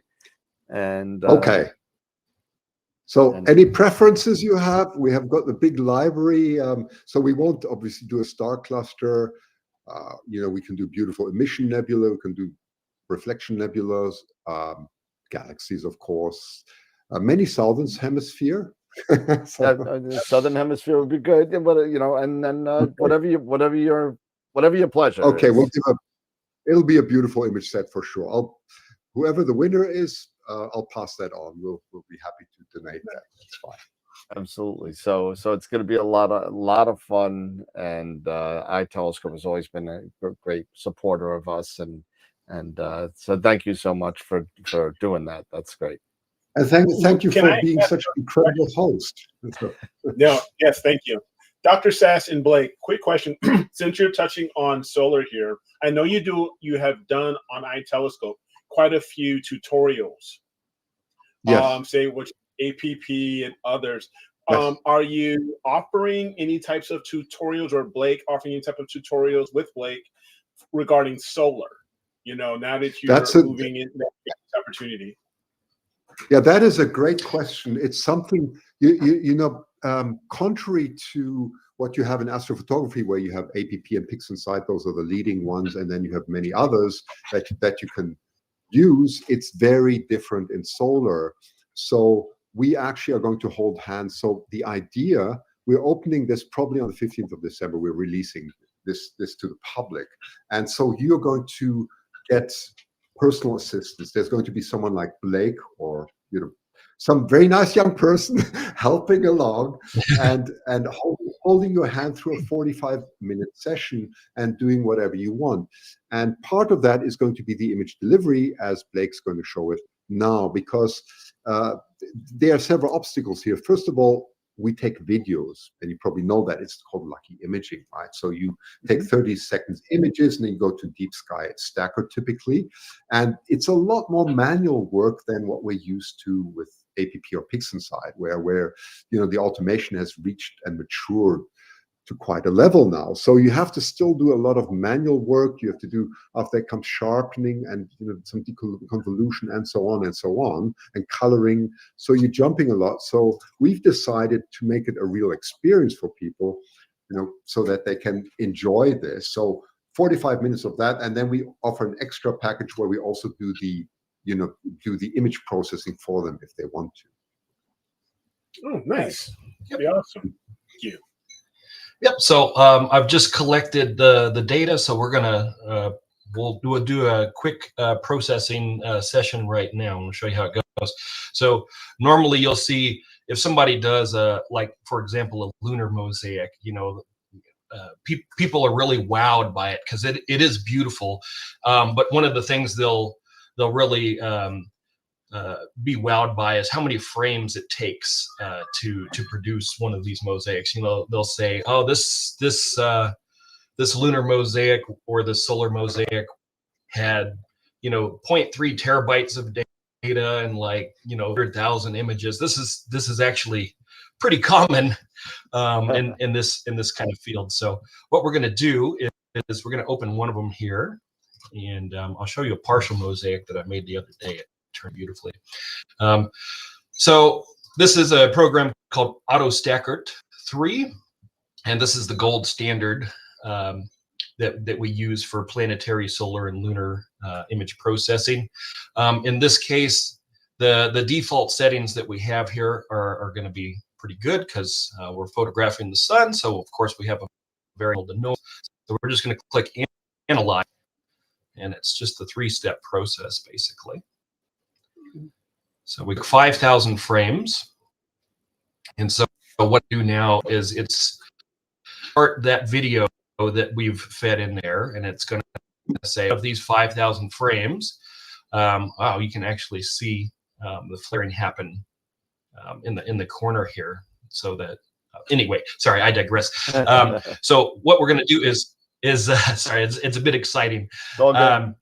So it generates this graph here. So we have a very good graph, good scene today. So it will grade all those 5,000 frames from best to worst.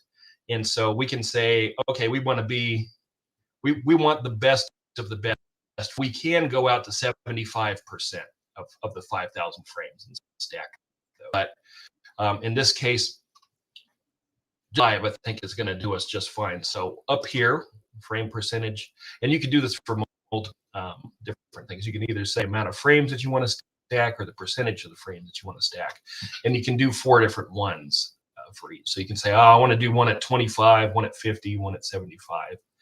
And then the next thing you got to do is set your alignment points. And this is where it can be a little bit laborious, but usually if you click place AP grid, it will automatically do it. And you just want to make sure that you just kind of take care of the areas where it kind of misses. So we'll just do that. We'll just go along here. And there's lots of different people that have different methods, but in general, this works pretty well. I've found. So the next thing we'll do after we've done that stack, and it's going to generate our image. The next step is where it gets really cool. So we just get a few moments. Luckily, it's not on my computer because we're another 10 minutes. This is a really good computer that we've.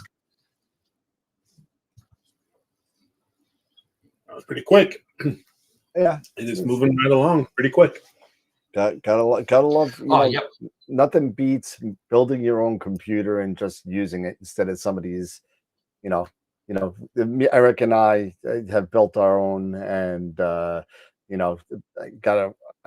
he's got a. What do you got? You got the Intel in yours. Yeah. This one. I got this one's got I believe 128 gigs of RAM, i9. It just rips. I got the Ryzen 9 128 as well. So. Oh yeah, it's a beautiful system. So we've finished our processing here. So the next thing we're gonna do, we can close out of this, and we can go to good old Registax 6. Wow. Okay. And we'll do our wavelet processing. So we'll just go up to our current folder. Yeah, this is really cool. This is where it gets really neat. Okay, so here we go. I have a setting. You can save your available schemes in here. And check this out. This is pretty phenomenal. There's our wavelet processed little area. So if we click do all, there is everything there. This is pretty neat. So there's our sharpened image. And then we can further go in and process all sorts of we want to do with it. Like we could add to it. Let me see if I can find you the mosaic that I made the other day. So typically we're looking at 1/27th of the sun. That's the resolution, right? So if you want to do a mosaic, you have to do at least about 27 images to get the whole sun, right? So gives you some idea. Yeah. Wow. Yeah, and maybe you could just talk a little bit about the preset that you have for that, because people are asking that I guess maybe they didn't know that they could save a scheme on it. So maybe you could get into that a little bit. Yeah, absolutely. So here, let's we'll so let's see here. We can go save scheme, and so we can just reset these. So if you right click on it, you can reset these. And there's also there's normally an area up here that you can say reset wavelets. So let's see. Let's see. something like that. So in general, depending on who you ask, better to do 2 wavelets if possible, 2 wavelet layers. So we'll just make these kind of default. So the wavelets that we have in here, these sharpen details from smallest to largest. So let's just try and put this, and then we'll actually overcook it a little bit and show you kind of what happens. Because when you in the planetary processing or solar, you want to try and have an image that's of course as sharp as possible. You're kind of tempted sometimes to really take it to the max, and it can overdo it. So you can kind of see this little preview box here, and as we adjust these wavelets, let's just go over the top and just really make it wild. I used to do it, and you get a pretty good result, but it can potentially add noise, and then you can further sharpen these details. You know, let's just go a little crazy on it.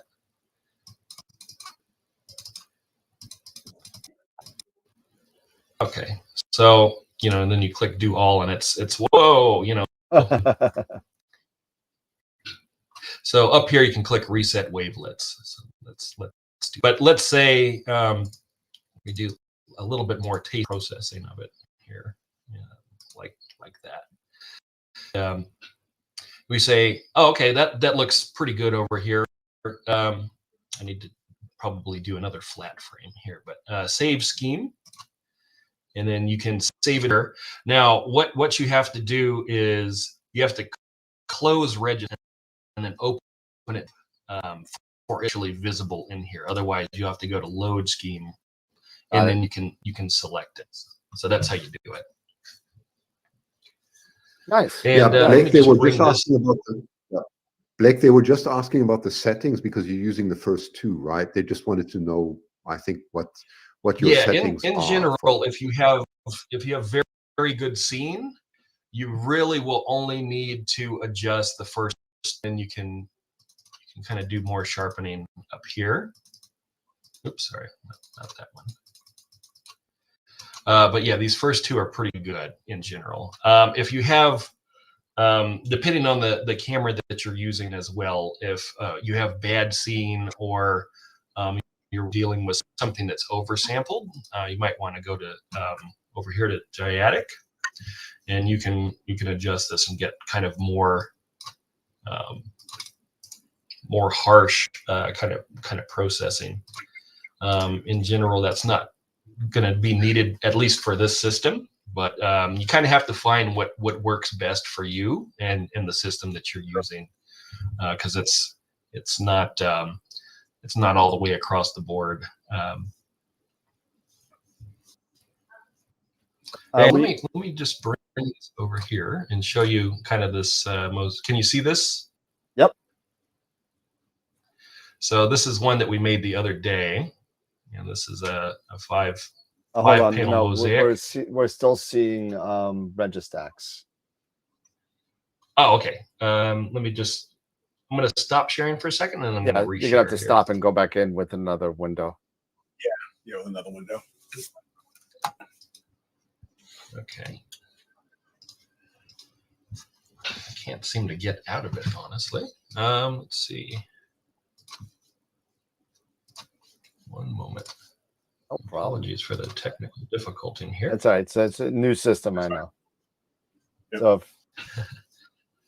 one thing that, when it comes to that, like you were mentioning, was seeing conditions, and how important when it how important when it comes to solar, because some people may think, oh, it's a beautiful blue sky, there's no clouds, things like that.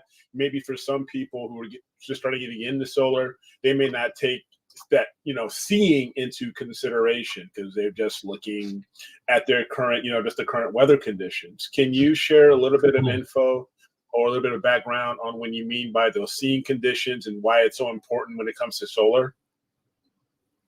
Certainly. So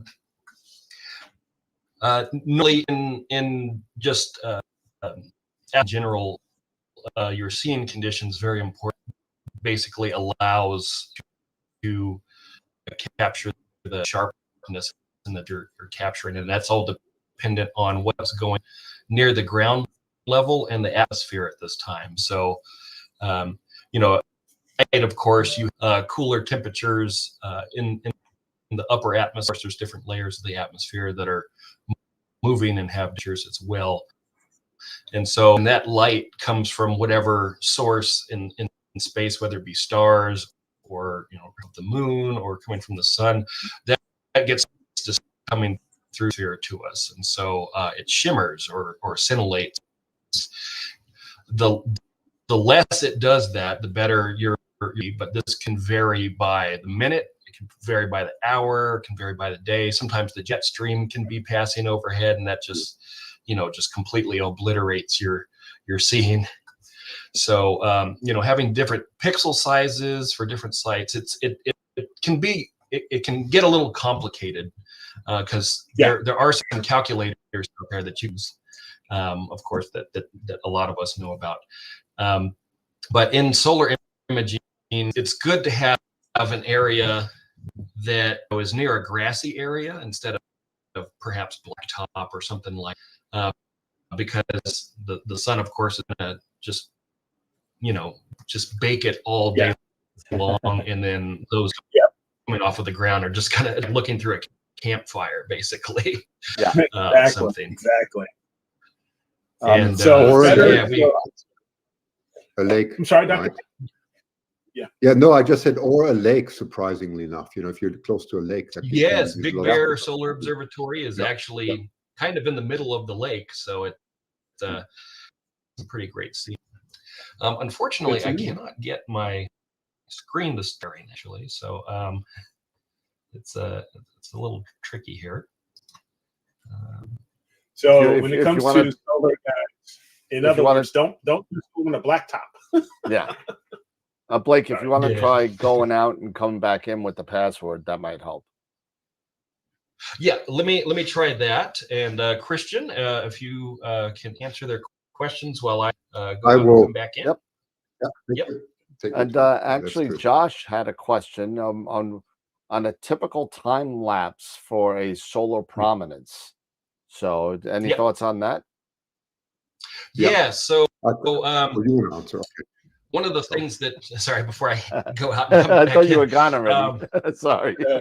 Oh no, it's usually about 60 to 100 images or 100 video frames or 60 video frames is sufficient with 30-second intervals to really get a good time lapse if you play that at about 10 frames a second. Results. Again, I'll try and share all of this with you, but no, yeah, if you go out and come back in, it should reset the view. Okay, we'll do. Yeah, just to say something about that. I mean, if you look at some of the solar images that I know, sometimes it's a matter of 5 or 10 minutes that you get the most incredible things, and you can probably be that's what's so amazing about imaging the sun. You may be the only person on Earth imaging the sun at that time, right? And getting things to see about prominences and flares that nobody else has seen in that, you know, in that time. And that's very exciting. Yeah, that does sound really, really cool.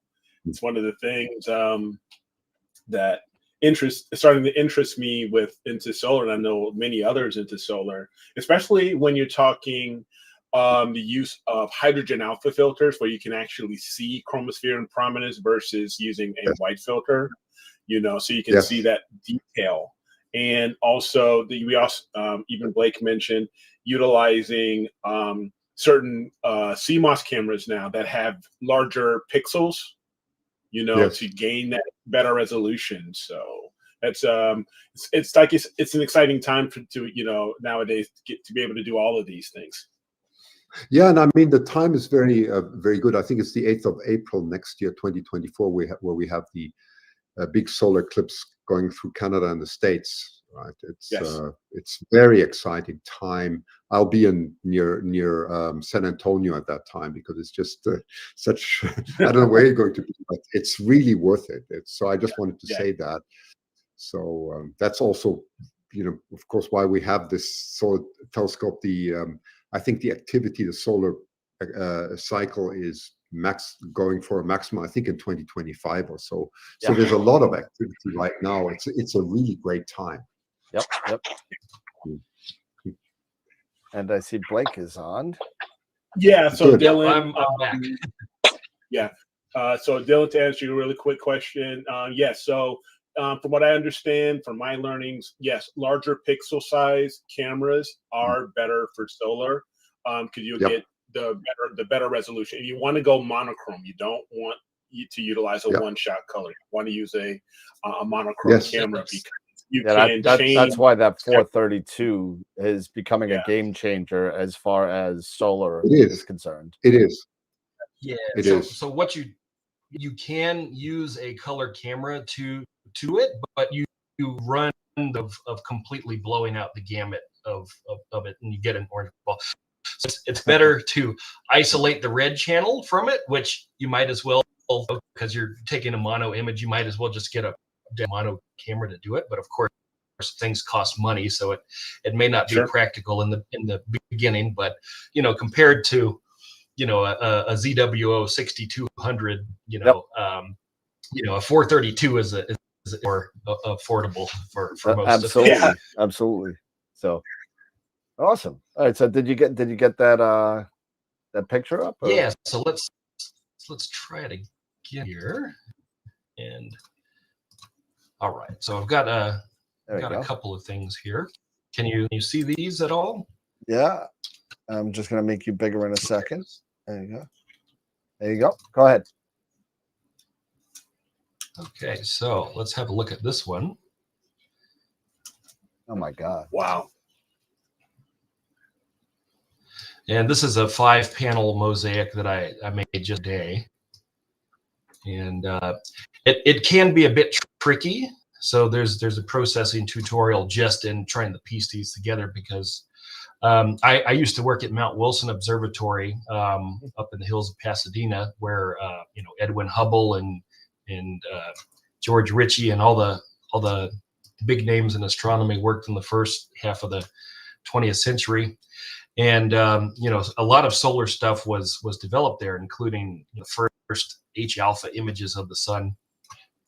And so it's a bit tricky because they discovered the entire of the sun changes over a 5-minute period. So of course, as you have these things wiggling and roiling about, it can naturally, or something that stitches a panorama together to accurately try and figure out what it's got to put together. So if you have these prominences over here, I mean, they're changing pretty rapidly, but you tend to have better success with them, and of course sunspots. So you'll find that an area like this will stitch together okay because you've got this area here and that. But up near the top and the bottom, it'll go, I don't know what to do with this. So we thought that the program I used to do a little bit of CGI when I was at my photography school that I was at. And we found that PT GUI actually works the best because you can set image anchors on certain objects. So if it's kind of scratching its head trying to figure out what areas to put together, you can kind of just click and in this big mess right here and say, okay, this part right here and this part right here are good to go together. And then it goes, okay, I do now. So yeah, this is this telescope system is capable of doing very beautiful things with the sun, as you can see here. So before I had put the 432 camera on here, we had the traditional ZWO 174, which is the main go-to for solar and lunar and planetary. So the quality isn't as good compared to this one, but we had pretty good results. So here's, let's see if we can hide that. And this is all with the same 127 that you're using now? That's correct. Yeah. And sorry, it's a bit jumpy. It's actually a lot smoother when we have that. No, you also are, halfway across the world, so we'll forgive you. Yeah. One other question that another one Bill had was, why larger pixels? Is it for faster frame rate? The larger pixels can potentially help with that, although there is a lot more data in each pixel. In general, it's the scene conditions that we have really require larger pixels because it does get hot around it. We do have pretty great scene here in Australia because the site was, of course, two place telescopes out of, I think, 10 different sizes of the layer flow. It just comes in over the mountain like a sheet, and so in general, it's pretty good. We do get that ground turbulence coming up in front of the telescope, but in general, compared to maybe 5 micron. So is it for basically more? Is it more forgiving? Having you can. Yeah, in this case, compared to say like 5 micron pixel, you would be, depending on the conditions, you'd be oversampling, and you wouldn't be able to capture as much fine detail. So we're almost on the undersampling portion of the imaging in with this. So when we do have not so great seeing, it's a little bit more forgiving. Gotcha. Got it. Awesome. No. All right. Well, we definitely want to have you guys back because there's a ton of questions going on and regarding solar.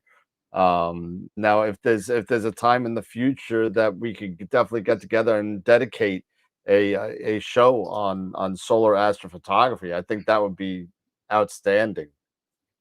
Yeah, let's do that separately because I can imagine we could go on for hours on solar, and it could go, and these pictures are just, I'm looking at them and they're just incredible, and a lot of people are asking questions, and I definitely think that this is a topic that could actually have a whole show in itself. So if you're open to it, we would love to have you back on both of you to come on and yeah.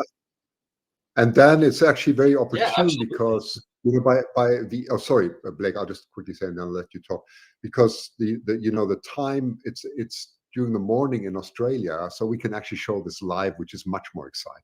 Okay, I just wanted to say that. Which is perfect. I mean, and we usually show our shows are usually 8 or 9 Eastern, which is perfect pretty much for you guys in Australia. So it's going to be awesome. All right, well, Dr. Sasse, so Blake, thank you so much for coming in and hanging out with us again. For Dr. Sasse, your second one, and actually, I think this is your third Astro World visit, and Blake, your first one. So welcome, and if you could you could stop sharing if you want, or you can keep sharing. It's up to you. But thank you for taking the time out and showing us some awesome images. Thank you so much. It's been a big treat for us. And thanks for having us. Great to be here. Thanks. It was a pleasure. And then, well, the promise we'll make is that Blake and I will appear again for a live show we dedicated to solar. Thank you so much. And just ping me about the premium images, and I'll do the rest. Okay. Yeah, and I will send you the email of the winner tonight, and you guys could sort that up. But thank you so much for the donation of the set. Thank you to iTelescope for spending that, and you and Blake, thank you so much for hanging out. Appreciate it. Appreciate it. Take care. All right. Thanks. Thank you. Take care. Thanks, Blake. Yep.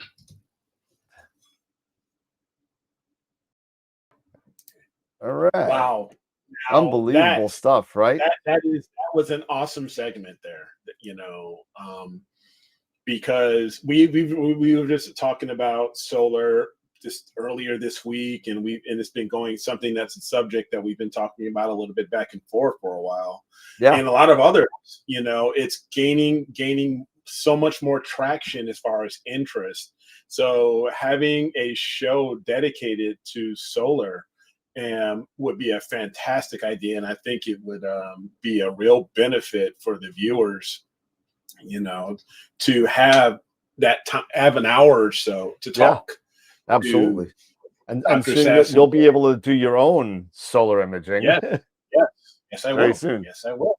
Soon. So, very so that's going to be really well. I know we're running about 15 minutes late now, so I want to kind of push this along a little bit because right after, right now we have Scott Roberts coming on from Explore Scientific and Explore Alliance, and coincidentally, the maker of the scope that we were just watching, the Explore Scientific 127. So let's get Mr. Roberts up here, and there we go. And let me just get his audio running here. Scott, you want to just give me a check real quick? There you are. Oh no, where are you? I don't hear you yet. Where are you? Let's see. Hold on a second. It's got one. There we go. There it is. How's that? Try that. No, not yet.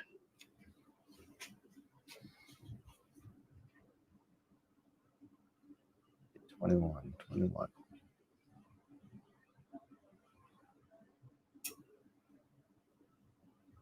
Not yet. I don't even see a level coming in from you yet.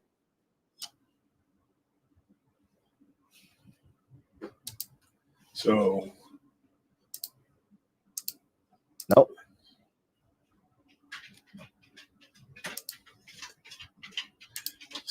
So while Dan is working on getting this squared away with Scott, again, that was a great segment. If you guys like what you have seen and what we're doing here with AstroPalooza, continue to give us a thumbs up. If you haven't yet, give a thumbs up on the YouTube channel as well as on Facebook. Give us a like. There you go. There we go. There we go. So I had to there was like a reconnect button. So anyways. All right. There we are. Perfect. We're here. Yeah. Always live TV. There's always something, right? There's always something. There's always something. That's true. That's you know? true. But the audio's good. Is that audio's all right? good. You're perfect. Awesome. So we're here with Scott Roberts, who's okay. And like we were talking before, we were just looking through the Explore Scientific Carbon Fiber 127 over at iTelescope. That was all those solar pics that you were. Oh wow! That Very was nice. that was with that and with a quark. So in a quark. Okay. Yeah. So that's a kind of a popular combination with our telescopes is the quark, the Daystar quark. So and I've seen lots of great solar work done with that.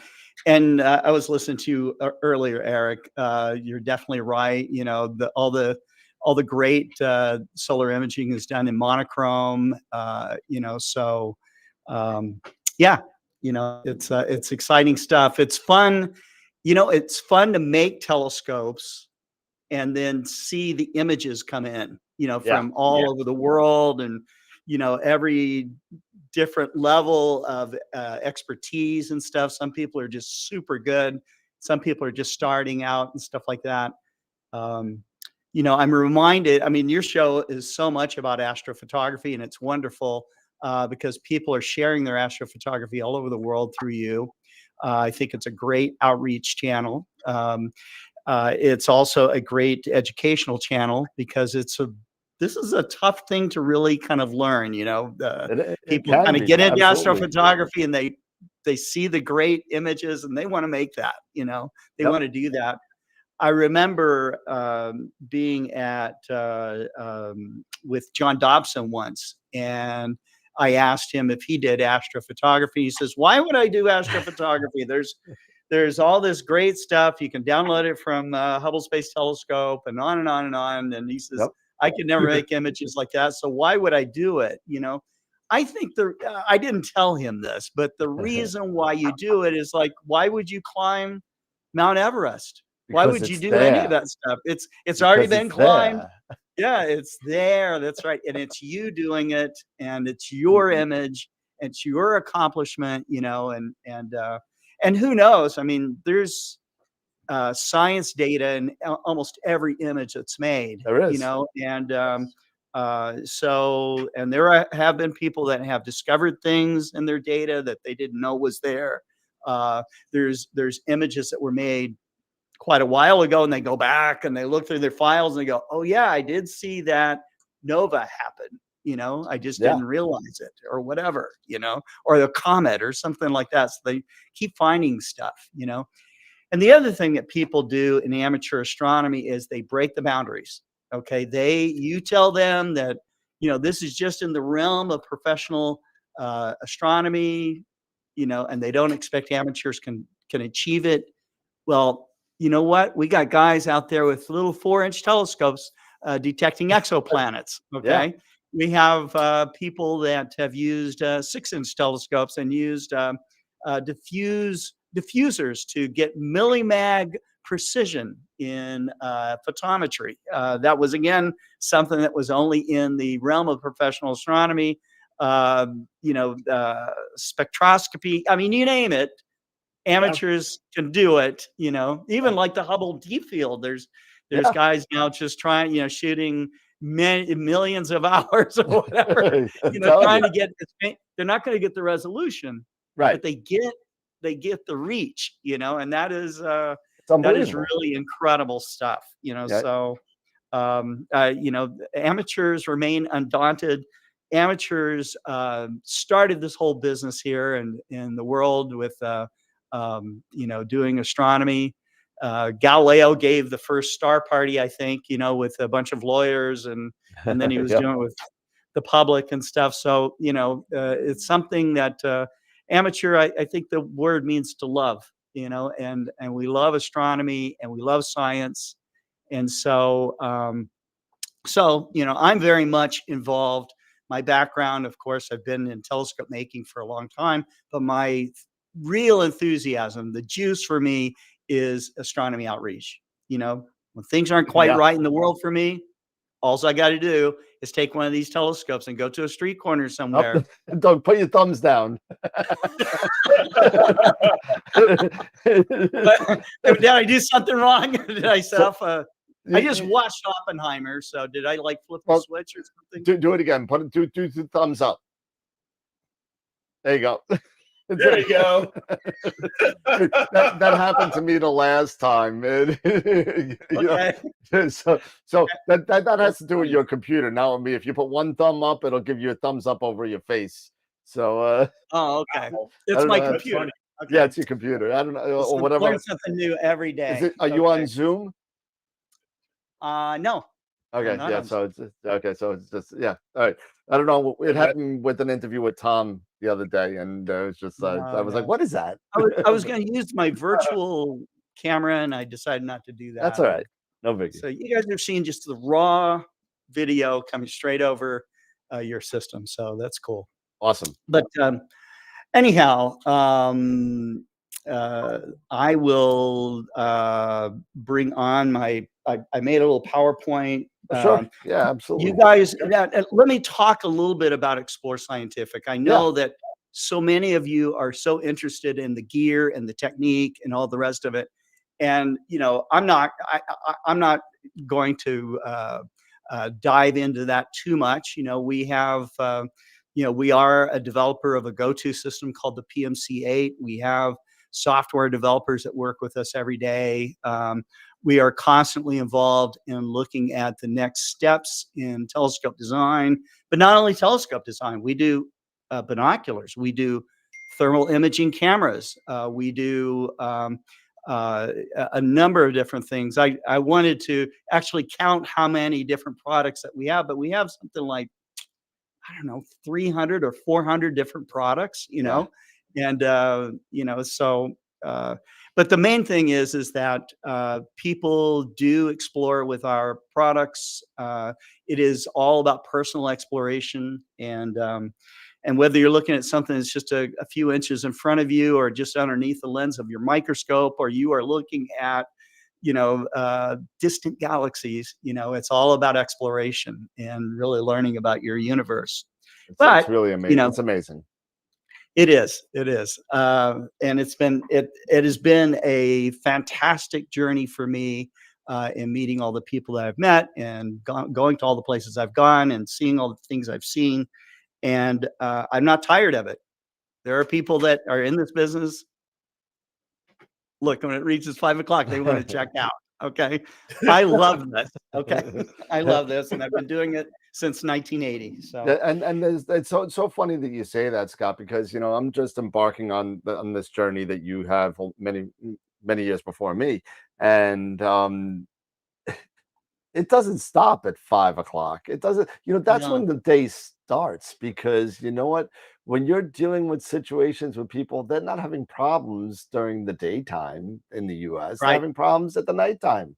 So Yes, they are. when you're having conversations, or you're on, like, we're on Discord a lot. Our Discord channel is like really big for information after hours, because a lot of people are doing the same thing all across the country and all across the world. Doing the same thing that you're doing, and the odds of somebody having the same rig or the same camera or the same issue before, you're probably going to get the information a lot quicker on, like, platforms like Discord or Facebook or something like that, where places aren't closed, or even text messages. So you're going to find that out quite a bit. Well, that's another thing about amateur astronomers in our community. It's the best community in the world. I mean, you find some of just really amazing people. We can go to star parties and they'll lay out, I don't know, tens of thousands of dollars worth of equipment. Nothing gets stolen. Nope. Nothing. And amateur astronomers share like crazy. They share all their secrets. They want other people to know what they know, and and that's the thrill of it. But anyways, my talk is mostly about outreach. Okay. And I'll get started. Sure. So I have to toggle, I think. Here we go. Let me just look. Okay. Got something. There we go. Does that look full screen to you? It does. It does. You're good. Okay. All right. Well, okay. Here's my big question. Is your amateur astronomy making a difference? Okay. What does that mean? Okay. Are you making a difference to yourself, or, and for those of us who do astronomy outreach, are you making a difference in your community? Whether that community is just your local neighborhood, or, are you tied into, your state, your country, the world, and I would argue, if you do any educational outreach, public outreach, and that could go all the way down to your first time to set up a telescope and all you know is the moon, like my first time. Okay. I didn't know the sky, but I knew how to find the moon with the telescope. I immediately started sharing those kinds of experiences. And I am here to tell you that just those kind of simple acts do change people, and it is for the better. I've seen kids go on to study at universities and become interested in tech, interested in becoming doctors, interested in becoming scientists, and it makes a difference. And you can hear that echoed through experiences, childhood experiences from astronauts and researchers, and all, it goes on and on. But science and scientific literacy is important, because we have this big problem. Okay. We have this problem of misinformation, and I am only going to concentrate on just one thing. Okay. You see this big Earth pizza pie that's out there, right? Okay. Well, this is one of the most incredulous misinformation aspects to me, is the people that believe that the Earth is flat, that the world is flat. Okay. And I know it's kind of controversial and all the rest of it, but And if there are any flat earthers out there, I don't mean to pounce on you, but it's been known for roughly 2,000 years. It was empirically demonstrated by the Greeks that the earth is round. Okay. And so it's this is something that still is held strongly by roughly 1 to 2% of the world population. We have roughly 8 billion people, so that means at least 80 million of us believe that the earth is flat. Okay. So this is this is a problem, because if you believe that the earth is flat, you probably believe a lot of other things too that you need to be schooled up on. And so anyhow, dispelling information or misinformation, excuse me, is a key factor in making a difference in the world, and setting people on a path of being interested in science in general. Because folks, we got some big problems in the world, and we need some really smart people who've worked really hard on these problems to get us on a path that's going to help us. We have to realize that we have a responsibility to help the next generation. This is kind of what I'm talking about. Here, this is a picture of Nicolina. Nicolina, at the time that this photo was made, was 8 years old. She's now, I think, 10 years old. And she has been recognized as the world's youngest research astronomer. At that time, she had 18 asteroid candidates. And I think that she has many more at this point, and she has some confirmations at this time. So she is continuing on with her research. But young Nicolina also does astronomy outreach. She has her own program. She has her own club. She involves young kids into the thrill of science through astronomy. And I think it's really amazing. She's out of Brazil, and she's been on our show Global Star Party a couple of times. So we hope to have her back on. She doesn't speak English, but we have a good translator now that can translate the Portuguese. And so awesome. The point is that, we can go to almost any astronomy club, and, and I started hearing, when I started really getting into clubs, they kept talking about the graying of the hobby. And I go, what do you mean the graying of the hobby? And they go, well, look at us, we're all old. Well, folks, Galileo was 45 when he started astronomy. Okay. He gave the first star party. So it is kind of a journey that starts for some of us when we're older. Okay. Because we've been able to slow down a little bit. We've been able to make enough money so that you have some discretionary income.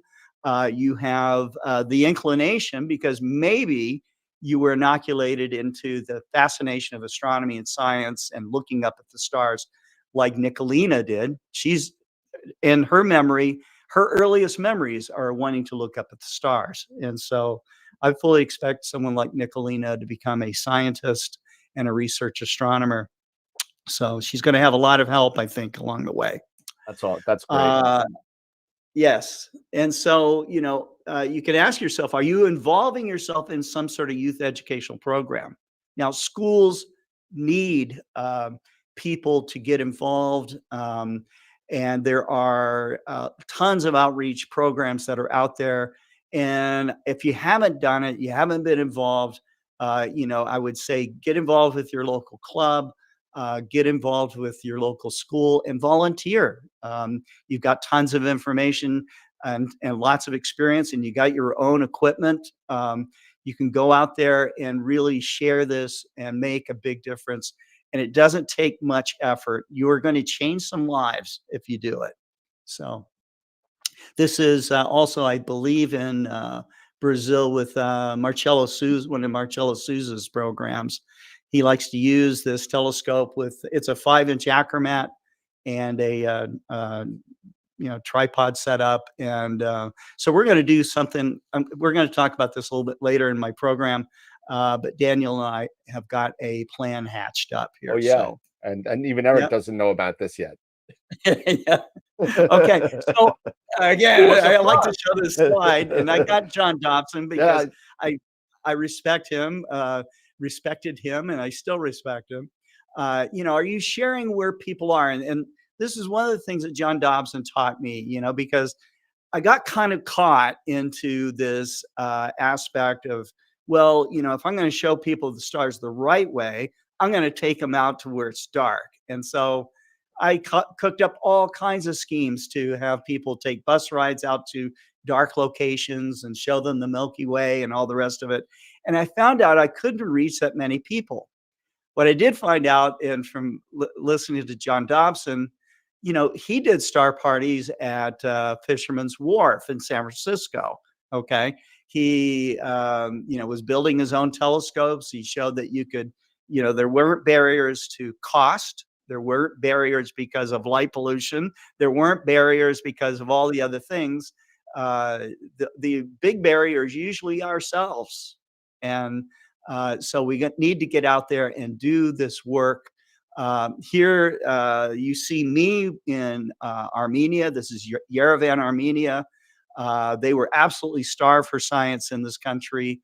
We went to the StarMist 6 event, and they had roughly, through this public outreach event in the big city square, right in the middle of the city of 1 million people, they had roughly somewhere between a third and half the population come through because they were so curious. So that meant somewhere between 300,000 and 400,000 people came through. I saw so many people, I lost count within minutes. So, but it was a lot of fun. This other shot here, you see the Astronomical League of the Philippines, and they're out there, what looks like at a state fair or something like that, or some sort of fair type of program, and they've got them out sharing the sky, probably looking at planets or the moon through their telescopes, and again, changing lives.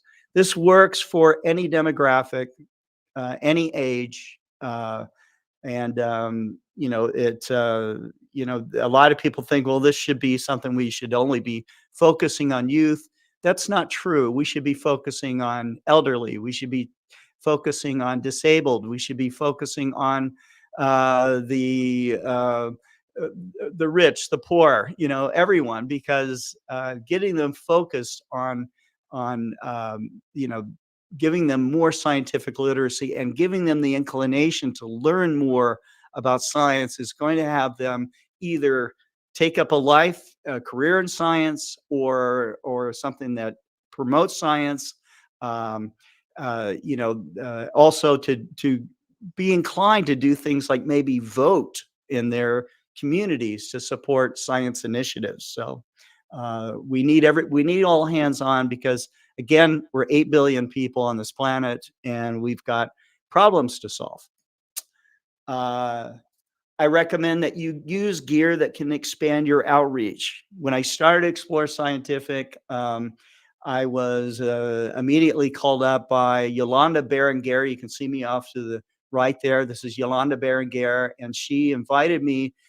They flew me into Paris to UNESCO, United Nations Educational Group there, and I immediately signed up to do a program for their space education program, where we donated telescopes. I'm just showing the tube assembly in this picture, but we did include a mount for that, and a completely mechanical telescope. They wanted to get telescopes into schools in third world countries, where youth could learn and experience astronomy without something that needed to be plugged in. Okay.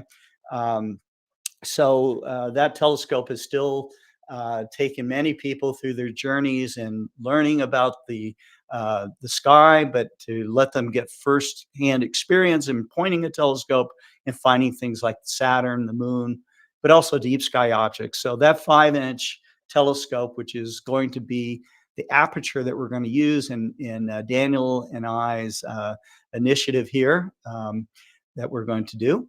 Also, there is a new category of telescopes that's out there. And this was born out of all the technologies that amateur astronomy pioneered, such as remote astronomy, plate solving, go-to systems, and all the rest of it. But there's telescopes out there now that incorporate all of this into one package and are operated from one app.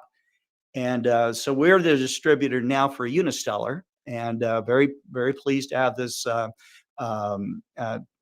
teamwork with these guys. They have a citizen science program that's run by Frank Marchus and a group of astronomers and scientists. And so they had they've done things like send people to the southern hemisphere to capture an impactor on an asteroid, and they were able to discover that the interior of that asteroid was red. Okay, these people did not know how to polar align in the southern hemisphere, had never been down to the southern hemisphere before, and had really owned that telescope for about a month or two. But they were out there doing science, and their names are on a scientific paper. Okay. How many of you have incredible rigs, do amazing astrophotography, but don't do science? There's probably a number of you like that. Okay. This telescope can help you get involved in the scientific community while you're doing your real high-end, serious, beautiful 100-hour exposures. Okay. And you can get involved and do, for the cost of a nice camera, okay, or less, you can have a system that is going to let you do science, and that is the Unistellar product. If you do astronomy outreach, you can have a big Dobsonian, for example, and show people how to find things in the sky and show them that that's a real live view, an authentic view of Saturn coming through the eyepiece, and it's not just a slide. But at the same time, you can have your Unistellar running, and people can see color images from the city of nebula, okay, which you can, even if you're in Bortle 8 skies, you can still do some amazing stuff.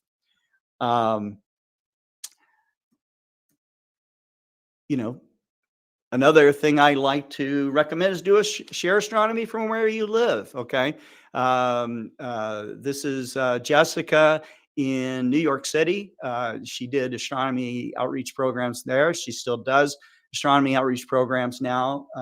And this to the right there is Chuck Ayub. Chuck Ayub lives something like 6 blocks or 6 miles or something from downtown Detroit. He has Bortle 8 skies. Okay.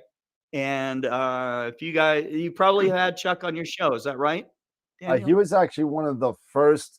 He wasn't on the show. He was one of the first interviews that we did, and it was over the phone. Okay. It was kind of odd, but me and Charlie Walsh, who's in the chat right now, who was the first co-host we had together, and right, and we did him and Doug Struble and TJ Conley.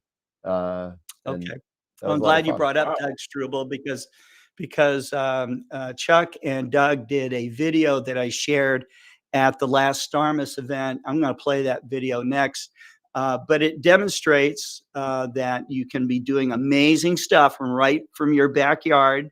And I recommend doing this because what makes you a better astronomer than the other astronomer, or what you might otherwise be yourself, is how often you do it. Okay, and so there's no reason in our day and age. We have the technology. The audio may or may not come through. I hope that, Is it coming through? It's coming through your microphone, I think.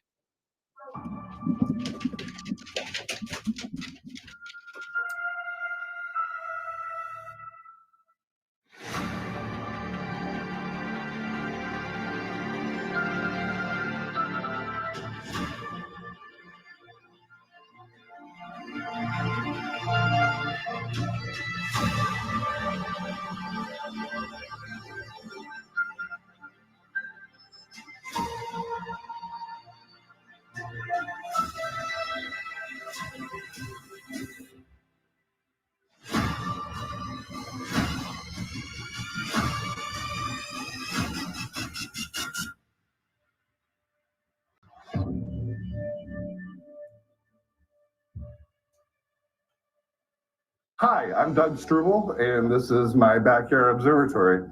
Every clear night I possibly get, I open up to take pictures of deep space.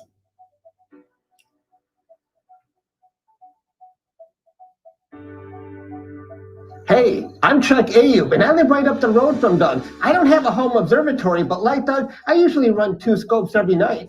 Back in spring of 2016, Chuck and I got into this hobby, and back then we had a much simpler setup, trying to just get started out in this hobby, and over time we've gotten more sophisticated and automated some of our equipment to make our lives easier and to make our images that much better.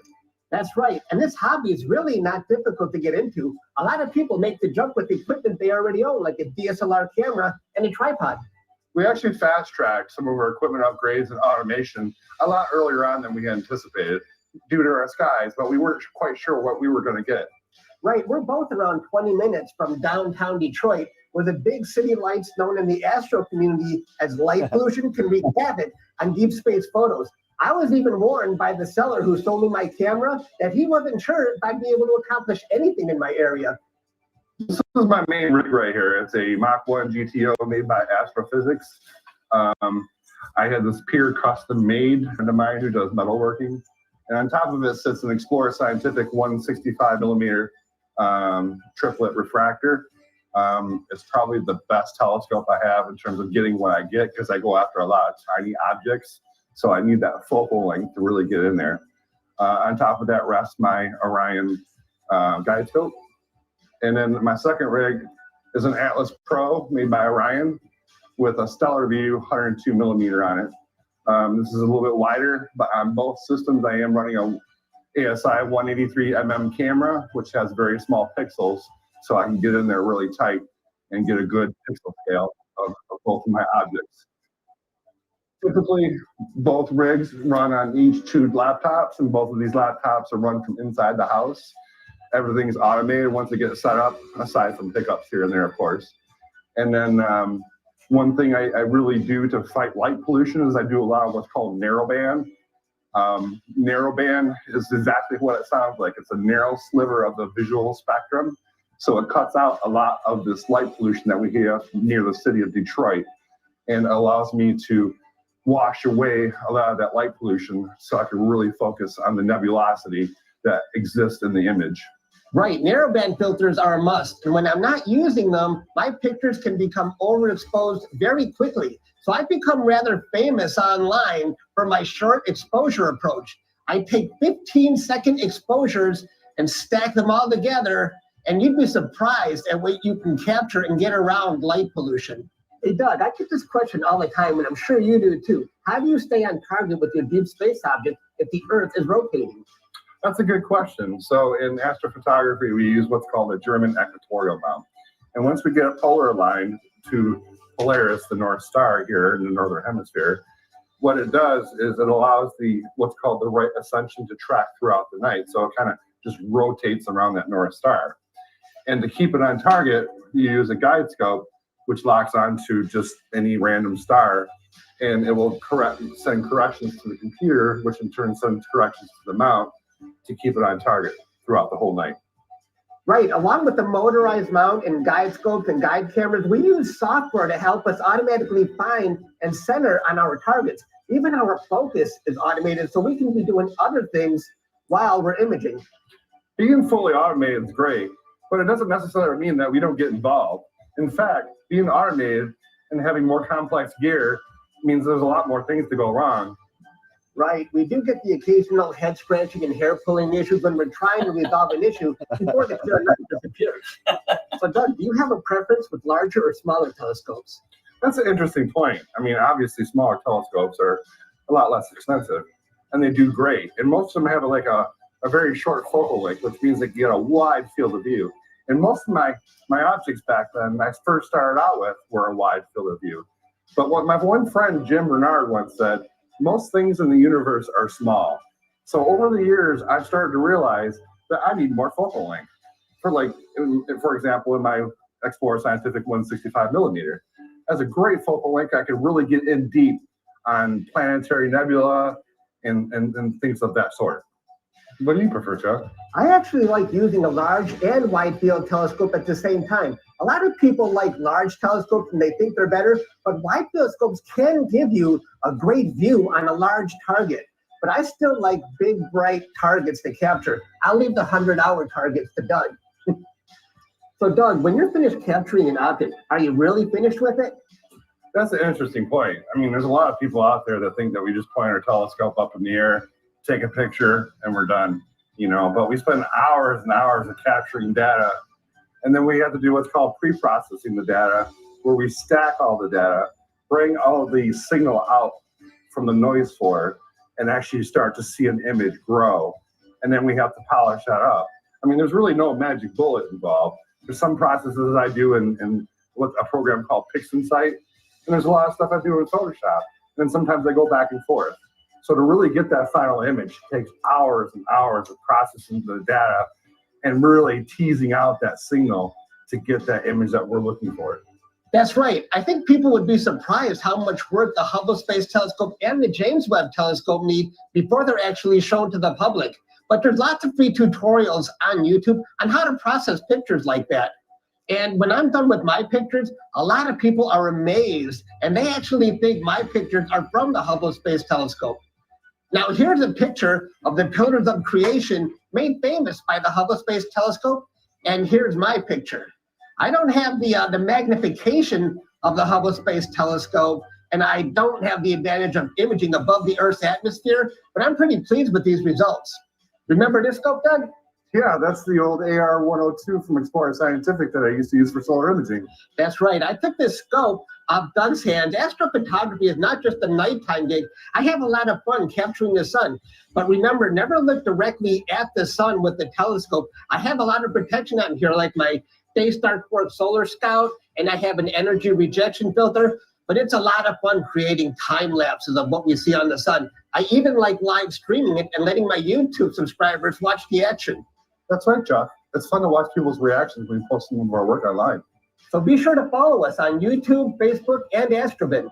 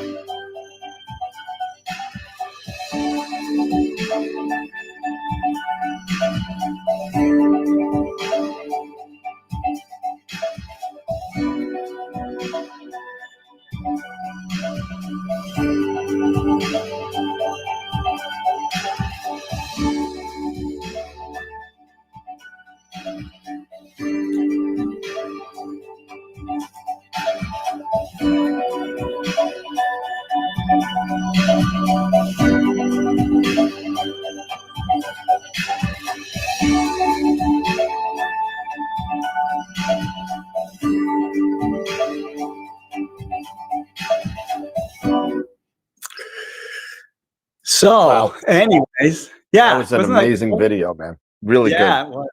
It was great. It was great. So big shout out to Chuck Ayub and Doug Struble for making that. I pull that one out when I'm looking for something really special, and they did a great job. You know, I fully recognize they give us a lot of shout outs back because they both use Explore Scientific equipment, but they also use other gear, you know. And I will be the very first one to admit that there's a lot of great equipment out there. And I'm glad that we are in the mix. Okay. But I beyond just trying to make equipment that I think is going to last and to be high quality and all the rest of it. I want our company to be supporting the community that supports us. Okay. And, and also be igniting, the fires of people of different ages, to get involved into astronomy. And just, whether if you're not going to be a scientist, you're not going to be an astronaut, you're not going to be, a doctor. I would encourage you to get involved in astronomy outreach, because you can do it at any level, and it is so self-gratifying. I mean, it is just, as I said, it's the juice. So, yep. And so get it. Scott, just I'm sorry. Go ahead. My fault. Go ahead. No, go ahead. No, your screen share is still on. So screen share is still on. Okay. If you want it off, I mean, I don't know if you have more. No, I'm not done. Oh no, keep going. Go right ahead. Knock yourself out. I'm not done. Anyways, get involved. We got time. It's okay, Scott. It's fine. No. I'll wind it up here. No. It's seriously, it's all good. It's all good.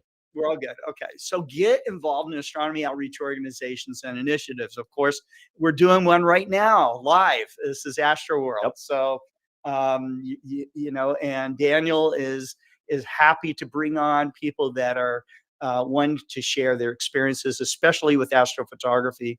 Night Sky Network, another great organization supported by NASA.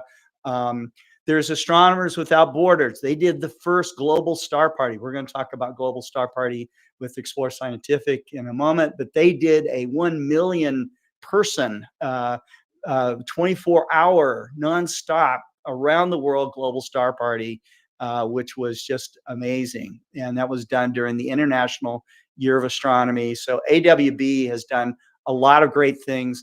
The brainchild of that started off with Mike Simmons. He's gone on to do other great things, but AWB still exists, and you can join them. There's the Explore Alliance. That's our program.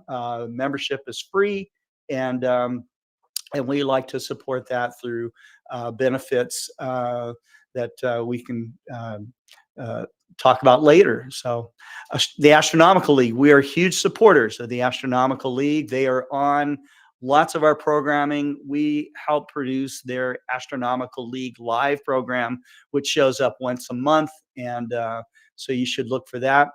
There are so many star parties around the world, and you should attend any of them. But arguably the largest in the world, and maybe the most fun, is Starmus. And the next Starmus is coming up here in, did I stop sharing?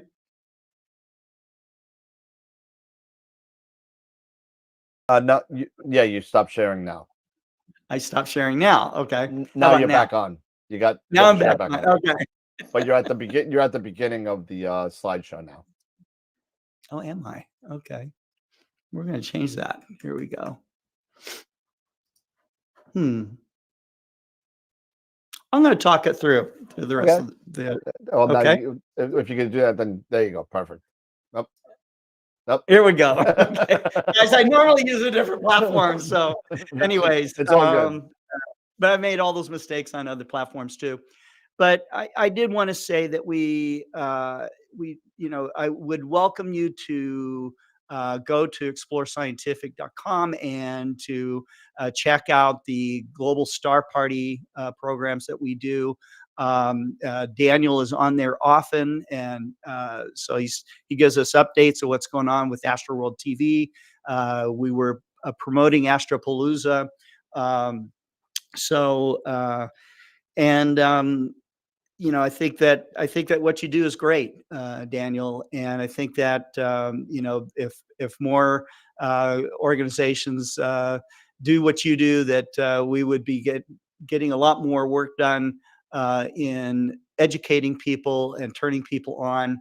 But You guys do it in the best tradition, man. You're having fun, you make it accessible, and so I think that you make people feel like, it's something where they can comfortably come in and because you go to your first star party or something, or your first astronomy club, it's a little daunting. Okay. Yeah, You see it's somebody up there intimidating. with a $5,000 rig or a $10,000 rig and stuff, and they're talking about all kinds of stuff, whether it's image processing techniques or the drives, that kind of thing, and you think, oh my God, what have I gotten myself into? But like I said, they'll share everything with you, and guys like Dan and Eric here, they are stewards over a lot of this stuff, but they know that the community is there for you and there to share for you as well. So, but let's talk a little bit about this Cosmos in the Classroom initiative. Yes. Okay. Yeah. Now, this isn't the first time it's ever been done, but it's rarely done. Okay. When I was in Armenia, I offered to present a door prize, and this is something that telescope makers like ourselves do, regularly. We're asked by astronomy clubs and by other organizations, hey, can you guys give us a door prize for our whatever, our star party, our annual buffet, or whatever it is. But you'll go to the star parties and you'll go to the annual buffet, and again that same question comes up. Hey, the graying of the hobby. I got some gray hair going on too, and now I know what they're talking about. But at the same time, they'll say, "How do we get youth involved?" And I'm going, okay. When was the last time you were in a classroom? Okay, when was the last time you did something? And so. I'm not going to bore you with videos of what we did in Armenia, but we had it was huge effect. I offered to give this door prize to the Starmus event, thinking that somebody out there in their audience would win this and that would make it exciting. And Garrick Israelian, and I'll give him the credit for it, he is the founder of Starmus. He says, no, what we're going to do is we're going to give this to a school. And I said, great. I was all on board with that. And so he got a local school that was going to change their name. In Armenia, I guess all the schools are just like numbered, like school number school one, one. number two. Yeah, I go to school 1. I go to school 42. They were actually changing the name to a guy that was an engineer. So I guess the first named school that was like a public school. Okay. So that was cool. That was cool. And so I show up with the telescope to donate to the school, and there are high school students. The seniors are lined up on both sides of the road, all the way up to where I'm getting out. They're all singing to me. Okay. And and the and the Ministry of Education is there, and I mean, government is there. Okay. Wow. And and the news is there. Okay. And so that was a big deal. And I guess they were trying to impress upon me how grateful they were. I was grateful that they were going to take this on. They assigned someone on to be the astronomer that would educate not only the kids at this school, but they were going to share it to all the schools in that region, and start an astronomy program. So, it's just like this little seed that we're throwing out there. Yeah. And so Dan, I talked to Dan about this program, and he was fully on board. And so, I'm going to, I'm going to let you take it over from here. But Oh no, it was your idea. I just jumped on the bandwagon here. So you're like, he's texting me while I'm on the show. He's like, I got an idea. You want to do this? And I was like, yeah, sure, let's do it. All right. So what we're going to do is, I'm going to let you do some of the work here, Dan. Sure, no problem. The work is to identify a deserving school out there. Okay. And this has got to be a sustainable program. Okay, when I talked about UNESCO and our program there, they made sure that we weren't just going to donate a telescope and it was going to end up in the closet. Yeah, Okay, yeah, or in some because storage that room has somewhere. happened. Yeah, there are tons of telescopes. We helped save a 24-inch Brashear telescope from its demise, a 1910 24-inch refractors, 30 feet long. Okay, wow. But they were just going to junk it because they didn't use it anymore. So they offered it up for donation. Northwest NWA Space picked it up, and we helped out. Okay. Wow. But there's lots of telescopes in schools, universities, junior colleges, elementary schools even, and no one knows how to use it. Nope. And it's sitting in storage. Okay. Yep, with a nice layer of dust on it and everything. Nice layer of dust. And, they'll always talk about, oh, yeah, some guy donated his gear. And, so it really has to come with a sustainable program. Okay. And that program can be simple. It could be just a knowledgeable amateur astronomer that wants to do this over the long term. Okay. This isn't a one and done deal. Okay. So that's the challenge, but we're happy to participate in this and for Astro World to take the lead on that. So, yeah. So basically what we're going to be doing is we're going to be pooling school names from people, and it's still in the infancy of things, and this is going to be in all fairness and the fairness of shipping and everything, it's only going to be the lower 48 contiguous states. But we're going to be donating a telescope, right, Scott, to a club in the lower 48. And what we're going to be doing is I'm going to be pooling the names of schools and talking to people all across the country about their activities in astronomy and their science department, and we'll figure it out. We'll just move it from there. Yeah. Wow. Wow. Yeah. And so, that's automatically going to hit more people. And because we really don't know where the next Stephen Hawking, the next genius is going to come from, right? Yeah, absolutely. It could come from anywhere. It could come from, the poorest sector of the United States. It could come from anywhere at all. But it takes some coddling. It takes some nurturing. Okay, and they have to have opportunities presented to them. And so. I think it's very tragic that there are places in the world where things like this are oppressed. Yeah, and it's absolutely. it's a crime. It's a really crime is. to humanity. So,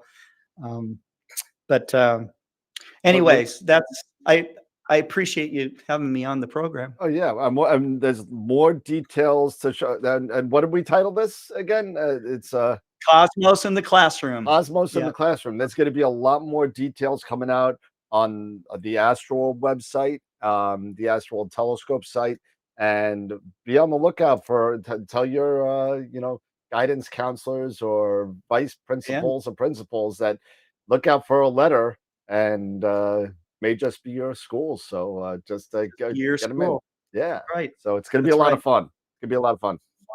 But I think Scott, that's fantastic, guys. Fantastic.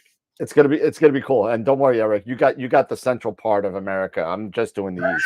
I got the Midwest. We'll get Tom Bramwell to do the west. He's there somewhere. And I challenge other manufacturers and stuff to do the same. I mean, there's a lot of help that we can give to schools and to youth and stuff, but we all need to work together. Yep. And so I believe in inclusivity, not exclusivity. So absolutely. That's my thing. All right. Well, thank you, Scott. You're the man. Thank you. Thank you so much for hanging you out guys. with us. Thanks for having me on, and thanks for all of you that are watching on AstroPalooza too. I know there's a lot more great programming to come. Absolutely. And we're looking forward to the next Global Star Party too, because we're going to talk about, we'll get together and talk about Cosmos in the classroom and see what we can We'll put talk together about for it. that. That's right. Yep. Yeah, the theme for the next Global Star Party, it's December 12th, starts at 6 Central. Yep. And it is our 138th Global Star Party. I haven't done as many shows as you have, but I'm trying. I'm doing Well, it.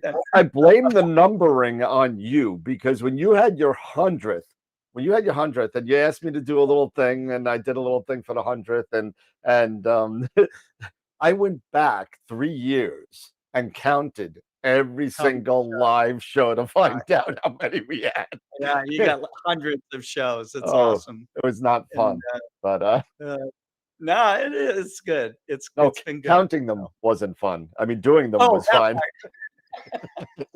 I agree. but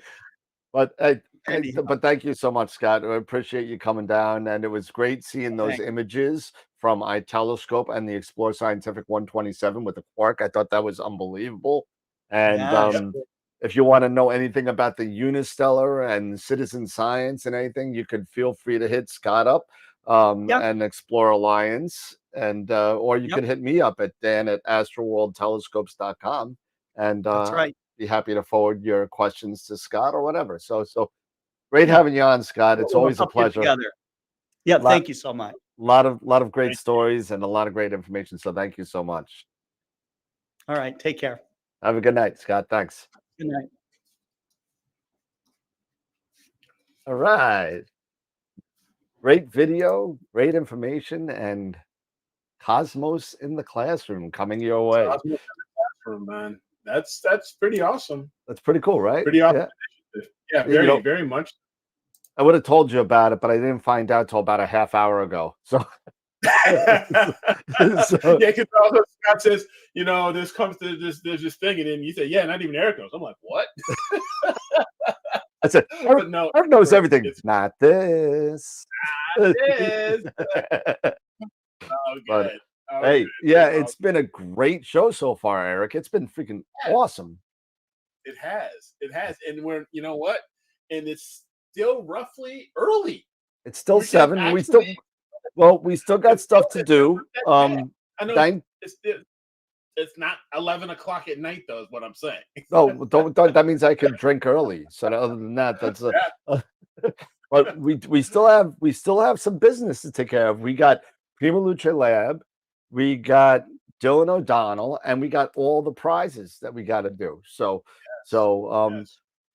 We right now have a video, runs about a half an hour. It's an interview from PrimaLuce Lab Italy and PrimaLuce Lab USA. Got everybody together with myself, and Eric was unfortunately working, but I took some personal days, but but I was able to get together with Filippo, Omar, Tom, and Clark. Filippo and Omar are in Italy, and Tom and Clark are in California in PrimaLuce Lab. So I thought it was really great to have them on. And what we're going to be doing is for the next half hour, just like we did last year with the Atom Block video, we're going to play a little video, and Eric and I are just going to have a chance to get something to eat, maybe stand up, stretch our legs, and say hi to the but make sure the family's still alive in the other room and all that. Well, we know Titan's still alive because every once in a while I hear clip clopping. Yeah. I know. It's all right. So let's play the video, and we'll be back in about 30 minutes. All right. All right. Very good. Here we go. So going to play the PrimaLuce Lab video, Italy. Here we go. Hi, everybody. Welcome. And we are at the point of AstroPalooza 2, and we have where we are welcoming Filippo and Omar all the way from Italy, PrimaLuce Lab, and also Tom and Clark from PrimaLuce Lab USA in California. So, I talk about the Eagle. I've been an Eagle user and Primaluce user for quite a while now, and you guys know that I'm a big fan. But I'm going to leave it up to you to talk up Primaluce and what you're doing, especially with the monster you have in the background there. But welcome everybody. First, let's been a user and a customer for a long time, but now you're also a reseller. I am. So for all of our PrimaLuceLab products, you can now go directly to Dan. You know, and if I do this really quick, you know. Yeah, there's well, there's Primaluce stuff all over the place. So the warehouse, very good. That's the warehouse behind the green screen. So thanks for having us, Dan. And, yeah. Yeah, we've been good friends for a long time, so it's good to be here. But I'm gonna introduce Filippo and Omar, our lead designer, Omar, and our president Filippo. They're in Italy, and they can demonstrate our new dual rig setup there.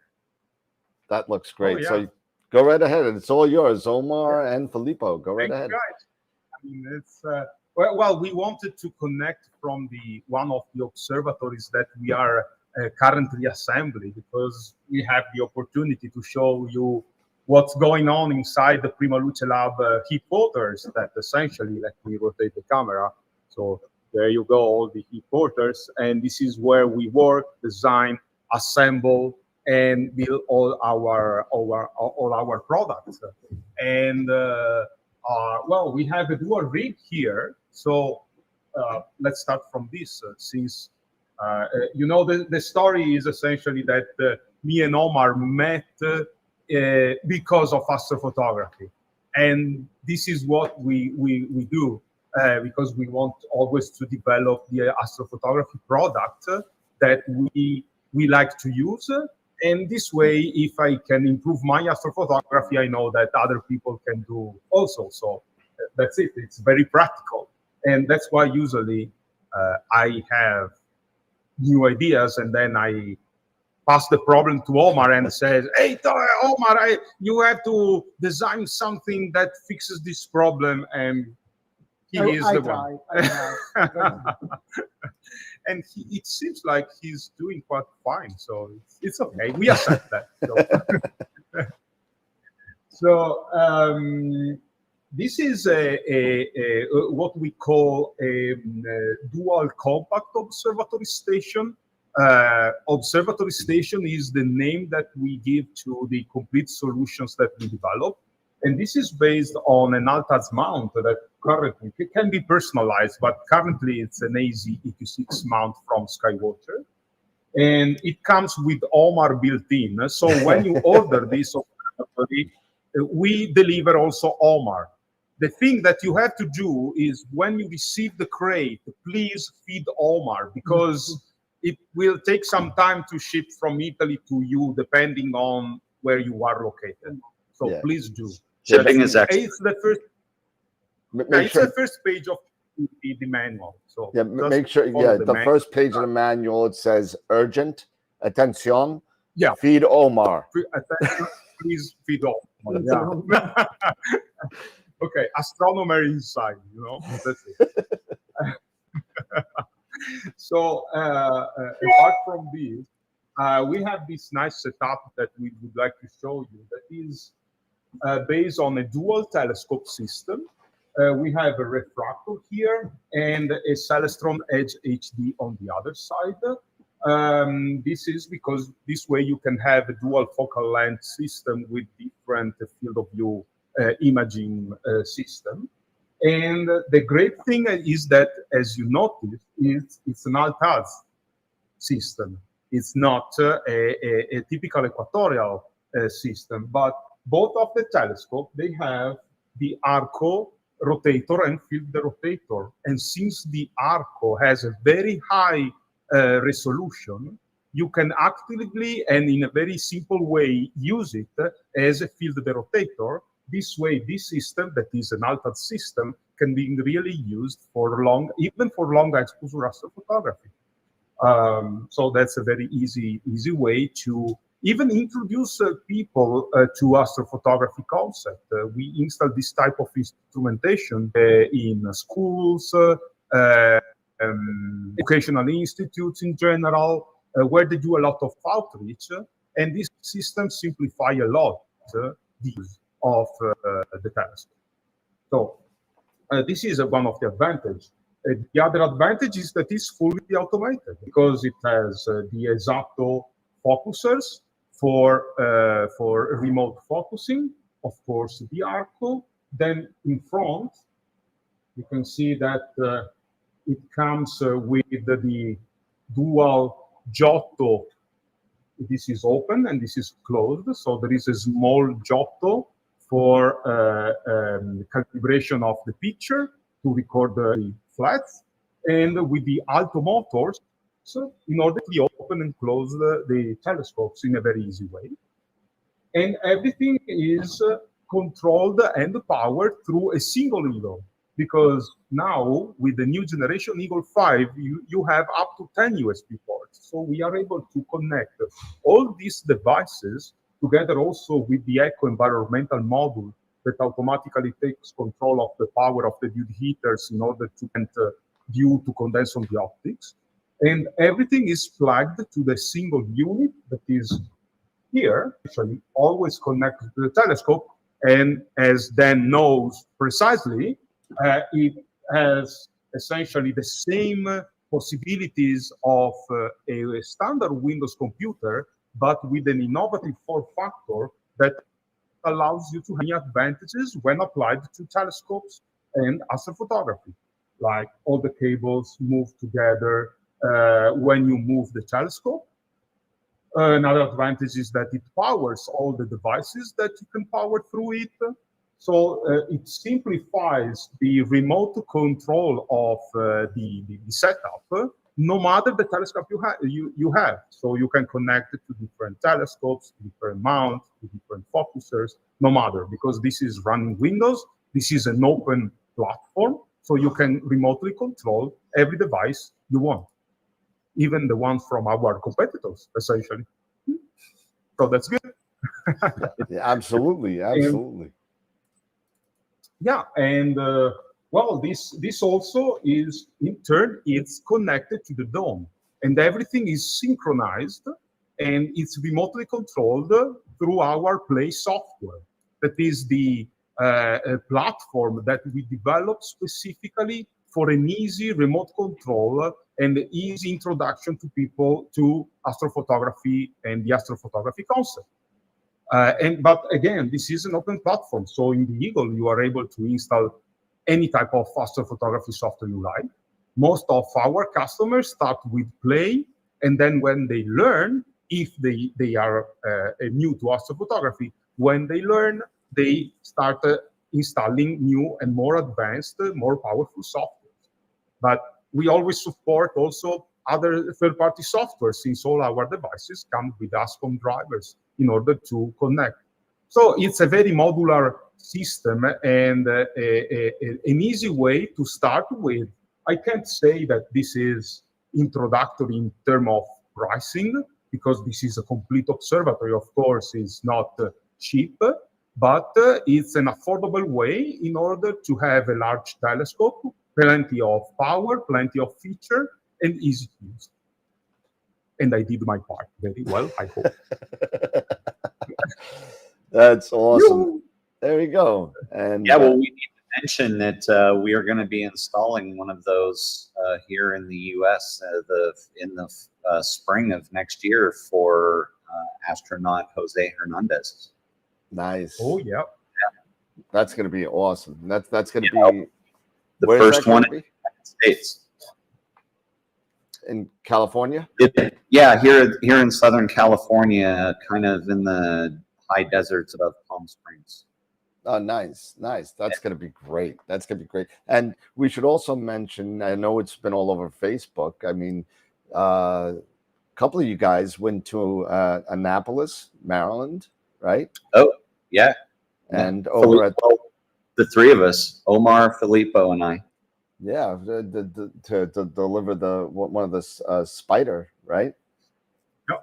Yeah, they had purchased a Spider 300A, and they purchased it like before COVID, and with just bad timing and bad luck through over a couple of year period, they weren't able to get over here to get it installed, but we finally got it going. It was a great experience. That sounds lovely. And for those of you that don't know, for those of the new people out there that don't know about the Spider, can you say a little bit about it? Oh yeah. Okay. I like to refer, when I talk to astrophotography people, I refer to the Spider as radio astrophotography. So the thing is that from the beginning, when I first I was talking with Omar in order to start the new company, and with all the ideas that we had, we were planning to design an amateur radio telescope. We wanted to be the first to provide a turnkey, compact, and very affordable radio telescope that would allow people to make radio astrophotography in the way that you used to do with optical telescope. So the idea was, well, if I can buy an optical telescope to make astrophotography, now I want to buy a radio telescope that allows me to make radio astrophotography with the advantage of being able to make astrophotography in daytime, even in cloudy conditions. And Omar said, no, it's impossible. And then I moved to the Italian radio astronomers, and I asked their idea back, just their feedback, to say, okay, I have this idea, I would like to make this. And they said, it's impossible. It's impossible. They said again, it's impossible. But and Italian people is when we decide to do something, we have to do. And so I really, me and Omar worked a lot and developed a lot of new things, and especially over the years, during the time we also developed all these new things for optical astrophotography, we also developed the line of compact radio telescope that allows you also to do radio astrophotography. And it's great because now it's raining a lot in Italy. I can turn on my radio telescope and I can make astrophotography, radio astrophotography. You can do a lot of other things also, not only radio astrophotography, but the great thing of this, the results of this long-term development is that PrimaLuceLab is the only telescope company in the world that provides you optical telescopes and radio telescopes. Even if on the optical telescope side, we don't make optics, we buy optics and we convert them into remotely operated telescopes, as we do with our radio telescope. And that's why we have to, most of the people even doesn't know that we have a dedicated website related to radio telescopes that are named Radio to Space.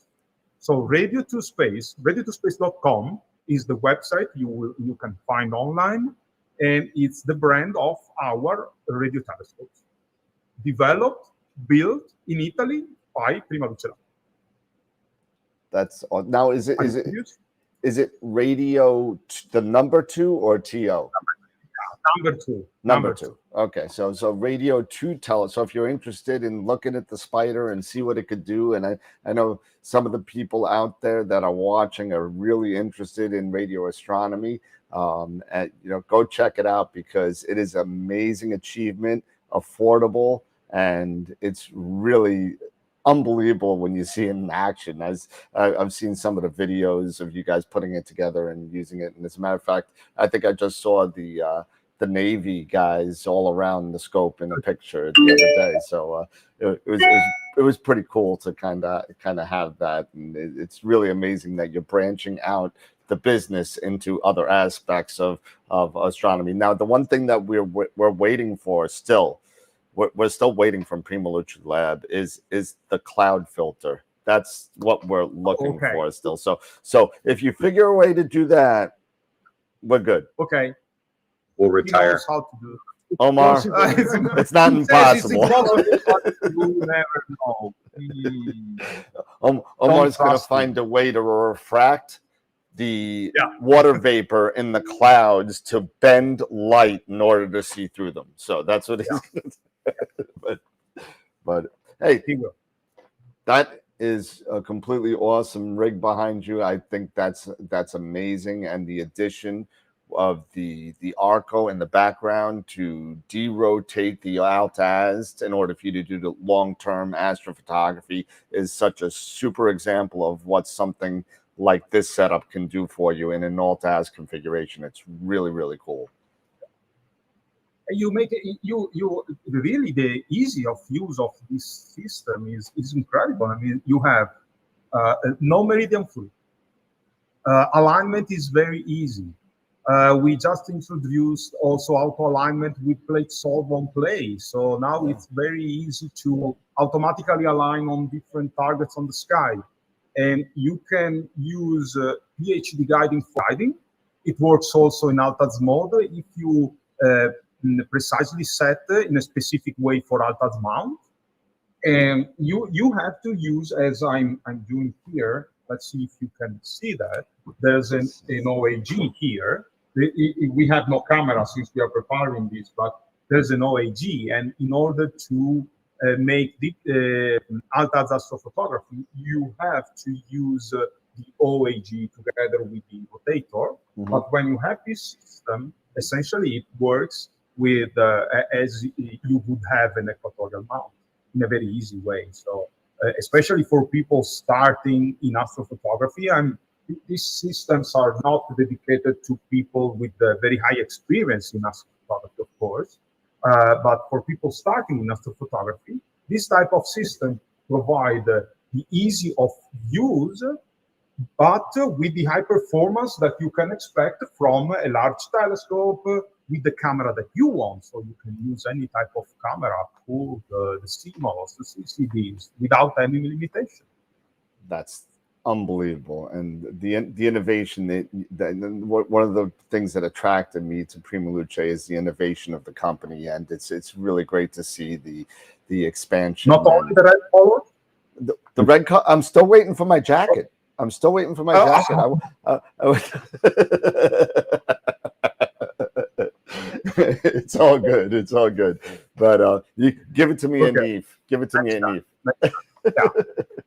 At NIF, we will be there and we will have great time. Oh yeah, and I gotta say, I asked my mother-in-law the other day that if she was coming to NIF this year, and she's like, "Is that cute Italian guy with the glasses going?" so be careful. It's not there. But yeah, no, it's great having you and Omar. What was that, Tom? She's a riot, Mount Fuji. Let's go. Oh, I'm ready to go.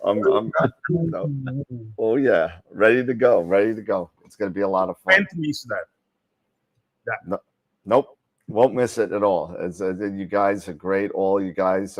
Charlie, I know he's floating around somewhere.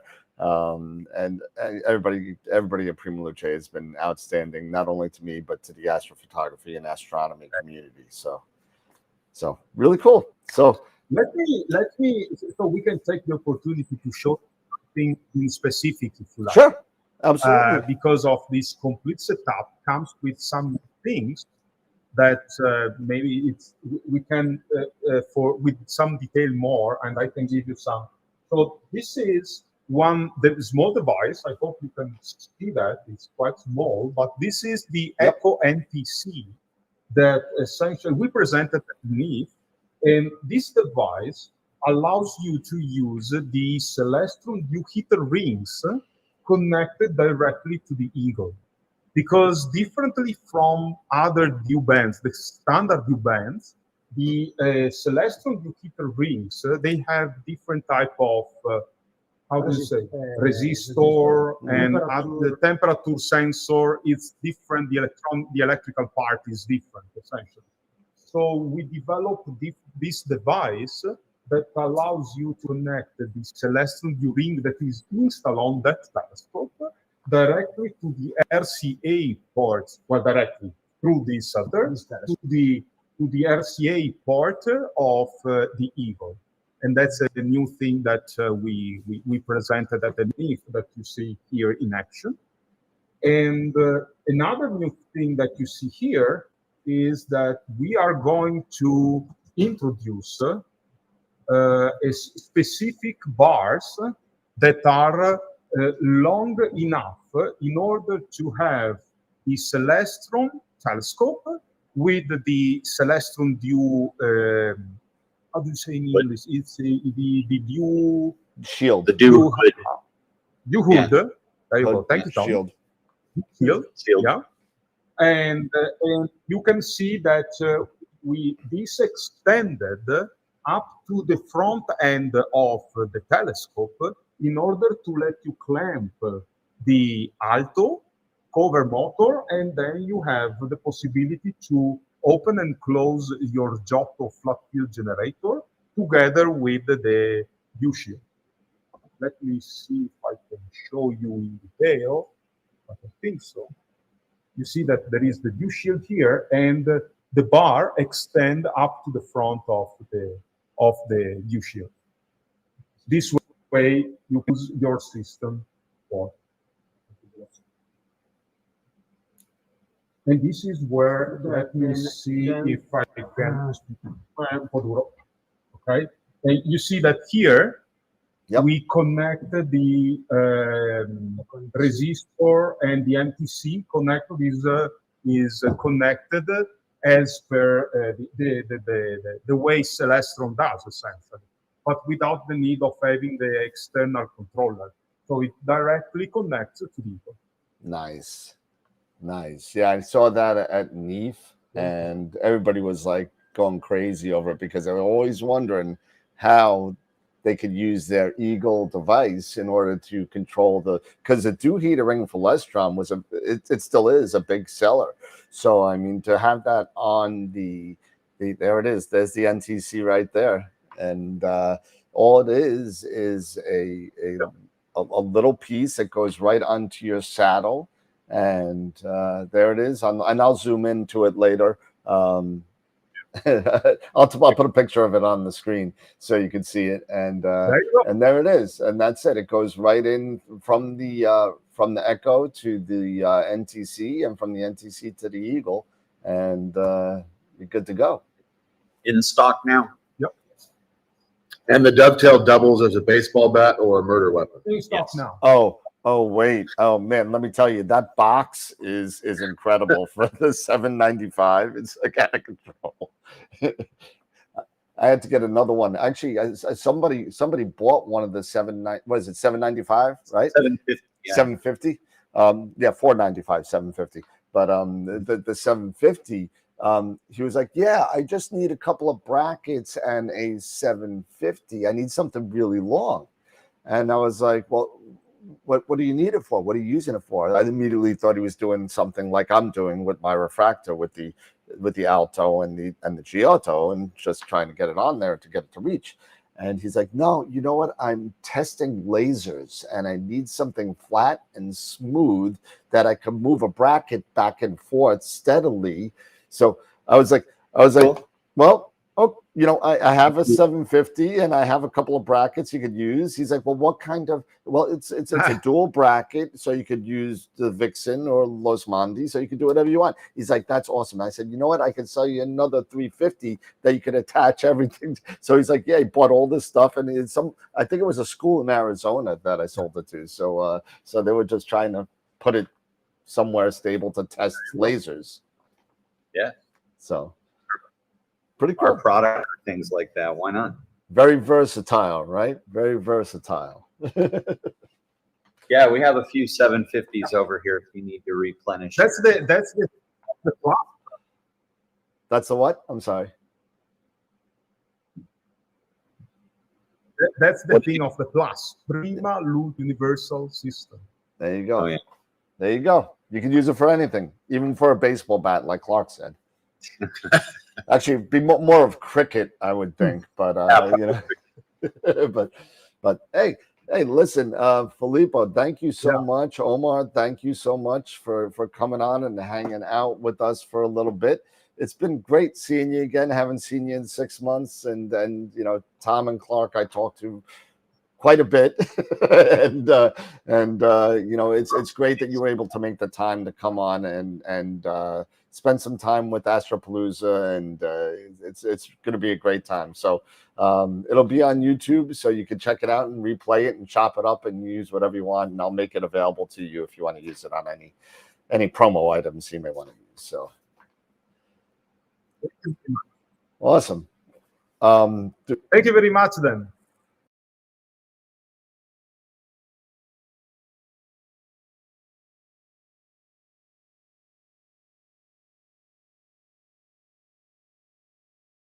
There we go.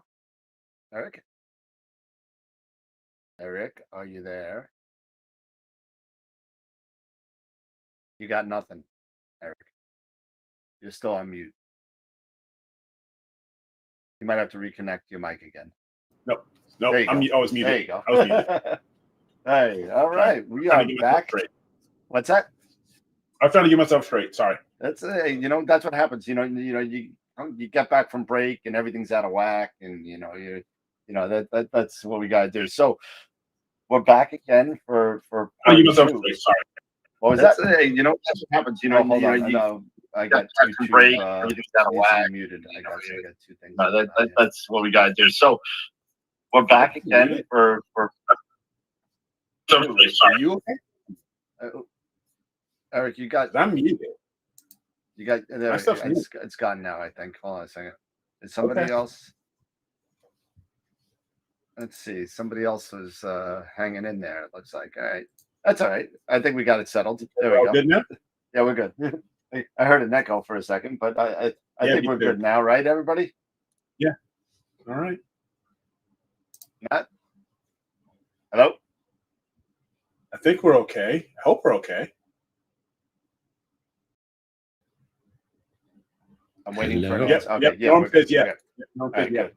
We'll mute that. Yeah, it was good. It was strange. There was some feedbacking across the line, so but we're good. Yeah. All right. So we're back, and we got like an hour or so before Dylan pops on.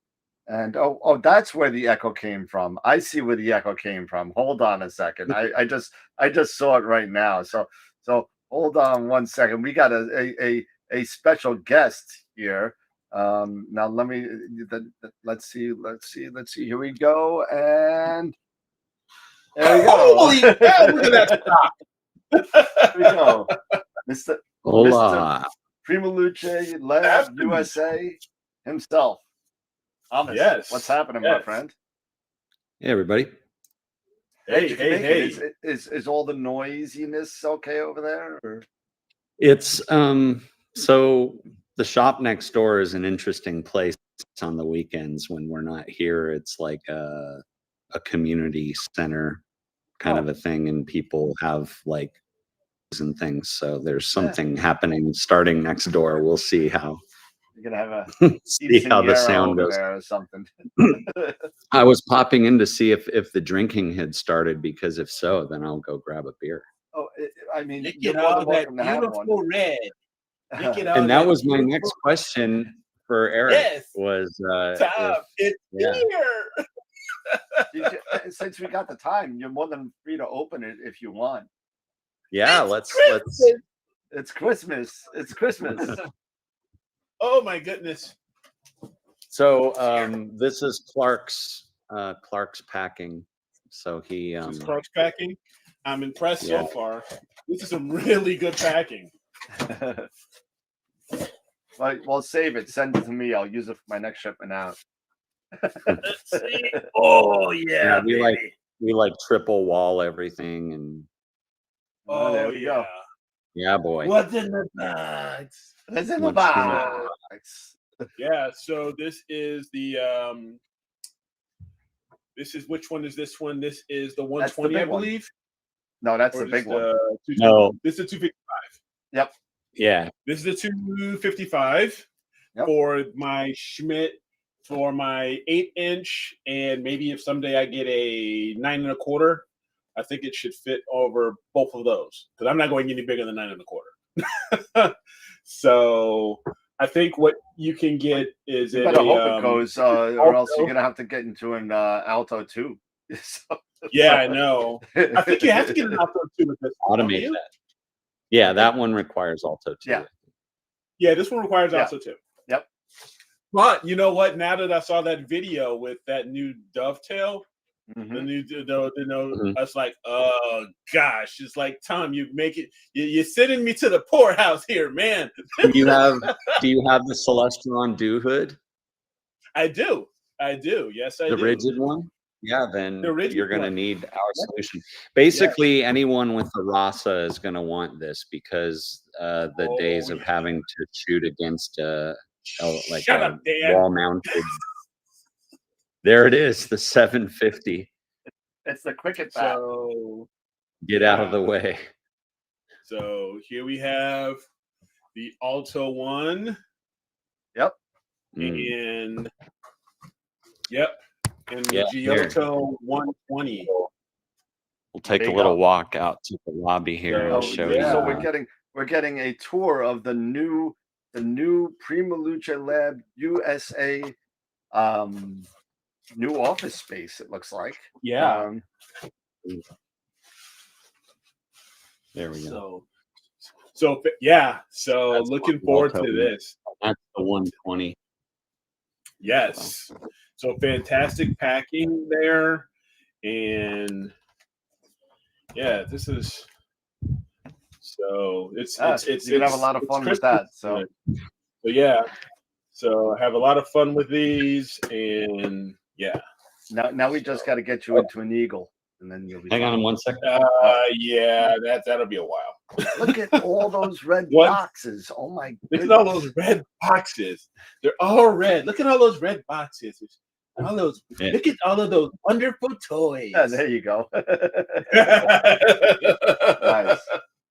Nice. Happy Yeah. AstroPalooza from California. This is a very California way to do it. Thank you so much. There you go. You know, I'm not there yet. I got to wait for the last guest to do that. But if you want to come back on after you get home at like 9 o'clock, we'll definitely have a couple of drinks on the show and do giveaways. So. Oh, you have one more guest. I thought I was the last. I No, am not. you are not the last. You know, we got Dylan O'Donnell in 50 minutes. So Yeah. and we also have your video to go up too. So you and Clark. So Oh, Mark Ellis is asking me a question here if that's mounted on a dovetail ring. Yes, it is. What's that? It's mounted. There's the ring. We have a ring that fits the diameter of the dew hood of the baby Q. So I have one of our rings there with a 20 millimeter spacer mounted to the bottom of the Alto. Gotcha. So is that enough? Kind of a non-standard Yeah, configuration. It's definitely Filippo. non-standard. Filippo wasn't a something that fan, but when he saw it in That's not person, something that we he need to liked it. miss, am I? Yeah, I don't extend the dew hood, so it's pretty much retracted. Yeah. Gotcha. Well, it's nice when you got nice skies. You don't need a do hood. So.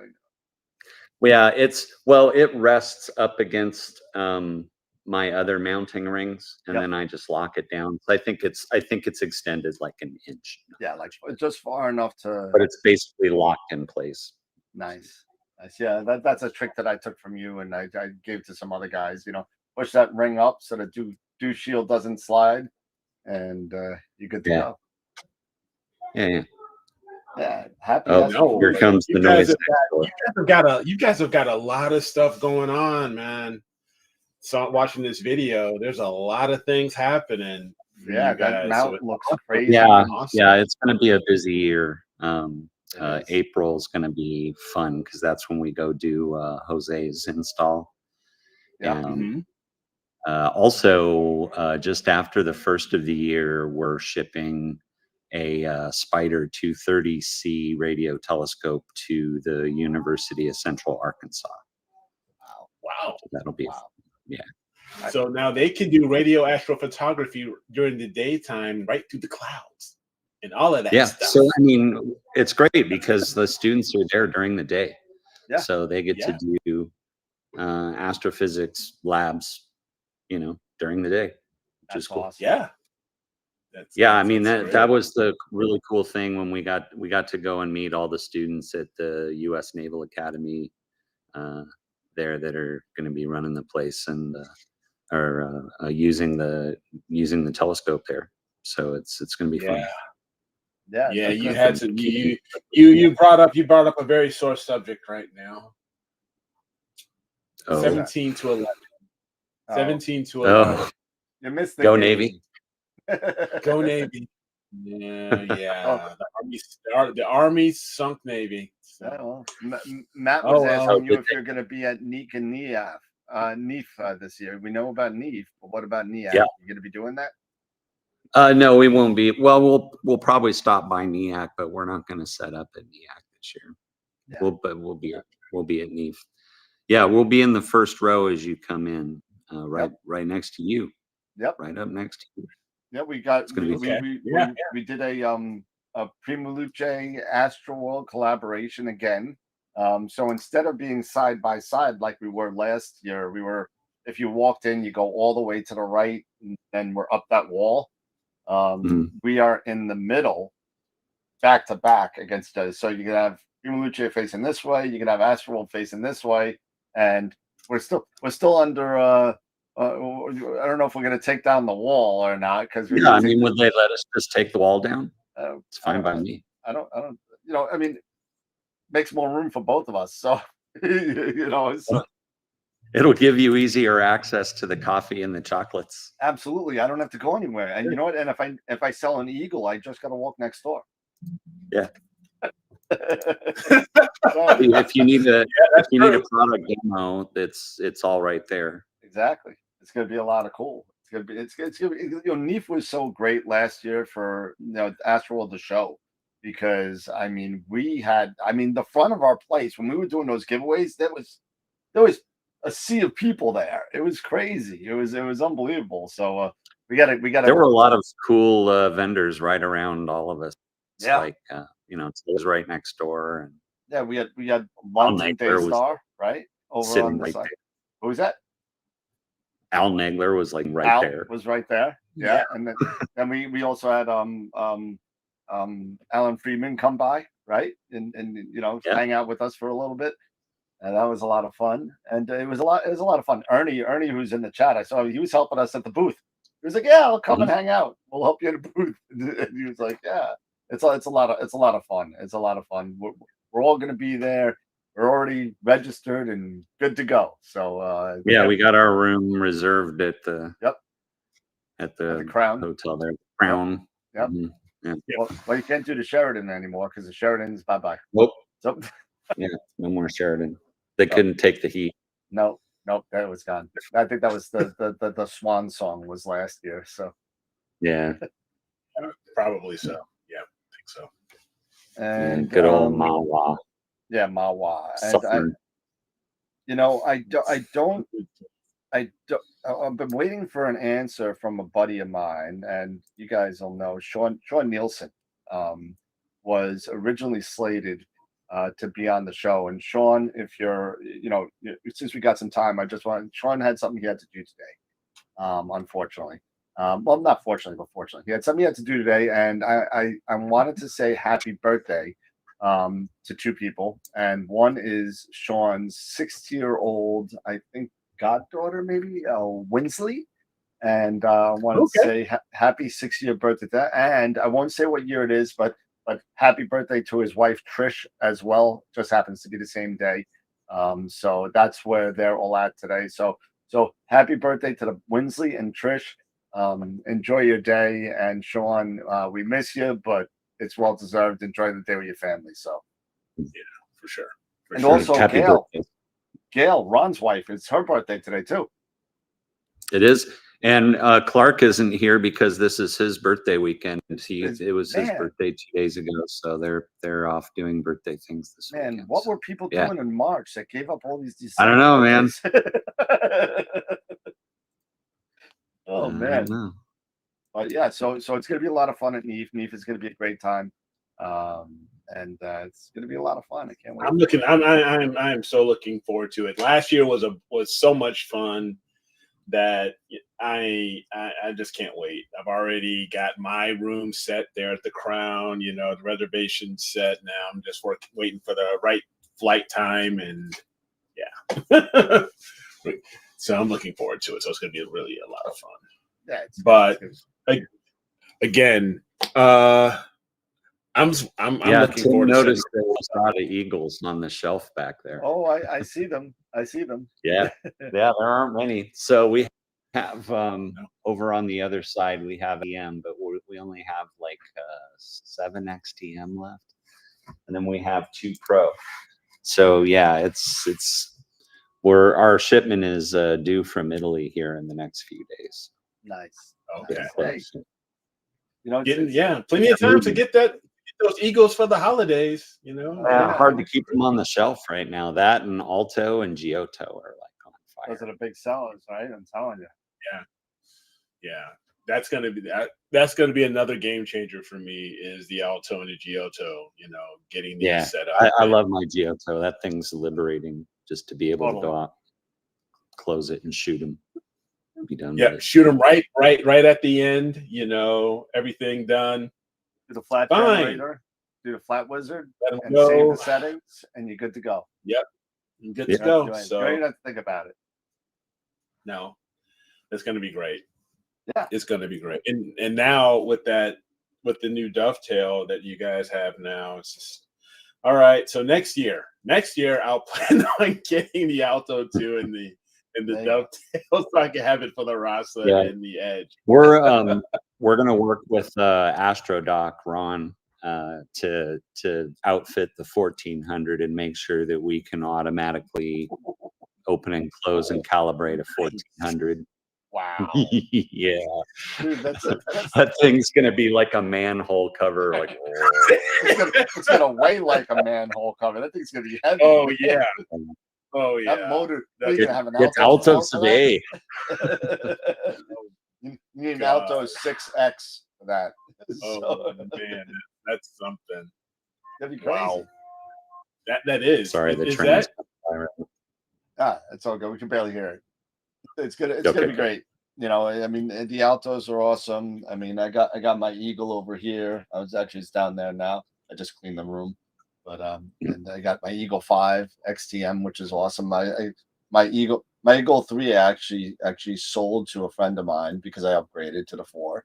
But I still got the 4 and the 5 XTM, so I'm good to go. So. Yeah, I'm enjoying the XTM. I have Eagle 5 XTM 0000. Yep. Yeah.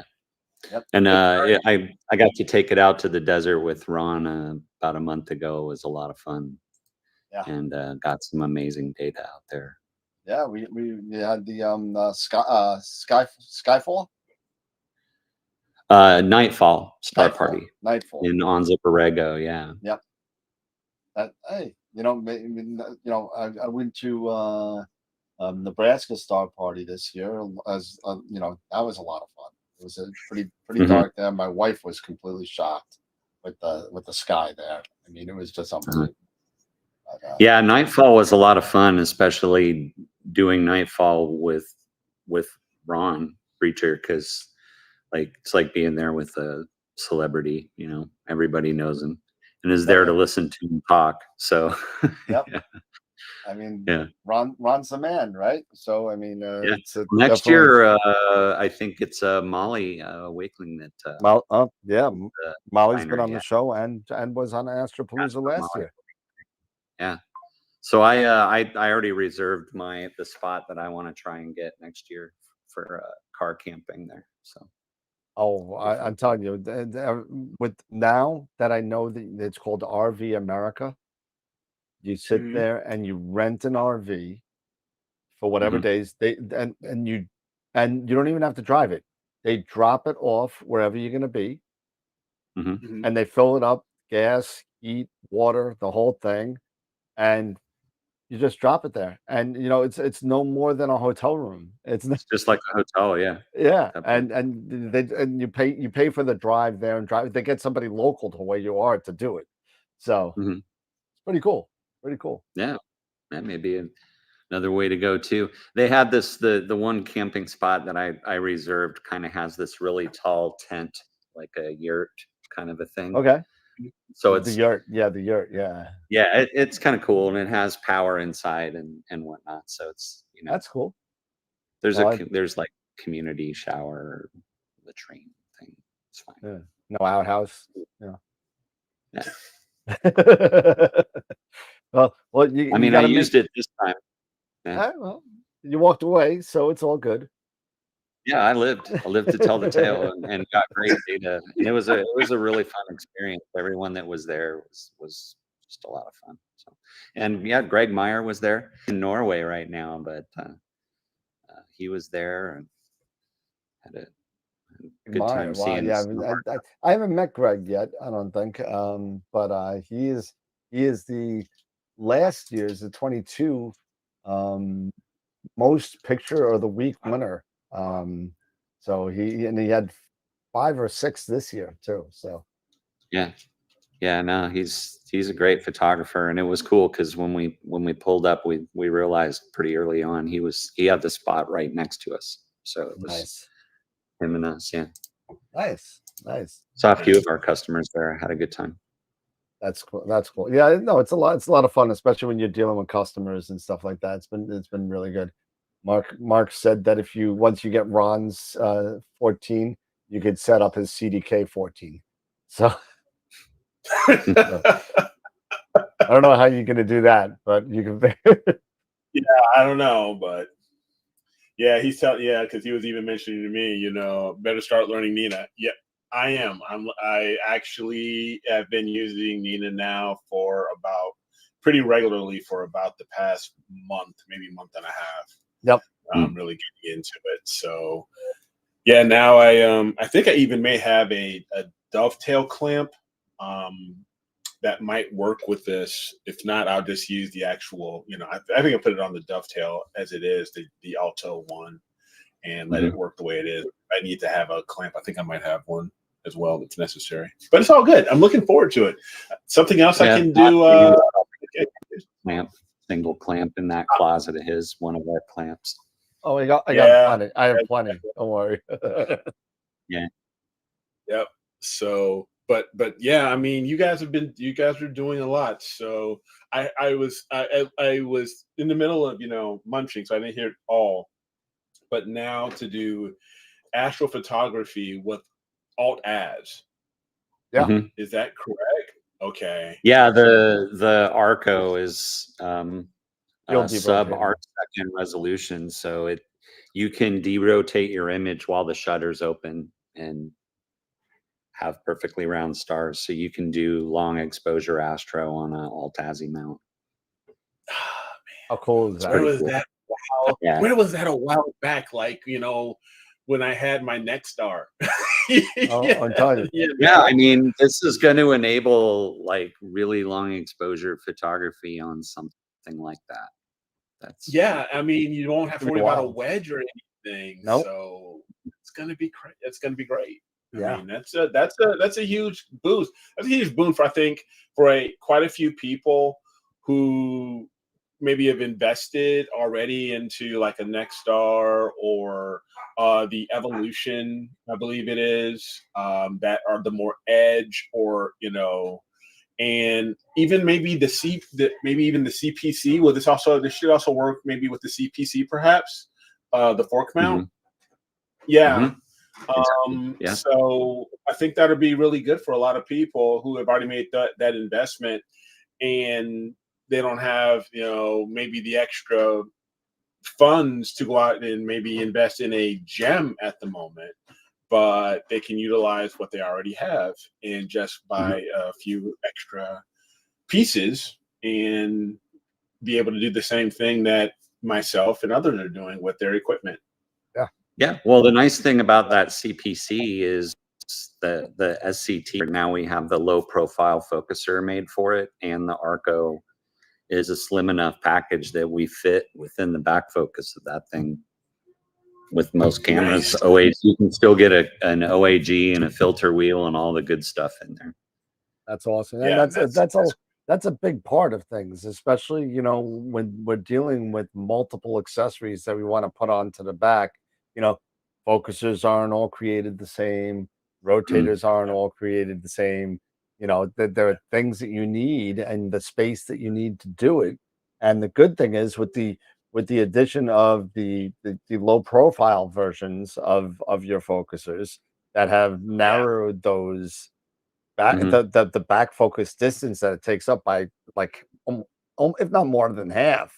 Oh yeah, so I had the Arco or the Asato 2 on my 1100, and I'm a brilliant focuser, and my focusing was like perfectly automated. I really wanted field rotation, but I couldn't fit it in the back focus. So I challenged. At first I used our 3.5-inch low profile focuser, which A is like a waste of aperture, and B it's still thicker than it really needed to be, and it's still really hard to fit between the mirror locks on the 100. So I challenged Omar to build this focuser that would work on any of the edges, and then that's where that focuser came from. So now you can get that focuser plus an Arco in a package that's slimmer than the original Asato 2. That's awesome. That's great. Now like you can put like that new Player One camera with their filter wheel and OAG, like that fits easily in there. You actually need a little bit of a space for it. Awesome. It's you know, it's definitely a new age for I mean, I had the original Asato 3 and then the Arco. I had that also, and I actually at one point I had to actually take the Arco off because I just didn't have the spacing to do it, because it was the 3 Asato was it's big. a focuser, yeah. Oh, it's big. And then finally, you know, now that you got all this low profile stuff, I'm gonna have to switch it all over to the low profile stuff. So it's gonna be fun. Well, that 3.5-inch low profile focuser exists because Officina Stellare asked us to build that for them, and for their image circle. Yeah, and it fits within their limited back focus on a lot of their like refasts and things like that. So that's kind of why it is, but others get to benefit from it.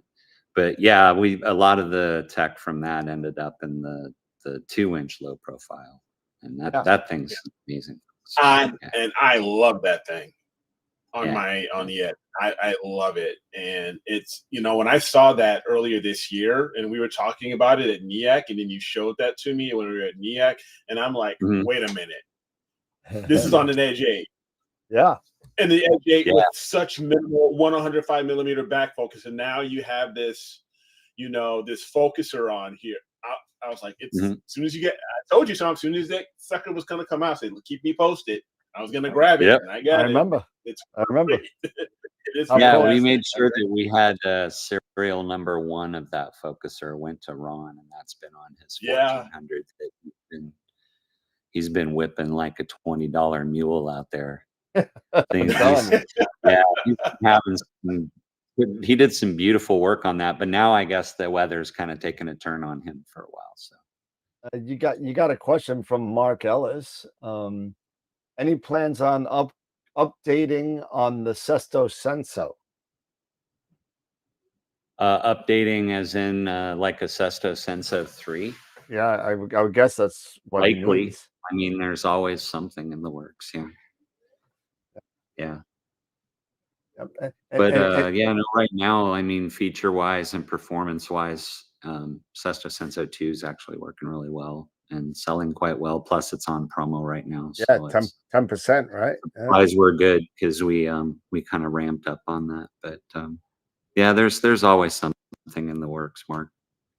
Oh yeah, just that mount in general. I'm just so excited for that Alta as a mount. I'm so I'm super excited for it. I can't wait to see. Yeah, things will happen when they happen. Yep. Yeah. That it will. That it will. But Yep. For sure. Let's see. So Yeah, no, NEAF is going to be fun. We're gonna have to try and see what we can get done in time for before NEAF, that. but Yeah. we'll see if we have anything fun and exciting to announce there. Yeah. I certainly hope so. And I know that we're gonna have some stuff for Astro World TV and Astro World telescopes there, as long as that PrimaLuce right behind us. It's gonna be a lot of fun. So we're gonna have lots of fun at NEAF. It's a NEAF corner tonight. It's what it is. This is NEAF corner. So it's Yeah. gonna be fun. It'll be tough. I know on certain vendors are having a hard time with its proximity to the eclipse, which I thought was their scheduling was maybe a little mean. Questionable. I don't know. Yeah. Well, I mean, I guess it all depends on what the school's going to give them as far as dates are concerned. So, yeah. I guess I don't know what the whole Well, I mean, it is 12 days. I mean, what? No, 16 days after the what? No, April 8th. 12 It's the days. next 12 weekend. days. 12 days. It's the after following the eclipse. weekend. It's the following weekend. Yeah, it's plenty of time to get home. Not for a vendor to ship things from one thing to the other. It's pretty difficult. You ship half here, you ship half there. It's fine. It's all right. We decided we were just going to do Jose's install the week before and condense both trips into one. There you go. There you go. Yeah, it's gonna be cool. That's gonna be a lot of fun. Yeah, because the eclipse is the 8th, and NEAF is it starts on the 20th. Yeah, right. 12 days. Yeah, you kept it pretty close, but. Yeah, so we're hoping that once we get everything done with Jose's dome, that he'll let us demo that at NEAF, so we'll be able to show that. There you go. That's gonna be a lot of fun. Move it's gonna it be around, a lot of fun. Yeah. All right, what do we got?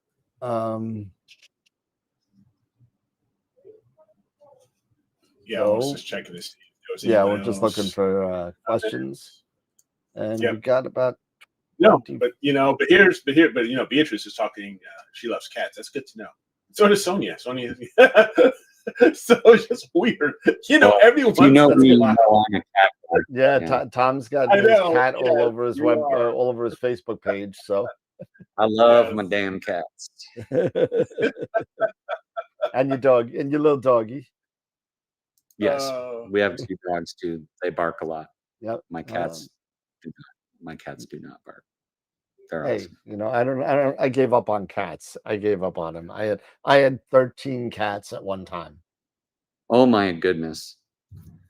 That would be a lot. Both cats got out. Both cats got pregnant at the same time. Oof. So that happened like in rapid succession. Yeah. I couldn't keep them all. Had to give them away. But it was a lot of cats. It was a lot of cats. It was too much. These little things all over the place. You're always afraid you're going to step on one of them. Yeah. 13 cats. Yeah, they always like to be underfoot and they're sleeping. I don't know how you'd sleep, but yeah. Oh, they were all over the place. They were crawling on you, jumping on you, whatever. It was just once they got big enough, it was even worse. Then they're jumping on the beds. But yeah, my cat Oliver has recently taken a liking to curling up on my foot. So I have like really warm feet. That's like my Chihuahua. Nice. My Chihuahua does that. He just curls up right next to you, sits on your foot.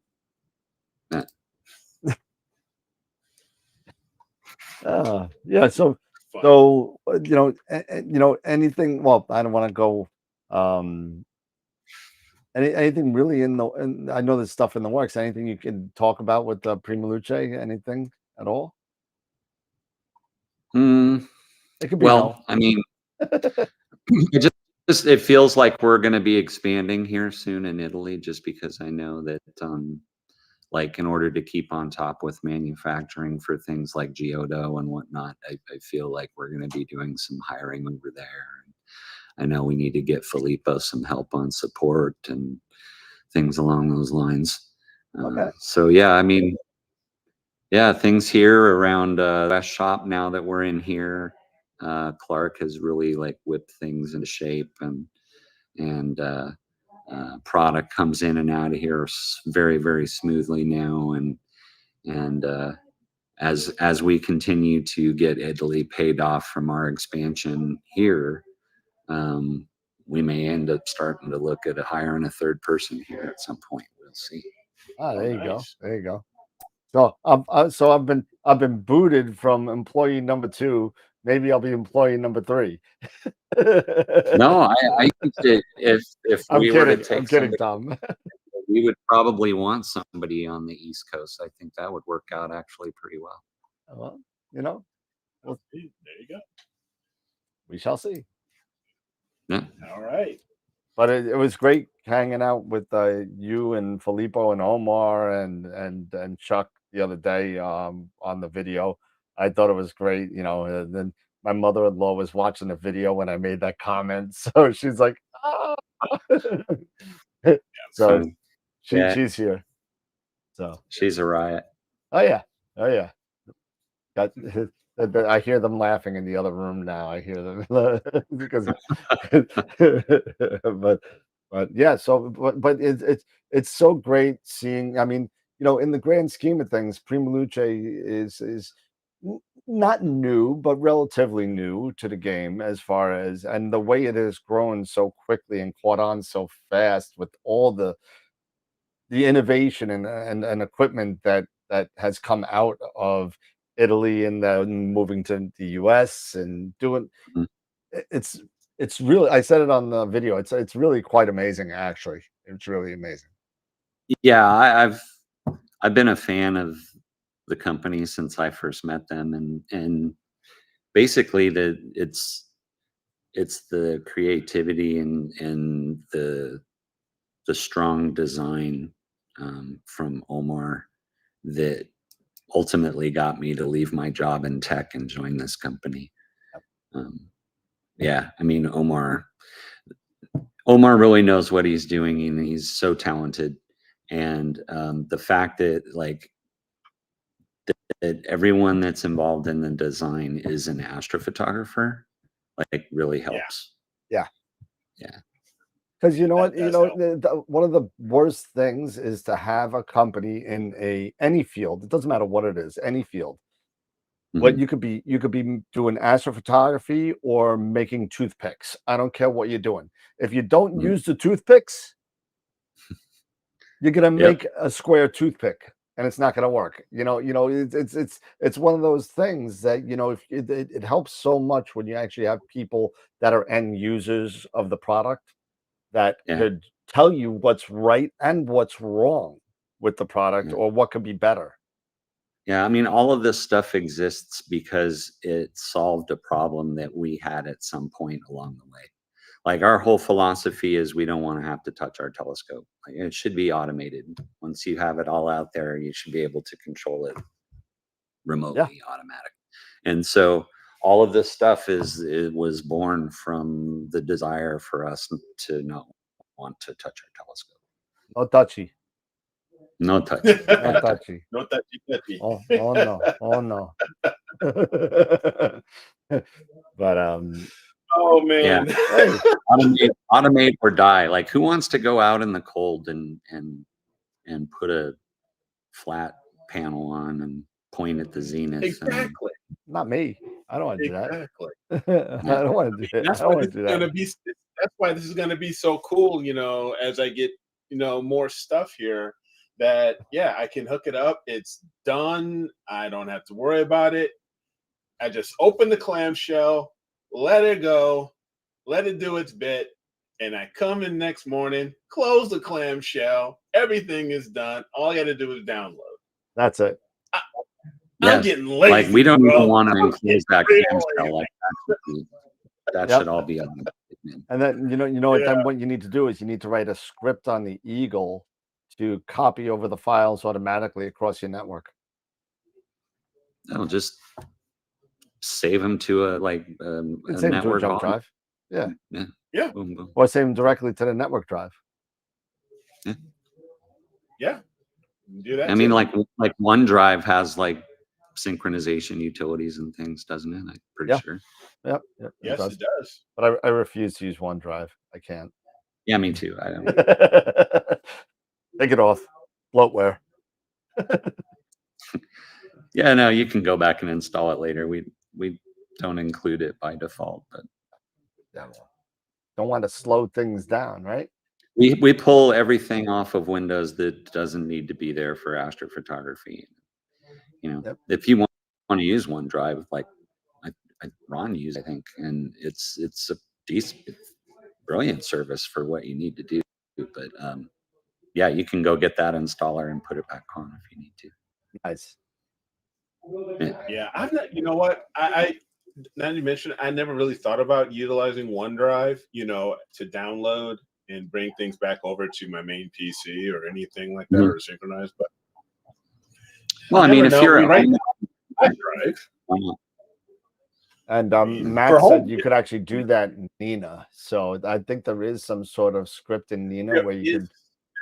There is. Yeah, you can do a robo. It's almost like a robocopy. You can do it's like a robocopy where you can bring over. Yeah. So, yeah. There you go.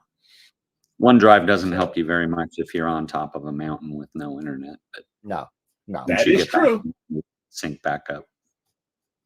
Yeah. Automation certainly is having better results than the old school swearing at drivers at 3 a.m. in minus 10-degree weather. Yeah. Yes. Absolutely. Yes. Absolutely. And that was Bortle 6 astrophotography. I mean, it's really, really, really crazy about how how things have changed so much, where we were all filled with USB cables and wires and stuff like that. Now everything is all, like, a lot of stuff is wireless. Mounts come with Wi-Fi. I mean, all this stuff is going on. The revolution of Wi-Fi into astrophotography has been pretty wild. I guess if you wanted to, like, a little nugget about things to come, is that But that's why I said that whole thing. So yeah, I maybe that's one of the things that PrimaLuceLab is working on cutting out is USB wires. There you go. There you We go. don't like. We don't like them. We don't like them. No good. No good. Throw it out. No, especially yeah. I mean, that would be awesome, because I don't know how many times we keep replacing, failed or cold oxidized wire. Yeah, exactly. Oxidized, all that stuff. So yeah. It's a great time to be alive and doing astrophotography. So much innovation. I'm telling you. Keeps it fun. Yeah, exactly. That'd be cool. Yeah, you know what? I think I said this to you on on the side. I said, to me, I gotta have a cable somewhere. I mean, come on, I got power. I mean, no, you'll have no, data cable, power. It's like power I was like I said, I was the last one to switch to CDs. I was the last one to switch to DVDs. I was the last one to switch from CCD to CMOS. I swear, I don't know if I could let go of USB cables. I don't know. It might be too much. Yeah, I mean, ultimately, if you look at the amount of data that's going over USB to, like, a focuser or a rotator, nothing. It's Yeah. tiny amounts of data. It's not like camera data. So I mean, you could send that very efficiently over a Bluetooth connection or Wi-Fi or any wireless. There's plenty of room to spare. I'm sure. It's like my mental block of stuff. It's like I kind of like got this vision in my head of just being strangled by USB-A cables. Yeah, you know me, I hate cabling. I've always I know. hated cabling. Oh, I know. You always, whenever I show you my mount, you're like, God, that's horrible.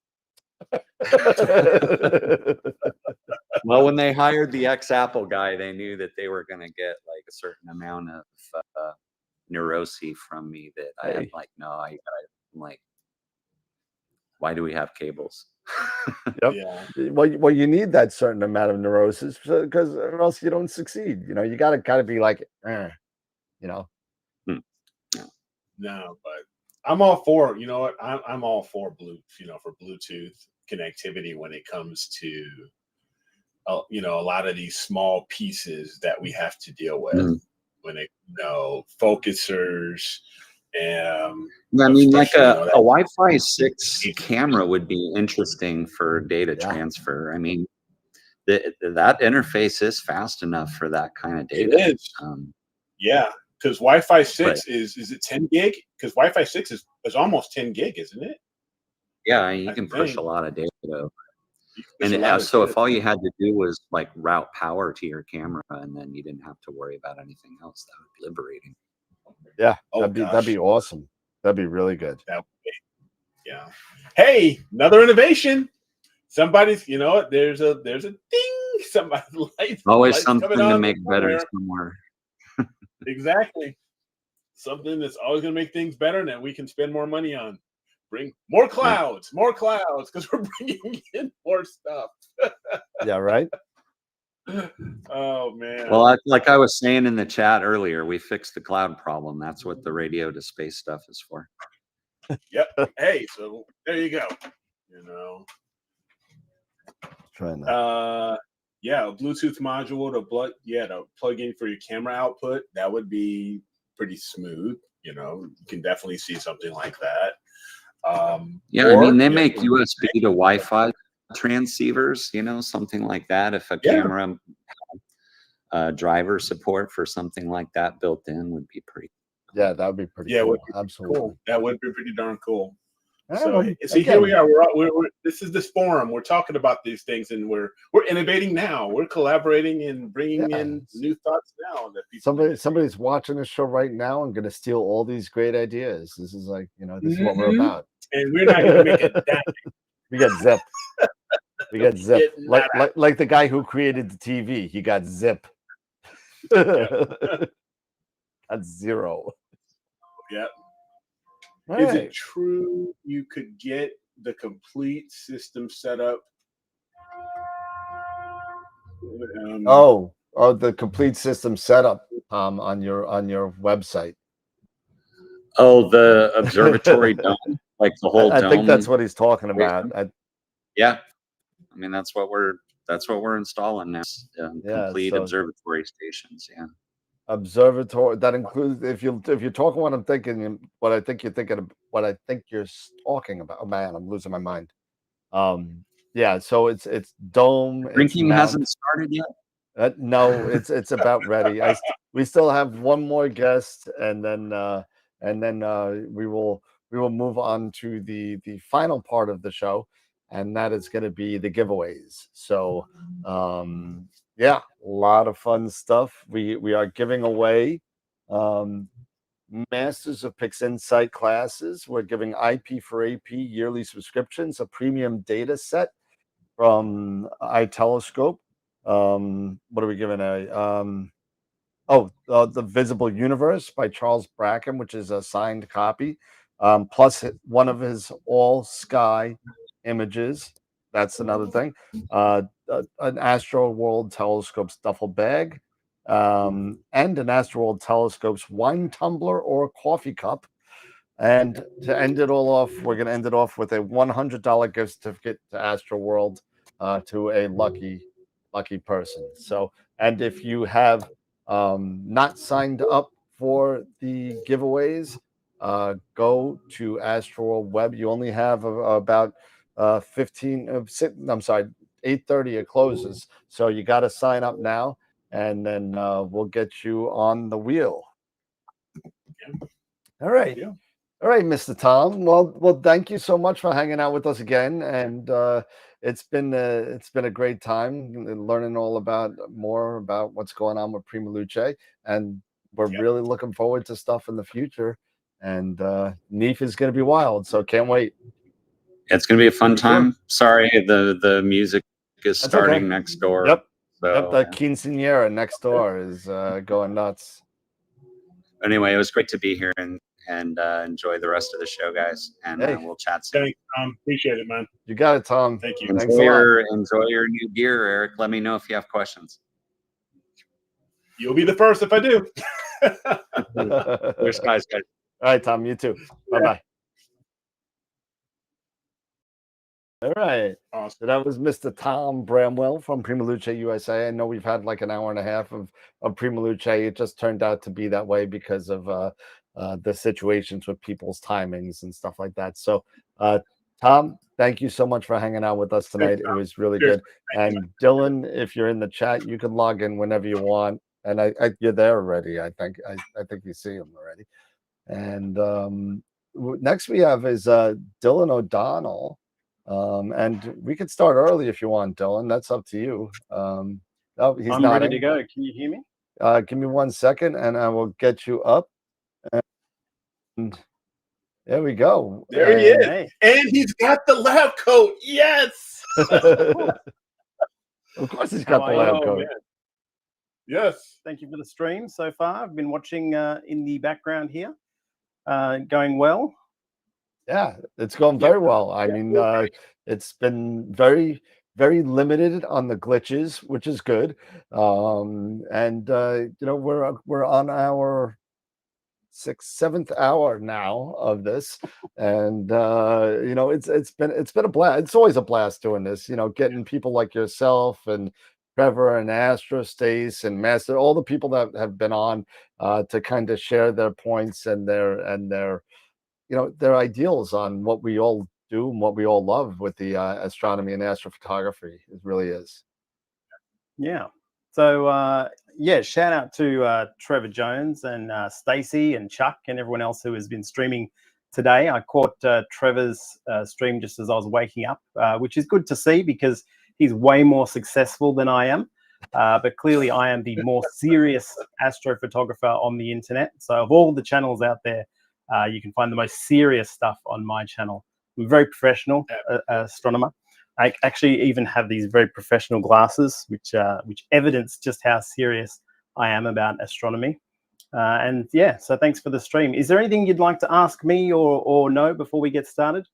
Well, I would love to let everybody know, just to show how serious Dylan is with the way he deals with astronomy topics. Now, everybody knows that there's like this unwritten, you know, 500 rule out there.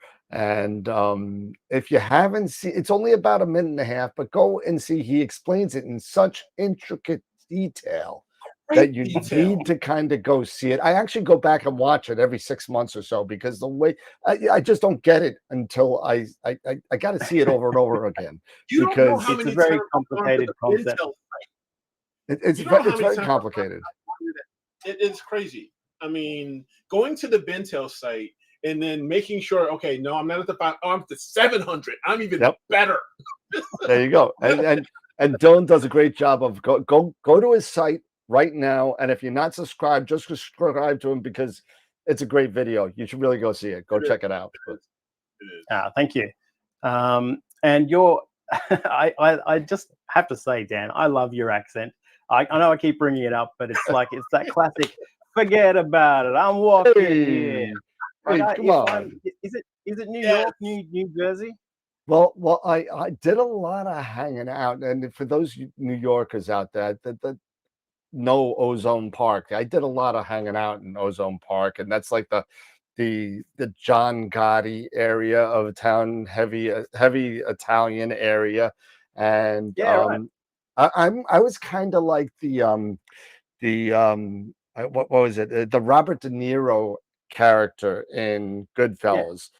See, I feel like if I was in New York with you, you'd know where all the best pizza places were. Oh. And if anyone got up in our grill, you'd be like, you disrespect me, you disrespect my family. You know, I would be safe with you. You don't have to worry. You don't have to worry about nothing. Don't worry about it. All I got to do is make a call. It's fine. About nothing. You don't got to worry about nothing. Forget about it. I got it. Now, I'd like to start. You made a PowerPoint for me because I haven't done my homework, and Nope. and he sends me this file, and it's called Dylan's PP dot PowerPoint. So can you please open Dylan's PP for the viewers for it? I do. I have Dylan's PP wide open right now. So I'm Excellent. Dan, So- I am so Dan. I'm gonna tell you right now. I am so glad that you are the one handling Dylan's PP, and I am not. That's right. That's right. It Oh, is. smart. I am packing 11 inches. I know. And if you go see the 500 rule video, you'll see that 11 inches. He brings out a ruler So and the- everything. It's awesome. He's very scientific about it. We're extremely serious on this channel. Yeah, absolutely. Now, Absolutely. just to give some context for the viewers, I am from Byron Bay, Australia, which is the easternmost point of Australia, which is kind of lucky in a sense. We get the first sunrise here and the first sunset, so I get to do astro before anyone else in the whole country, which probably makes me the best astrophotographer in Australia, or gives me some sort of advantage. But you'll see in the first slide, is that slide up about Mars and the crater? Yep, it's up now. Yep. So we have a whole crater rim of the Endeavour crater that was named by NASA, and one of those crater features is Cape Byron. So I just wanted to highlight that because now you know that where I live has a crater named after it, which I think is pretty cool. And just I don't think there's a New York crater. Is there a New York crater? I don't think so. I don't think so. All right, next slide. You got it. Yes. So Cape Byron is near the final resting place of Opportunity rover, killed by a dust storm after 14 years. It's amazing the life cycle NASA gets out of its stuff. You know, they build the drone and it's like, oh yeah, maybe we'll fly this a couple of times, and they're still flying it. It's just fantastic. I wish they made phones as good as they make rovers. Get a few more years out of it. Next slide. Yeah, I mean, this is just terrible work from Dan. He's put a moon photo as an example of my astrophotography, which convinces you guys of nothing, because anyone can take a photo of the moon. The moon looks great all the time. 0 stars. Next slide.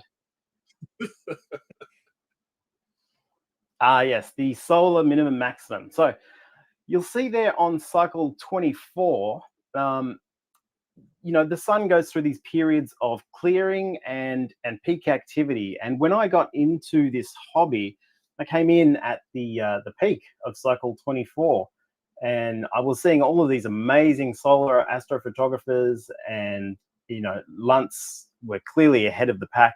I couldn't afford one, so I ended up buying a little Coronado PST, and that really didn't do the sun much justice. And then very quickly we went into a solar minimum period, and everything started sucking again. But now we're on the uphill. We're going back towards a solar maximum, and the sun is just incredible right now. I don't know if you guys have been seeing. I think one of the guests earlier showed a live view of the sun. Was it eye telescope? Yeah, the eye telescope. it was eye guy? telescope. Yep. Yeah. And you can see there's spots, there's prominences, there's flares. It's just all happening on the sun. So it's just a really good time to get into solar astronomy. My next video will hopefully be just about how I captured my last solar image. Next slide. Do we have anything else? Or is that? Oh yeah. Is that it? Nope, we got more. Oh yeah, the coronal holes. This is a big gaping hole that that showed up on the sun. Why are you guys laughing? Because this is extremely serious. Now Dylan's peepee has a gaping hole, so Got a cornhole. So I was on ABC radio this week, and they were asking me about the coronal hole, and they said, "What does it look like?" And I had to bite my tongue. But it does it. I mean, use your own imagination. Freud probably has a lot to say about what your answer is there. But it really mystified me when I saw this photo. This is not in the visible spectrum, but it does show the massive clearing of plasma in the middle of this hole. But this is not because of a solar flare. There is, if you think about the sun and a solar flare, that's more like a big loud fart, a big loud stinky fart. There's a lot of material ejected very quickly. Whereas the coronal hole is more like a silent but deadly fart. There's a lot of material coming out, but it's slow and steady. And so it doesn't necessarily come straight towards us, causing geomagnetic storms. It does increase the overall geomagnetic activity, and it will increase the storm potential if there's another flare on top of that. But yeah, I just thought this particularly large hole just this week was quite interesting. That has now rotated out of view. Do we have anything else in the slides? I think that's it. Go. Oh, yeah, the ISS toolkit. So a space walker on the space station, a woman, I forget her name, she dropped the toolbox in space. And of course, you cannot just go reach for the toolbox. No. And once it's floating away, it's floating away. Now, this is we can't be too angry at her, because this has happened to many other astronauts and cosmonauts up there who have lost toolkits, have lost gloves, have lost all sorts of stuff in space. That looks like the last slide, right? Oops. We're looking at merch now. Yeah. Sorry. You're just hijacking my speech, your sponsored stuff. There you go. So I should mention Celestron and QHY.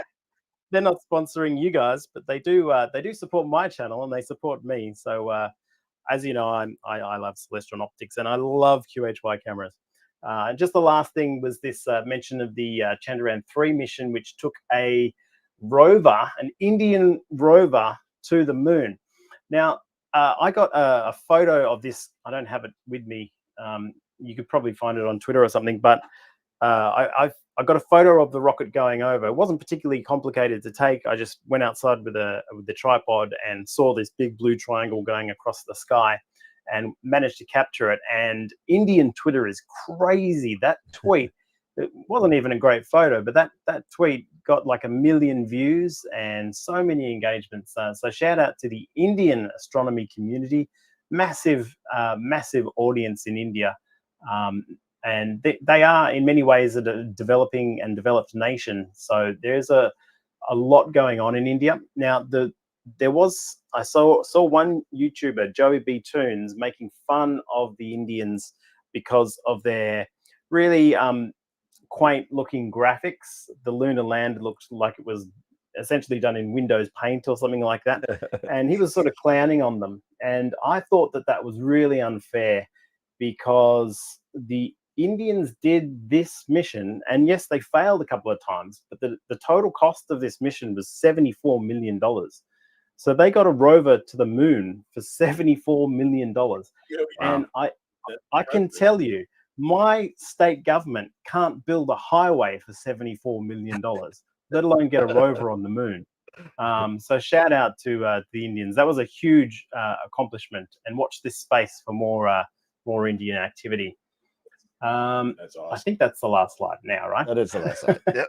Yeah. So before I go further, just shout out to everyone in chat. We got Thomas Duff, Norm Hughes, Christopher Setness, Charlie Walsh, Mike Y. Astro, Dylan Reese, Beatrice Hines, Charlie Walsh again, Damien K, a very familiar name. We chat a lot online. And that's about all of you, I think. And Corin as well. Corin's out there. Yeah. There's a few of my crew in here. So thanks, guys, for coming and checking us out. Hey, it's great having you on. I can't imagine that anybody in the chat doesn't know about you and your channel, but why don't you give us a little bit of a background on yourself and I know you went through a whole astronomy curriculum. You got a degree now, and I do. Now, I mean, this kind of segues pretty well into the state of astronomy right now, because we are, in many ways, in this industry. I'm here as a creator and outreach and whatever, but you are also selling. You're a vendor. You've got relationships with sponsors as well. In a video that I made recently on my channel, I was talking about the fact that if you Google how many astronomers there actually are in the world, there are about 10,000. That's the actual professional astronomy registration for the International Astronomical Union, who are the same people who demoted Pluto. So half of those people are losers anyway. But the total industry revenue throughout the pandemic for astronomy equipment from the people sponsoring this show and other vendors and my sponsors and all of that, it was close to $1 billion. It was almost $800 million. So wow. Those 10,000 astronomers aren't the ones spending that money. I'm not talking about government money or state money or NASA money or anything like that. I'm talking about people like you and me in their backyards who went out and bought a telescope. That's a $1 billion industry is nothing to sneeze at. It's not the biggest industry, but it's not small either. No. And it's very segmented. There are people who are on the beginner side. They're buying Celestron first scopes and Star Sense and the lower end of stuff. And a lot of kids get a telescope for Christmas. That's not typically the audience that we're talking to, and especially when we're doing a lot of astrophotography. A lot of the people in the chat and a lot of the people who subscribe to us are people who are doing the sort of medium, intermediate level amateur astronomy, and some of those are going into the science stuff as well, which I try and do on my channel a little bit. So Trevor Jones was saying before that he doesn't do that. He's more on the art side of it, and he's very talented. We come from a very similar background in that he came from the creative marketing, digital marketing for another company, and chose to focus full-time on YouTube. I also run a digital agency, but because I'm really, really greedy, I'm not going to stop that. I'm not going to quit my day job for astronomy. I want all the money. Now, also on that point, there is a lot of creators are doing this STEM outreach, and there was I was watching the stream just before talking about STEM for Kids and Beatrice in Portugal, who's doing all of that sort of stuff, and that's really great. It's definitely something that I choose not to do, because I can get roped into going to schools and doing presentations and that. But really, I'm not a good role model for children. You should not let your kids watch me or my channel. Please don't. You got to make sure that checkbox is on. This is not made for kids. It's not for kids. It's not for kids. I want to be sponsored by like gambling companies and sex workers. As long as I get lots of money, that's fine. Children you should keep children at least 500 feet or more away from Dylan's videos. I'm just letting you know. Please. However, my kids think that being a YouTuber is super, super cool. And my channel is one of the lesser subscribed channels from the creators out here. Chuck and Trevor are so far ahead of me, and I'm almost into that 50,000 subscriber count, which doesn't mean anything anymore because it's all algorithm driven. However, if you are watching this, please subscribe to my channel, because I want to hit that 100,000, because it's only when I get that silver play button that my kids will actually respect me. I'm not Mr. Beast, but just a silver play button would be nice. That's it. It'd be nice, right? It'd be nice. We're and here we are. We are like if you're we're just trying to break 2,000, because we don't do a lot of content. We do almost no content, to be honest with you. It's just live shows. It's live shows twice a week, talking about Astro, sometimes talking about stuff that's not even close to Astro. It's a lot of fun. We do have a lot of the people that are in the chat also follow Corin and the guys, Beatrice, Charlie Ford, all these guys, and I've known Ernie Jacobs, all these people that are in the chat, and they follow certain people, and they're definitely the group that actually pushes the show a little bit more and talk and generates the conversation most of the time, which is pretty cool. Yeah, I mean, so I mean Trevor that's is the so state of talented. that's the state of the channel. The other thing I would like to say, sorry, your mic is so low, Eric. Whenever you talk, I'm not You sure can't if hear me? there's something directed at me. Wow. Really? Was that a question? Really? No. I was just saying you're like so talented, man. I mean, Oh, you're doing thanks. Astro. You're a musician. You're a webmaster. You do it. I mean, you do this. You do that. I mean, this is like. I feel like it's almost like he's Alice Cooper and I'm like Wayne. It's from Wayne's World. We're not worthy. We're not worthy. We're scum. We suck. That's all right. We have a saying in Australia: you don't need to piss in my pocket. I don't know if that makes sense over there, but thank you for your compliment. And I took what you said before with interest because you said you visited the Bintel site, which is a vendor website which I created. And there is a lot of international traffic. Now, Bintel doesn't ship to anywhere but Australia and New Zealand. But the way I built that site was with the community in mind. So when I built the astronomy tools and the astronomy calculator and stuff, those tools, they are well loved around the world, and people are using them a lot, which is really fantastic to see. It's awesome. And to go on the musician side of things, I swear this is something that I've been threatening to do for 2 years now, and it's called Astro Jams, and so I'm a bass player, so we got a bunch of drummers, we got guitar players, we got everything, and we're gonna do like one of those songs that like maybe we'll start with like "Walking on the Moon" or something by the Police, Yeah. and we'll just have a whole just a 3-second thing, and we're all gonna be playing the real music, but it'll all be put together in a video. Be pretty cool. Can I just play? Cool. You know what? I'm not very much a musician, but can I just be on the tambourine? I can be the tambourine man. Kind of like Will Shatner, like Mr. Tambourine Man. You could do like you could be cowbell. Needs more cowbell. Yeah, there you go. Yeah. Just ring the bell once. just stay on beat. Oh my god! But eventually we're gonna do it. So if you're in, we're in. So just on my channel, I'll want to go to the chat questions in a second, but on the channel, I just wanted to say that one thing that might make my channel different to others is sometimes I turn my inside thoughts into outside thoughts, and I say the things that are a little bit uncomfortable to say on many channels because people are afraid of upsetting sponsors and things like that. One thing I will say, because it's your channel, not my channel, is that this whole smart scope thing, right? Yeah, everyone's asking me, when am I going to do a smart scope review? And it's one of those segments in that billion-dollar industry that I feel is not targeted at me. Like, I am not the guy. I'm not the guy who's going to buy one of these smart scopes. And there's so many competing now. There's Unistellar, there's Vionis, there's the C-Star from ZWO, so many.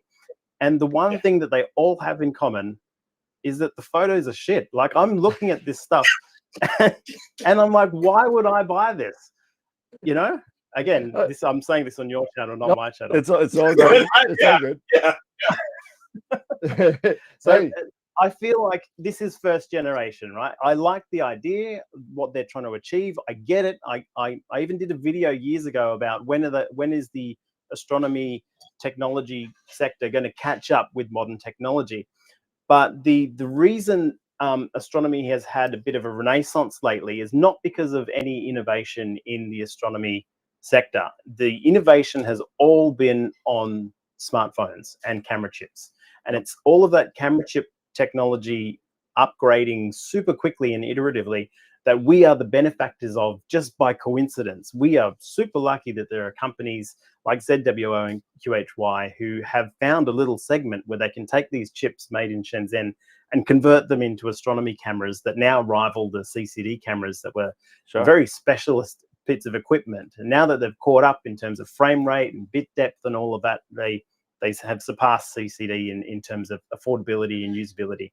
So the innovation of these smart scopes, I don't think is quite there yet. I like the concept. I would like to see how it matures in a few generations. I won't be having one on my on my channel. I just think it's kind of filler content, and I'm teaching people how they can do this with very similar costs anyway, with regular cameras from their backyard. So yeah, that's maybe one controversial thing I can say. Hey, now, okay. If anyone has questions in the chat, feel free to ask me. And I thought if you wanted to, Dan, you don't have to share your screen, but if you go to Google and type in "is Dylan O'Donnell" and then do an autocomplete interview, like the wide autocomplete interviews, but don't screen share it, because we don't want to see your horrendous search history publicly broadcast live on the stream. Is Dylan O'Donnell what? And then just see what it suggests. It just auto completes for you. See what the suggestions are. In the FNAF movie. Yes. In the app? What? Someone thinks I'm in a movie? I don't know. You told me to type it, so I typed it. Let's see. Is Dylan Ladies and O'Donnell? gentlemen, please note that the views and everything that are expressed by our guest here are not the views or anything. Astro World or Astro Well, World. it looks like FNAF is Five Nights at Freddy's. Are you in the Five Nights at Freddy's movie? Right. No, I'm not. I'm not. Isn't that a movie about creepy animatronic horror characters? Yep. I'm flattered that someone thinks that I'm in that movie. Maybe I am that scary. That's Chucky what's going on a murder spree. And that's is Dylan O'Donnell. No, Dylan O'Brien. Dylan O'Donnell. That's all comes up. That's not know. But we do have a somewhat serious question from Bordeaux 6 Astrophotography. How long have you been doing astrophotography, Dylan? Since the last solar maximum, which I forget, it was in that chart, but it was about 7 years ago, I think. Hold on, I'll pull up. I'm getting Dylan's so PP old now and, that the years just flying by. But it was about 7 years ago, and I think all of us here were like interested in space anyway as children and whatever. I've always had that interest, but formalizing it into buying a telescope and then going through the process of setting up a dome. I had a sky shed. I went over to Next Dome just because it was a little bit more automatable, and that I feel like I'm approaching, after 7 years, I feel like I'm approaching average, and hopefully in another 7 years I'll be slightly better than average. There you go. That's great. When did you decide to this is for me, when were you offered or decided to join Team Celestron? When were you offered the opportunity? That happened fairly early on, actually, before the channel was anything really. I took a photo of the space station going across the moon, and there were other ISS transit photos back then, and there are better ones today. But back then, when I took that photo, it was maybe the first time someone had done a color process of the moon. So it was a really nice color shot. It was super close up, and it got tweeted out by the space station. NASA tweeted it out. I got an APOD for it. Chris Hadfield was talking about it. Like, it just gained a lot of attention in the media. It was my first and really only time I went super viral like that. So I started, they invited me to be on the team. At the time, Team Celestron also had Stephen Hawking on the team. Stephen Hawkins, and I was blown away to be on a list with the guy, which was incredible. And Celestron, to their credit, gave me a little bit of advice, and they were like, Dylan, your channel's pretty good. Maybe you should do a little outro or put cards at the end. I'm like, yeah, maybe I should, actually pull my finger out and edit properly and stuff. And I wrote the intro for the channel, and the intro is a long 20-second intro that plays on every video. But when I made the intro, I felt like now it feels like a show. Now it feels like a TV show or a TV episode. So that sort of gave me the impetus. You got Nice. the questions are just running through here now. Let's go. Let's see. When are you coming to NEAF next? As soon as Dan invites me and pays for my ticket, I will be there. spruiking whatever Hey. the sponsors want me to. All right, so here you go. So Astro World, start sending. Start sending just start now. contributing to the channel, and we'll put it in the Dylan O'Donnell piggy bank, and That's it. we'll put it there just to get I Dylan was to at fly NEAF. over. Yeah, I was at NEAF at Celestron's invitation, which was fantastic, and I did a talk down there where I got to show all you Northern Hemisphere people how good we have it in the Southern Hemisphere, which was really really lovely, and I got to meet so many of you people in the chat I've met, physically shaking their hands at NEAF before shaking hands was not cool during the COVID thing. Yeah, it was a different time. What's the next question? Yeah. Is Dylan O'Donnell under a burn ban? What's a burn ban? What's a burn ban? That's a good question. No, I'll burn whoever I want. Exactly. Norm said, what's your go-to rig for astrophotography? What's your go-to rig? Go-to for the last 12 months or so, because I've got a RASA as well, and for a long time I was just RASA. But the RASA's main limitation is that it's so wide field, it's really ideal for big, bright targets, or even faint targets, but big targets. And you quickly run out of those big targets. So I went the full other way with the C11 because I wanted to do planets once a year, just concentrate on Jupiter and Saturn and Mars. And for the rest of the time, I wanted everything to be automated. So when you get really into OBS automation, everything is very set up specifically. The image train, the off-axis guiding, the focal reducer, everything gets to a point where you don't want to touch anything because it's perfect. You push the button and Nina does everything. And so C11 for a long time has been great. And it's allowed me to get to some more exotic targets, things like the Dragon's Egg near Dragon Zavara, and just stuff that people don't normally see because they're not packing that 11 inches like I am. You got to pack those inches, or else you don't get good results, right? Yeah, exactly. Moving on. See here. Moving on. There are others here.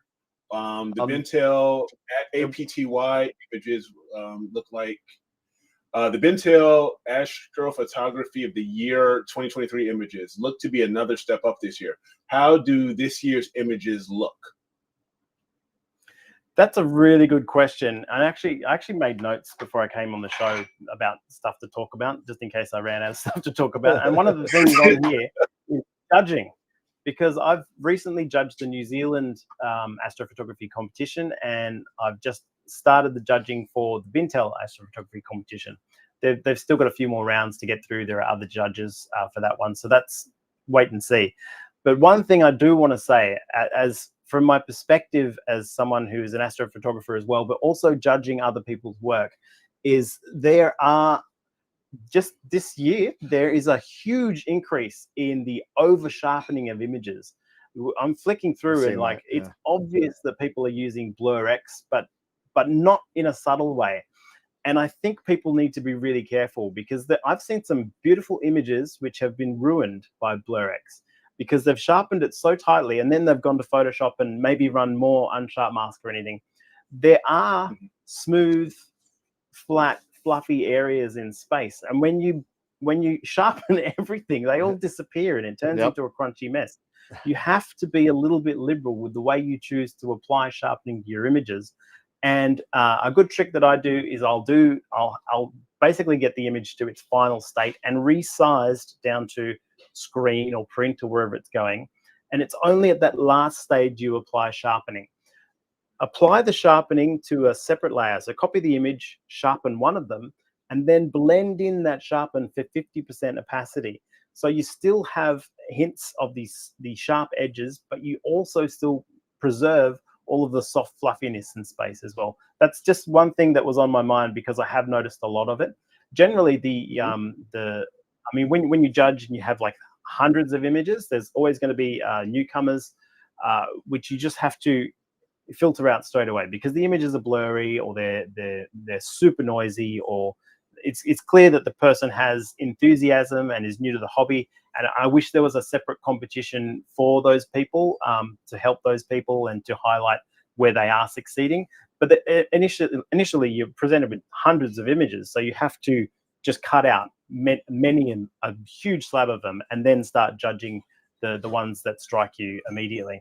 So I'm afraid a few of those over sharpened images ended up on the chopping block rather quickly, which is a shame, because I could tell that they were really, really skilled astrophotographers with expensive equipment. Even they just over sharpened their images to buggery. Black point is also something I would urge you not to push the black point too far, where you're losing data.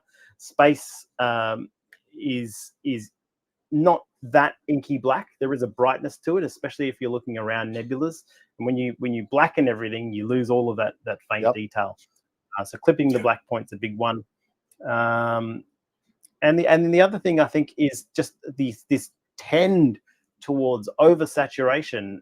When you oversaturate an image, it's essentially like clipping it as well, because all the reds lose all of their subtlety. You don't go from a hard red to a soft salmon pink.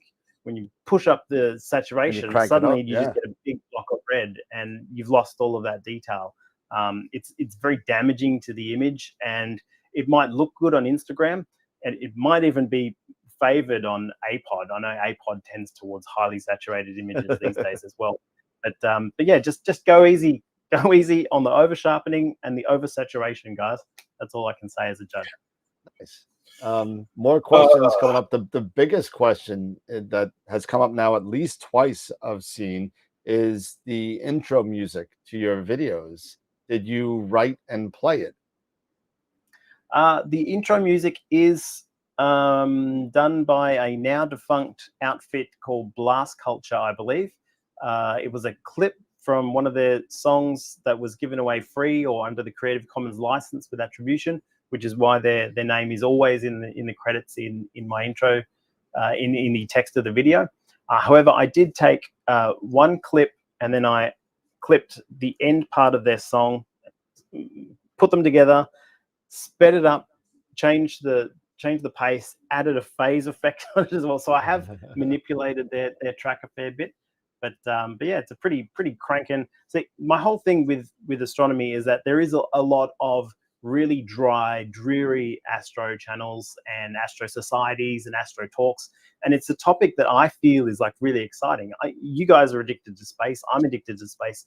It's so awe-inspiring, and then you get an hour-long processing video or something, and it's like blah blah blah blah. I just want to go to sleep. So my intro was like, come on, let's go, bang bang. There you go. Party time. Wake up. Love Wake it. up. Love it. Oh, there you go. Oh, doggy's here. Speaking of bang, there it is. Hang on. No problem. No problem. Oh, love it. So you mentioned Blur X and oversaturation, when it comes especially to Blur X, what are your feelings on, especially with judging these images, this rise in AI that we're using? You have Blur X, you have Graxpert now, and so many others. Where do you see things going? How do you feel about things how they are now with the use of artificial intelligence, all that stuff? Yeah, that's an excellent question, because I was thinking about this just the other day. Obviously, we've got all these AI tools to enhance the art aspect of the hobby. Where I think the real power of AI lies is in enhancing the academic aspect of the hobby. We use Pixinsight to process our images primarily for art, but also for science as well, for annotating the images, for doing asteroid detection, all of that sort of stuff. What I would like to see is a Blur X style plugin for asteroid detection. So I would like to run all of my subs through Pixinsight, and for it to automatically tell me without any kind of prompting or running through any particular tool, it should just be part of its processing or image integration script to go, hey, we detected a star which is moving. This has a high probability of being an asteroid, and do all the work in the background to identify it, see if it's in a catalog somewhere. I was thinking about this primarily because of have you heard of the Our Sky project? No. Yeah. I know the All Sky, or it's like the ALL Sky project. There's not much media about it, but I did see the other day someone sent me an article saying that Our Sky has recently been given a $9.5 million seed funding venture capital to develop their platform. And what Our Sky does, Ian Lauer put me onto this. I think Dustin from OPT is now involved as well, of ex-OPT. And what it is it's essentially a plugin in Nina where you can automatically upload your data to the cloud. Now, I installed this plugin. The whole pitch was that it would help to essentially process your images in the cloud overnight. So you let your observatory run, you come back in the morning, you see the image. That sounds nice. I don't know that that's something that I need, but I have been uploading the data to the Our Sky plugin. Now, when I read the article to say that they received seed funding, again, it's this whole idea of there's a business model coming. There's something that they can do with all of this data. And the article said that they had 35 astronomers on board, which I think includes me, because I'm one of those people sending data to. So they got $9.5 million. I imagine I'm owed about $100,000 now if they got $9.5 million from 35 astronomer data. But the real beauty of what I think the potential of what could happen here is if you had a plugin like that in Our Sky, or again, if it's something that's happening in Pixinsight, we have these massive data sets that none of us are getting the full value out of. Every time we have an image set, that image set should be scanned for asteroids, it should be scanned for transient events, for supernovas, all sorts of stuff. We, as the astronomy community, way bigger than these 10,000 professional astronomers, we have way more eyes than all the big telescopes in the world. And if all of our data was crunched and data mined by artificial intelligence, that's a huge academic data set that would uncover all sorts of stuff. It's something that I'd like to see, whether it is Pixinsight or this Our Sky project or anything. We're sitting on a gold mine here in terms of data, academic data. I think the real innovation in the astronomy community will come from this artificial intelligence software stuff eventually, if someone can put it all together. Wow. Nice. That'd be great. That'd be awesome if you could actually do real science as you're going and taking all these subs and images and just having it pretty much, effortlessly doing what it needs to do. And detecting what it needs to detect. It'd be really, that'd be awesome. That would, I couldn't imagine how many discoveries would happen out of all the thousands and thousands and millions of gigabytes of data that we have across all over the it's amazing. That's like what was it, citizen science was at one time. I was involved in that, and they had a satellite up there collecting dust, like solar dust, and little micro meteorites that were hitting these panels, and you were searching through the panels to see if there's a dent in the panel. And millions. Yeah, see, that's all stuff AI can do now. We don't need people to look anymore, because an AI can do that. And AI has eyes, and AI has a brain. They can put it all together for us. In fact, we don't even need to do anything differently. We're just taking photos. So we just have this data. We should be able to hand that over to an AI and say, is there anything that I need to check? Yeah. Is there anything in here that shouldn't be there, or that is anomalous? That would be cool. Yeah. One question that I have is that, because I can be, especially looking at southern targets, I'm quite jealous of you guys having like the tarantula and Eta and the dragons and stuff. Is there anything in the northern hemisphere that you can't get, because there's no rotation, but you see like on Astroband or anything like that? Did you just say, damn, I wish I could get that one? Yeah, there's a few. I mean, there's Andromeda, but technically I can see Andromeda, and I have taken photos of it before. But I'd love to have access to Andromeda properly up high in the sky. That's an amazing one. The Iris Nebula, because I am a fan of dark nebulas in general, and that dark reflection nebula is a particularly striking one. They're the two main ones, but really all the good stuff's in the southern hemisphere. So Yeah, we know.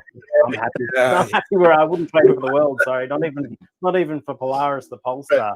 I don't need it. Every time I talk to Yeah, that's what Simon I'm gonna say. Lewis, At least we have one pole star that we can just polar align to. Oh, You yeah. guys have got the Yeah, entire cross. That's great. We got Polaris, and they got the Tarantula and the Dragon's Vara. You know, I think he's okay. But every time I talk to Simon Lewis, who's in New Zealand, and I talk to him quite a bit, and him and I have been friends for a long time, and he's like, "Oh, Dan, you got to come down to New Zealand and see a real sky." I'm like, "Yep, I know, I do, I know." you know. Yeah. What are you gonna do?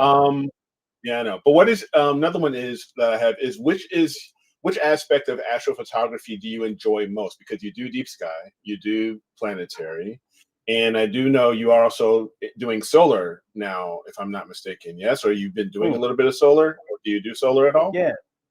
So the funny thing is I've actually I've written a book, and the premise of the book, it's finished. I can't find a publisher because I swear a lot. So if there's anyone watching this that wants to make a lot of money, I've got a book ready to go. I'll probably publish it myself and make all the money. But the idea is you get these books and they're like field guides, right? Of here's 100 things to look at in space for the northern hemisphere or the southern hemisphere. What I have always enjoyed more about this hobby is that there's so much you can do with a telescope. It's not just one thing. So I wrote a book which is 100 things you can do with a telescope. It's everything from spectroscopy to lunar to solar to deep space to asteroid detection. There's so many different things to do, and I want to check all of those things off my list. I want to do all of them. I don't want to focus on just deep space or just planetary or the most people buy a telescope and they think that the only thing to do is take a photo of the moon and then take a photo of a nebula, and then they put it in the cupboard and go, I've solved it. That's the hobby done for me, and they never take it out again. You know what I think? I think that the real reason why you haven't found a publisher is because probably one of the things to do with the telescope that's in that book is staring at your next door neighbor's window or something like that. Yeah, that's the first one, because that's the first thing you do when you take it out of the box. It's the daytime. Exactly. You've just got a telescope. You point it straight into your neighbor's window. Absolutely. That's what you do. It's either you can look at something very good, or you might be watching your next door neighbor murdering their cat or something. Who knows? But still, no cat murdering. No how cat many murdering. people own telescopes for that very purpose. If you're over in like a city, like a big city, like New York, and you're up in a building, and you have a pair of binoculars or a telescope, and you just scan all the apartments, you will find telescope on decks and in apartments everywhere. People love watching people with telescopes.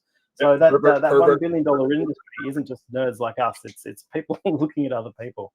That's exactly. That's a little scary, actually. It's quite. It's a little frightening. there. But it's that's true. why I It's left true. the city. That's why I left the city for a nice little subdivision and a nice little home. It's nice and low. I got out of Chicago. We're out, got out of the hood. And where people could think, like, what is he doing? Oh, there it is. That's how all this started. There was a small Alfred Hitchcock movie, and this is how all this peeping Tom stuff started. It's with Jimmy Stewart. It's called Rear Window. And all he did, he had a broken ankle, and he just stared with a camera and just watched people across the way. How how disturbing is that to begin with? This guy is hiding. He knows it's wrong. He's hiding in a dark room with his camera and his binoculars. But it's such an interesting legal question to me. Is like, if you are inside your house, there's nothing legally stopping you from looking out the window, whether that's with your own eyes or with a 8,000 millimeter telescope. And if you're looking into someone else's window, legally speaking, it's they've left their window open. There's no expectation of privacy when the window's open. So because I went down this rabbit hole when I did a whole video on this topic about using your telescope to spy on your neighbors and whether it was legal or not. And there was a case in New York, I believe, where a guy not only was looking, he took photos of families in their kitchen eating breakfast and stuff and kids playing. And then he exhibited those photos in an art gallery as like, here is the ultimate pinnacle of street photography, where I'm looking into all of these people's houses and showing you them as they are. And the funny thing was, he won the case. The judge was like, well, yeah, the windows are open. He never left his house. There is no expectation. Without release forms. Wow, get away with it with no release forms or anything. Wow. Nope. Because you're photographing from the street. Yeah, exactly. Public Wow. domain. Look at that. Wow. There it is. There it is. You know. Yeah. Wow, Charlie. That's funny though. Charlie has a sponsored suggestion for you.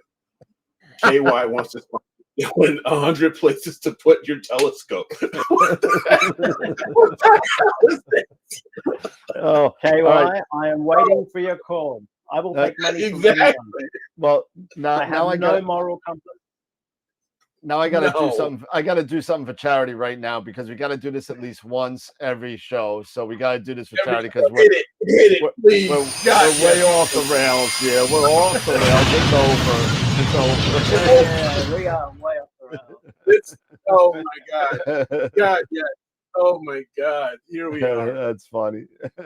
This is what happens after 8 hours, and you have, God bless him, Dylan O'Donnell batting cleanup for AstroPalooza. You should have started drinking about 45 minutes ago, Dan. Babe, can I get that shot of whiskey? Babe, please. Oh man. Yes. I know she hears me. Yeah. Please just bring in the bottle Oh, because it's over. But just bring the bottle in. Jerry But, Valdez has a question in yeah, chat. Jerry had a question for you. Did you get an astronomy degree? If so, can you talk about that and how you have been able to use that? Yes. Seriously, if I've helped encourage anyone to get into the field of astronomy or astrophotography, I apologize. I realize it's a life-destroying decision. But yes, I did do a degree in astronomy at Swinburne University. I have a master's in information technology, but I just did the astro stuff because I'm so active in the astrophotography community. I thought it would be good to have a little bit of a science background. So I did that bachelor level degree, completely useless. Like, I'm not going to be a professional astronomer. I'm not going to work in an observatory. I'm fairly certain there's more money to be made on YouTube than there is being an actual professional astronomer. So I don't think it's something I would do or even recommend to my children unless they were superstar academics and fully passionate about it. But if you want to make money, don't do astronomy. Sorry. Yeah. No, it's a way to lose a lot of money. Yeah, oh yeah, it's definitely one of those things. You know, it's a gateway drug. It is. It's a labor of love, and that's what it is. Yeah, we do it because we love it. We do it. We do it, and we do it. We either do it because we love it, or we just love masochism, and that's it's one or the other. Self-flagellation. Yeah. Exactly. Oh my gosh, this is awesome. But yeah, on a serious note, Dylan, congratulations on it. That is an achievement, and I got to be dead honest with you. I mean, I could not have done it, and you know what? It's definitely an achievement, and I applaud you for doing it. Thank you. So really, yeah, cheers. And my God, who is it? Who said it? It was David. It was Dave. You know, I was okay with Charlie, you know, and his sponsor suggestion. But then Dave brought out his sponsor suggestion, which actually matches and fits so much better in our field. He says Astroglide would be a much better choice. So, yes, it would. Yes, it would. Oh God, this is definitely Rail's time. So 11 inches. Chris said he does AP for the chicks. So exactly. Oh, you my know, goodness. I've been. You know what? This is my first time actually. You know, because of course we've only. This is the only time. This is our first time meeting. But I've been looking forward to this segment out of all the segments because because he is the man. He leaves nothing. It's like he leaves nothing on. You know, it's like no holds barred. A lot of people have said in the chat already that when you were talking about the filtering of what you say, they like the non-filtered Dylan. So you know what's gonna have to happen now. You're gonna have to come on for your own show again, and we're gonna have to come on and hang out. I'll just cause heaps of drama on your channel. That'd be great.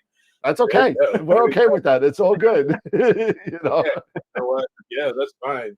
You can keep your sponsorship clean and everything, you know, exactly. because and you can just totally trash us. It's fine. It's all right. I love it. We'll just sit here and oh yeah. We'll drink That's it.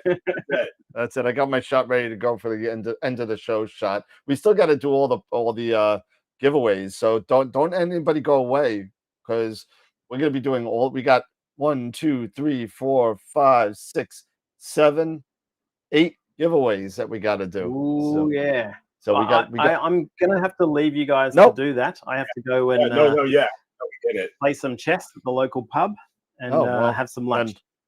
Here you go. So Dylan, thank you. Hey, salute. There you go. Forget about it. I'm walking here. Oh yeah. That was great. You have permission to go off the rails. There you All go. right. Thanks, guys. Dylan, Thank you so much. Appreciate it. Yes. I appreciate it, man. Life is meaningless. It truly is. And we're all going to die. And we're all going to die. That was a blast. Listen, this whole day's been a blast. This whole day's been great. And that was rough. I think I need some water. Oh, I haven't done a shot in a while. But oh man. Woo. Well, Dylan, we got to do all the giveaways. We have a lot of stuff to do. Let me go get the updated wheel here, and I will do that real quick. Okay. So I hope you guys have had just as much fun as I have. This has been AstroPalooza 2 has been off the rails and off the chain as far as I'm concerned. This has been such a blast, man. Dan, once again, you've pulled together a great, guest list and everything, and it's been awesome. I'm so glad I'm a part of this, man. It's you know what? Something else. And I gotta say, and I appreciate the comment, but I gotta say, without the past 3 years with yourself and the other co-hosts that have helped build this, all of these guests wouldn't know who we are, wouldn't even give a crap about what we do. And now we got some of the biggest hitters out there coming to hang out. And there's still more to get. We got AstroPalooza 3, and I'm not gonna say who, because I don't want to get but I think I'm gonna get some good. Well, not that we didn't have good guests this time. I think we're gonna have a lot of good guests next year, and I think this is just a trend that's gonna continue, and it's really awesome. Yeah. And Ron Breacher just texted me.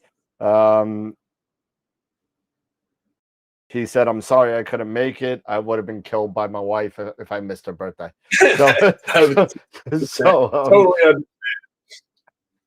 Ron, you're forgiven, but now you're into a contract for at least 3 shows next year. So, and listen. So just to recap today, what a show! We had started off the day with Wayne. Oh, geez, after a shot of whiskey, I need my glasses. Hold on a second. Yeah, I get it. If you need it, because I can lead it off. So we led off with Wayne Parker from Sky. Let's see if you forget anybody. Then we had, Masters of Pixinsight. Thank you again, Ron. We totally understand. Gail's birthday comes first, so we totally get that. And Stacy Downton from Astro Stace. Thank you again. We loved having you on. Please come back again. Again, Trevor Jones, absolutely, from Astro Backyard and astrobackyard.com. Charles Bracken from Deep Sky Primer. Thank you as well. Dr. Christian Sasse and Blake from iTelescope. Thank you. Scott Roberts and Explore Scientific. Thank you again for your support and everything. PrimaLuce Lab. Filippo, Omar, Tom, Clark, everybody. Thank you. Thank you for my gear. Love it. I'm gonna, so thank you guys so much. And of course, Dylan, from Star Stuff and YouTube. Thank you again for joining us. Really appreciate it, man. So yeah, it's been a blast. 8 hours. 8 hours, man. And it was awesome. And I'm just getting the export. Did I miss anyone? Did you do Filippo, Omar, and Tom? Yeah, I did. I did the PrimaLuce guys. Yep. I hate to say I went down the whole lineup. I think you got it all. And did you do that all like from memory? No. I've got the lineup because you gave me the lineup. Oh, you wrote it down. You cheated. You cheated. I know. Hey, you know what? It's been 8 hours, man. You got to cut a brother a break. Oh, jeez. And I'm gonna have a sidecar after this. It's gonna be. Oh man. Let's see. So there we go. I got everybody on here. So you got everybody. So yeah. So now comes the fun stuff. Well, everything has been fun, but now come the prizes. Yeah. And don't forget those who are wanting to submit your photos for image of the week for this upcoming week for the 15th of December. Don't forget, you can go to astroworldweb.com/IOTW and submit your photos. The photos, the entries will be available at entry point until Tuesday morning. And then I will then get things set up for the voting phase and all of that, as well as you have until next Friday to vote for the November 2023 image of the month. That is the last image of the month contest for the upcoming 2024 calendar. So don't forget to vote there. And then I will then get that set up so we can then vote for the picture or image of the year later this month in about a couple weeks or about a week or so. So yeah. All right, we are ready to go here for all the giveaways. And again, you don't have to be present to win because this is an 8-hour event. And I'm just going to do something really quick here. I'm going to make sure you can see all of our lovely faces here. And layers and fine. 60 chroma key, and Eric is all the way down at the bottom now with this lovely green screen. Now that green screen it's working out pretty darn good. It's working out pretty darn good, man. Yep. I'm thanks. Also to Wayne, thanks for the suggestion. Yeah, this is so much better than looking at all the crap behind me. On my bar and stuff like that. This is so much better. It looks so much more professional. Not that I'm even close to being a professional. I'm technically I am an adult technically, but technically that's all it is. It's all nothing but a number. Nothing but that's what happens. Oh, younger people always say that. It's just a number. Uh-huh. It's like when you sit there and you talk to a younger person and say, "Yeah, I'm 52." That's young. They're like 27. Yeah, oh, that's young. I said, but when you're 52, you're thinking, yeah, wait till you get here. Let me see this. So If I raise my head up a little bit, it looks like I have a wig on my head. oh yeah, that's your ghost of Cassiopeia. It looks like you got like Yeah. All right. So we are gonna do first. We're gonna do 5 free MOP workshops. Okay. We're gonna do 5 in a row. We're 5. just gonna wipe them off. 5. 5. 5 free. 1, 2, 3, 4, 5. One. 5 I got MOPs. 5 kids to feed. Mm-hmm. All right. It so is. Here's Shut the up, first Warren. one. Here we go. Ready to go? Go for it, brother. Hit it. All right. Let me get it back. What happened? There we go. There we go. Here's the first one. First 5 free MOP. And thank you everybody for watching. It's been really great. Yes. Yeah, it has been. Seriously, it has been. It's been a blast. I'm Peter. Like he needs it. Yeah, no, right? Tom. I'm Peter. Tom Doesn't still need- on? Just in case any of you realize, Tom Peter was the one that won the most pictures of the week for 2023. So Yeah, like he really needs it. so all right, that's one. Number 2. Number 2. No way. Oh, shut up. No. Sorry, No, Tom. no. You don't want another one. No, we do another one. Oh, What are the odds of that? 1 in 73. Yeah. John Patterson. All right. That's 2. That's funny. How does that happen? You can't make this stuff up. You can't. No, you can't.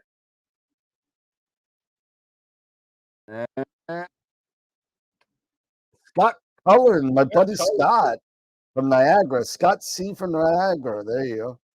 Scott Dylan, Cullen. you were just 2 away. You never know. It might roll around again. Yep. Don't worry, Dylan. There are other. There's a lot of stuff out here to win. There's a lot of stuff. And looks like Frank Rossetti. Yes. Yes, Frank.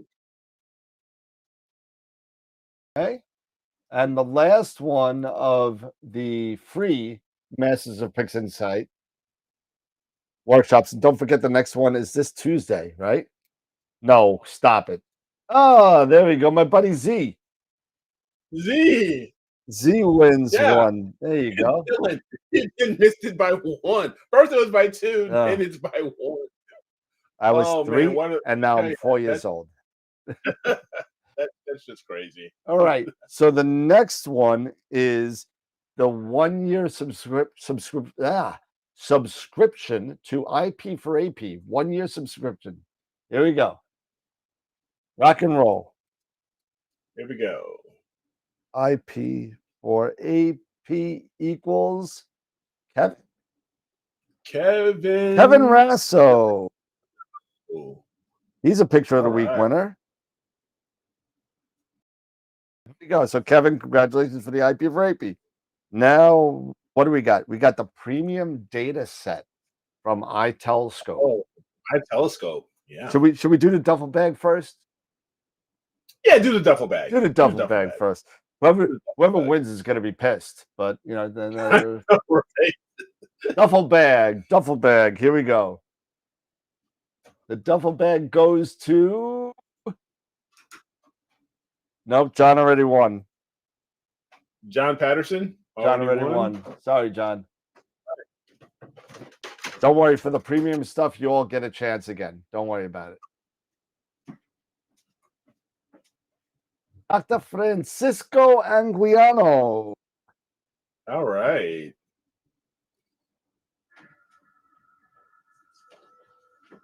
All right. What do we got? We got. All right. So now now we're into the premium. Actually, we're not into the premium. The next one's going to be the Astro World Telescope wine tumbler or coffee cup. So Coffee you can mug, choose if you don't like to drink, you could have the coffee cup. If you like to drink, you get the wine. But you know what? The wine tumbler could be used for both. So it could be a nice little sippy cup. So That's exactly it. I was there going to you say go. it could be a sippy cup. If you like juice, if you like apple juice, it could be a sippy cup. Yeah, absolutely. I'm gonna bring this over so I could see what people are saying. And all right, so here we go. This is for the wine tumbler or coffee cup. Here we go.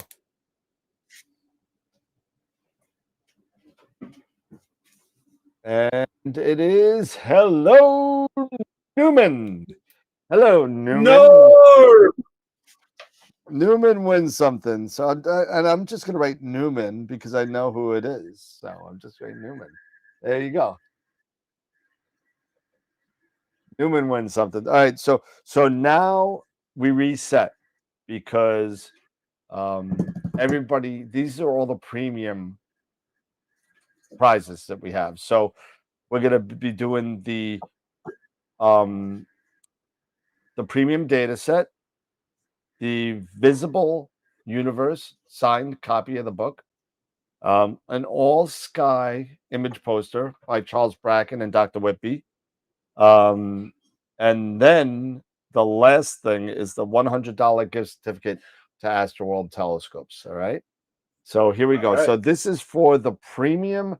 Everyone's got a chance. So if you won before, it doesn't matter. And we also are giving away 10 in the interest of time. If you wanted, you know, we'll take a we haven't done a poll yet. So I'm gonna write and should we do all MOP giveaways tonight? And then yes or no. And the reason why I'm putting that, and I spelt it wrong, so you're gonna have to excuse me. I'm like doing this pretty fast. But the reason why, because we have 50% off coupons as well. So if you want to do all 10 of them, we'll do it all. Just go the vote. And then if not, we'll do it on the show or we'll do it on the side and we'll send you an email. Either way, whatever wins. We'll just do that. So the first one is going to be the premium data set from iTelescope. And that object is to be determined. And Dr. Sasse will pick one himself. So here we go. Premium data set from iTelescope.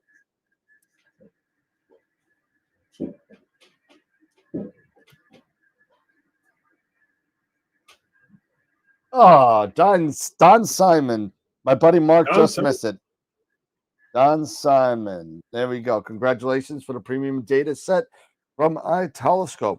Now we're going to be doing the Visible Universe signed copy by Charles Bracken and Dr. Max Whitby. There we go. If you did want, just so you know, before I do it, if you did win a premium, you could only win one premium. So just so you know. All right. Here we go. Visible Universe. Who does it go to? The Visible Universe goes to. I'm lucky I said that, right? The same guy. How does this happen twice in one night? Oh my goodness. Yeah, I know. I know. Bye, Don. We just removed you, so you won't. There's no more left. So. Yeah.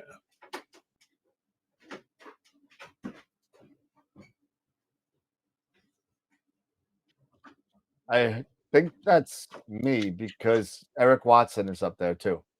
How am I in there? I think that was a test. So we'll do it one more Maybe time. those are tests. Yeah. Those are tests. My apologies, everybody. Here we go. This is a definite winner if it's not Dan or Eric. So Scott Cullen. He wins 2 tonight. All right. Now the all sky image, which is awesome. The all sky image. Here we go. All sky image. Copy of that.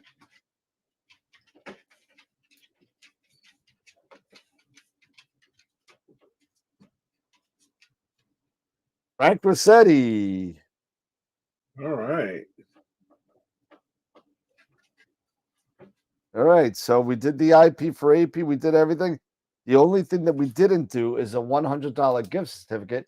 And it looks like the eyes have it. So we have 71% yes. So what we're going to do now is we're going to do the 10 50% free ones. All right. Okay. We're going to do the 50% free ones first. And the last one will be the $100 gift certificate. And everybody can win this. And I'm going to put Don Simon back on. I think he's still on there. Is he? He was right next to Mark. No, he's not. So I'm going to put Don Simon back on. And I'll take Don. Take me and you out. Simon. And I'll take Dan and Eric off. There we go. There we go. All right. Cool.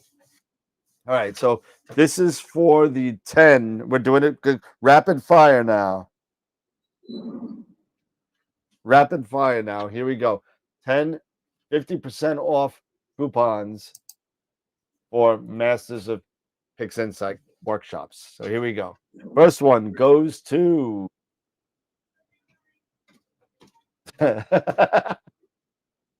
Tom Simon. This is rigged. This is rigged. This is so bad. Oh God. Here we go. Number 2 goes to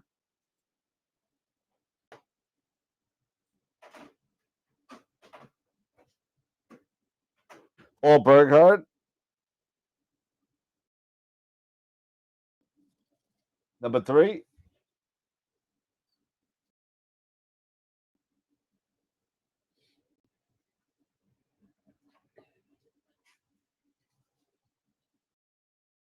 Ross Hampton.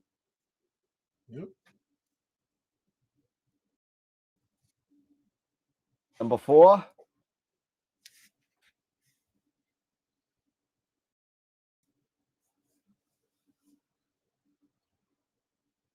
Steve Ibbotson.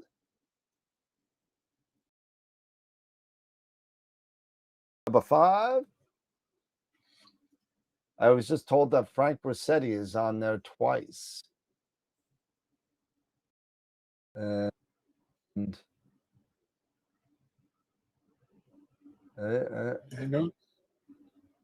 Yeah, he is. No, this Frank. Yep, he is right between Norm. It's right between 1 and yeah. All right. Yep. There you go. That one. Yeah. All right. Okay. There you go. Boom.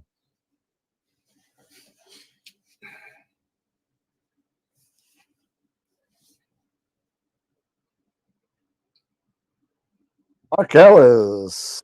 Ellis. This is number 6.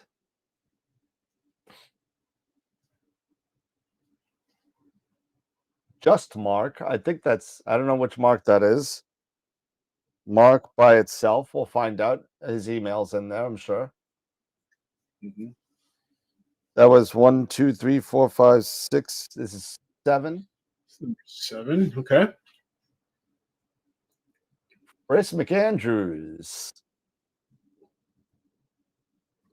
I know Chris. He lives on Long Island. 1, 2, 3, 4, 5, 6, 7. 3 to go. So this is 3. Scott Schneider.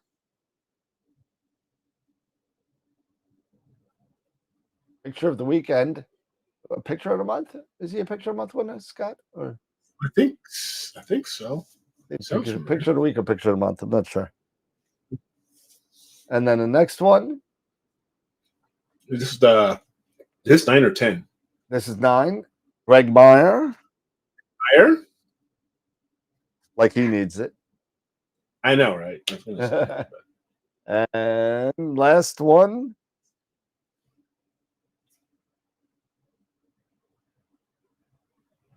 Annie Hilliard.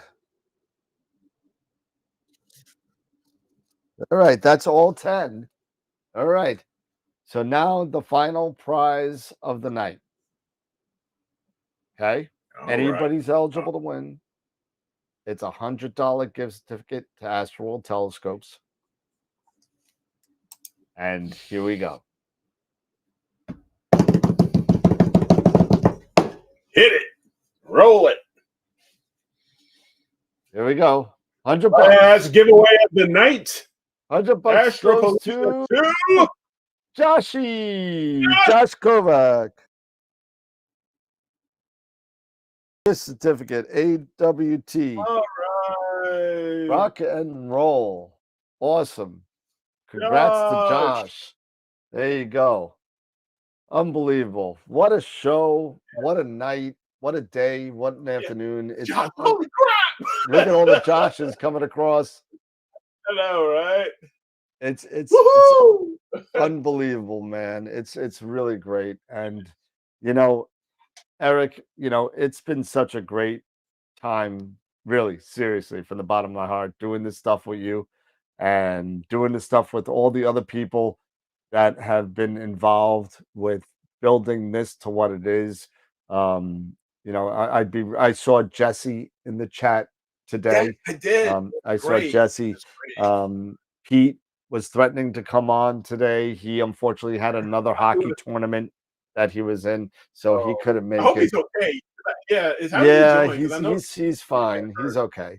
But you know, starting off with Charlie Walsh, back 5 years ago or 6 years ago, I don't even know how many years ago, where we were sitting on his couch with we didn't want to show the couch, so we grabbed a sheet and we put the sheet over the couch, this blue sheet. That it was just, you know, so and we did it. And from that basement in Shirley, New York, we Hold on, sorry, Dan. Jackie was asking about what about the AstroPalooza T-shirt for the club? Shoot. Thank Okay. you. I was Thank going to you. forget about You that. know, I think we did the same thing last year too. I think we may have. I think we did the same thing last year too. So, let me open up that wheel, because that is actually, that's probably why, because it's a whole different wheel. So I am going to give anybody in the chat, right, last chance. I'm going to show the wheel, right? I'm going to show the wheel. This is the last chance to put your club on the wheel. Okay. Your local club. Yep. So I am going to show the wheel right now. And here you go. That's what's on the wheel. We have 8 entries. So you have a 1 in 8 chance. If you're in there, please do not repeat your name. If you have a club, this is the last chance you will have to put anything on there. So please, Eric, if you see anything come across, let me know. Okay. We got Oklahoma City Astro Club. Oklahoma City. All right. So we'll just do OK City. Nice try, Tom. Tom Peters Astro Club. RASC Niagara Center.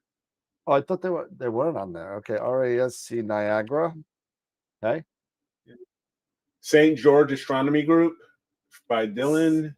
St. George. Okay. Norm Newman's Astro Adventures. Let's see.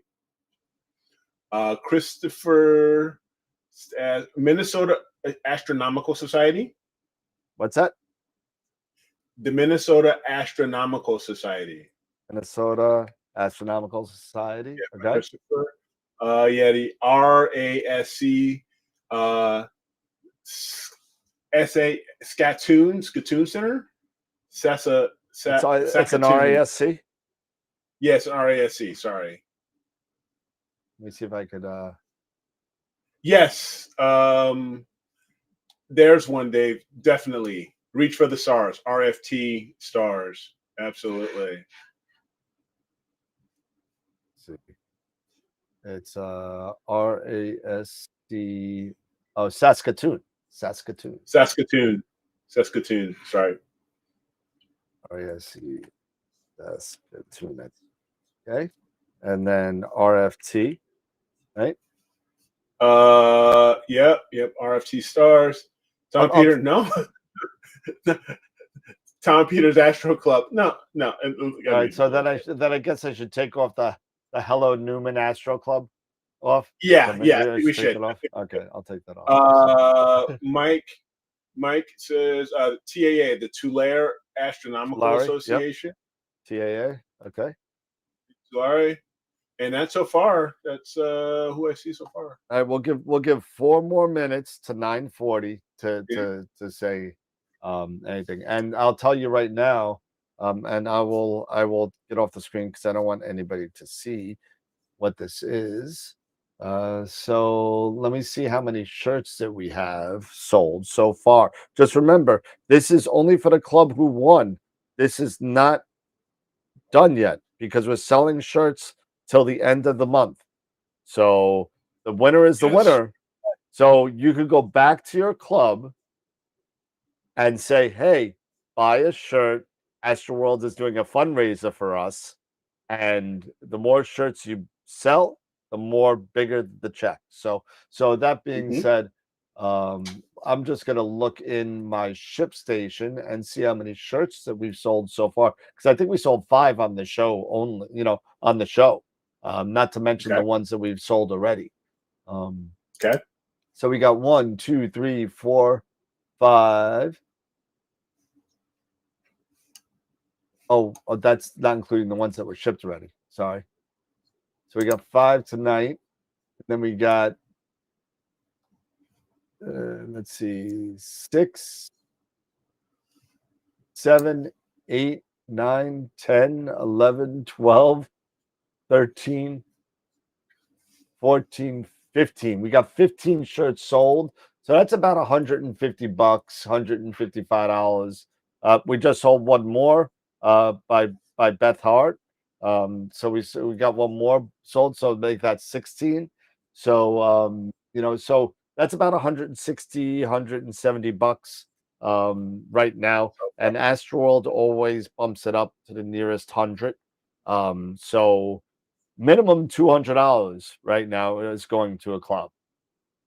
Yeah. So clubs really use this. It's a really cool thing to have. I'm going to look at the list right now. We got 2 more minutes, and then we will do the chat. But on a serious note, in the 2 minutes that I have, like I was saying before, so we got Charlie, Tim Cowell, yourself, Jason, Simon, Theodore, Alvin, no, but Simon, Jason, Jesse, Pete, Tegan, Tyler. I mean, am I missing anybody? Scott. Geez, Scott. Where is Scott? We miss Scott. We do miss Scott. Yeah. I miss Absolutely. that guy. I don't know. I know he was working real hard, but I gotta give him a call for Christmas.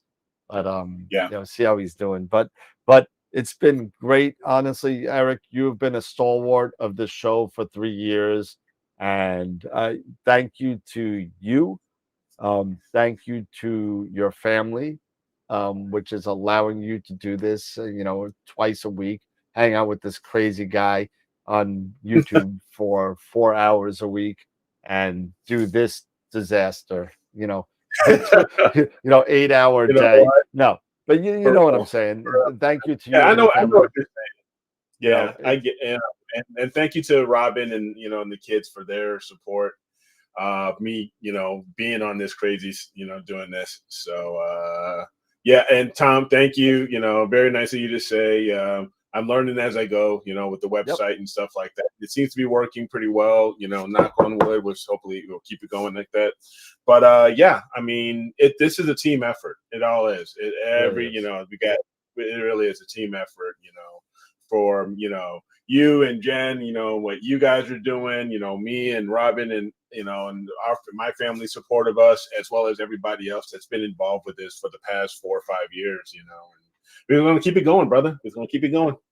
Until YouTube kicks us off. Yeah. And, that's what we'll do. So before I do one more,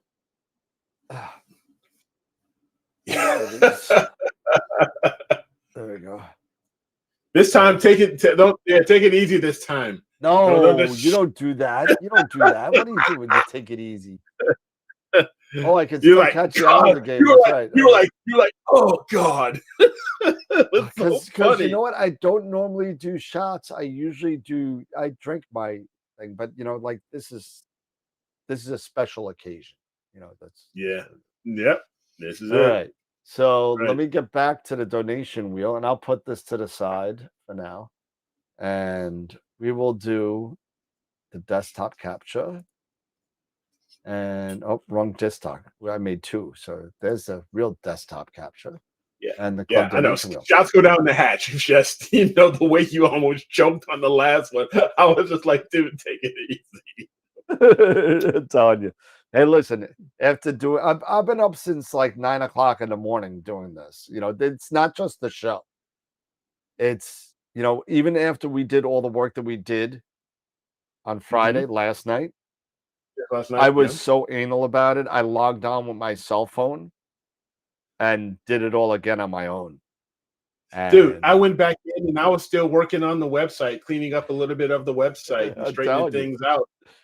So I feel you. I was like, I'm not totally pleased with how this is looking for the AstroPalooza site. I'm looking for AstroPalooza page. I got to fix this.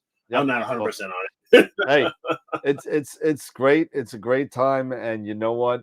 The resolution looked great, and everything was awesome. But it's really time to give away a nice check to a great astronomy group, and go back. Whoever the winner is, go back, give them the link, tell them it's a fundraiser, and all the proceeds go to your club, and buy a shirt, and it's a wonderful thing. So it's a two-edged sword. We get some free advertising, and you get a check. So there you Hey, go. it's a win-win. It's a Right? win-win. We ready to do this? Ready to do it? Let's do All it. right, So here we you can go go. watch the game. I'm going to go to bed. Yep, club winner. I'm writing that down. And here we go. You have a 1 in 15 chance of winning $200 or more for your club. Here we go. Good luck. The winner is. All right. There you go. RASC Niagara. RASC Congratulations. Niagara. Now, I don't know if that's in New York side or if that's in Canada side, but whatever the case I may was be. RASC, Royal Association. RASC is Canada. That's right. RASC is Canada. So it is in US dollars. So whatever it is in US dollars, you can. It's even more than in Canadian. Yeah, there you go. So congratulations to the RASC in Niagara. You are the winner of this year's Astro World fundraiser, I guess you could call it, on the shirt sale. So I believe that's Scott's group. If I'm not correct, I believe that's Scott's group. Scott, go back to your club and tell them that they need to buy some shirts so to get more cash. Absolutely. Yeah. That's it. So 10 billion Canadian dollars. There you go. Yeah. Who knows? Maybe we can make it a little bigger next year and maybe get more people in. And your battery's about to die, so you're gonna lose your light pretty soon or something. Whose battery? Because yours, it's blinking. Oh, that's on the nothing. feed. Don't worry, it blinks. That's fine. So, but yeah, I mean, who knows? Maybe we can do something even bigger, like for Christmas. Like as we do AstroPalooza, maybe there'll be a big fundraiser for something, for Christmas, or people can come in and do marathon or something, and we build a fundraiser for a deserving Astro, club, or maybe even, part of the whole outreach thing for a school or something. Who knows? Awesome. Few thoughts there. Anyway. Hey, listen. All right, everybody. The 50 there, please. If you haven't subscribed to us, please consider subscribing to us. It's been a great day of a lot of wonderful information and a lot of sharing. And this is what we do. This is what we do on a weekly basis, or a bi-weekly basis, actually. And it's a lot of fun. So thank you for everybody in the chat. thank you for everybody that's been, involved in the show over the past 5 years. And it's been a really great road traveled. And And for those who, if you're leaving, like even Mike mentioned, hit the like on the way out, anything like that. But even on the replay, if you happen to catch this and you're on the replay and wrapping things up, do us a favor, give a thumbs up, give a like even on the replay, because we know a lot of you all watch also on the replays and stuff like that. So just thank you, everybody. Have a great night and have a great weekend and clear skies and all of that stuff. I see Chris McAndrews in the chat. So Chris, you won something. If you didn't see it, I'll send you an email. So hey, like we were talking about, we're still doing our shows till the end of the year. So feel free to come and stop by Wednesday night. And thank you, everybody, for coming by throughout the day today. For all you people that have been here for the whole 8 hours or so.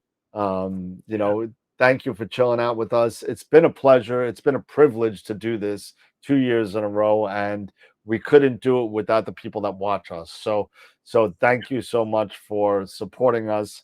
Thank you for the future. Thank you for the donations of the shirts. Thank you for the cash donations that we've received throughout the day. And it's been wonderful. So again, thank you so much, everybody. Have a great weekend. Enjoy your Sunday. And I'm going to do the last one for everybody. So salute. There we go. Yes.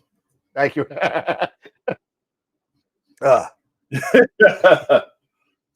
Thank you, everybody. Have a great night. And I know I will. So remember, as always, keep imaging, keep educating, and clear skies. And we will see you Wednesday night. See you Wednesday, everybody. Take care.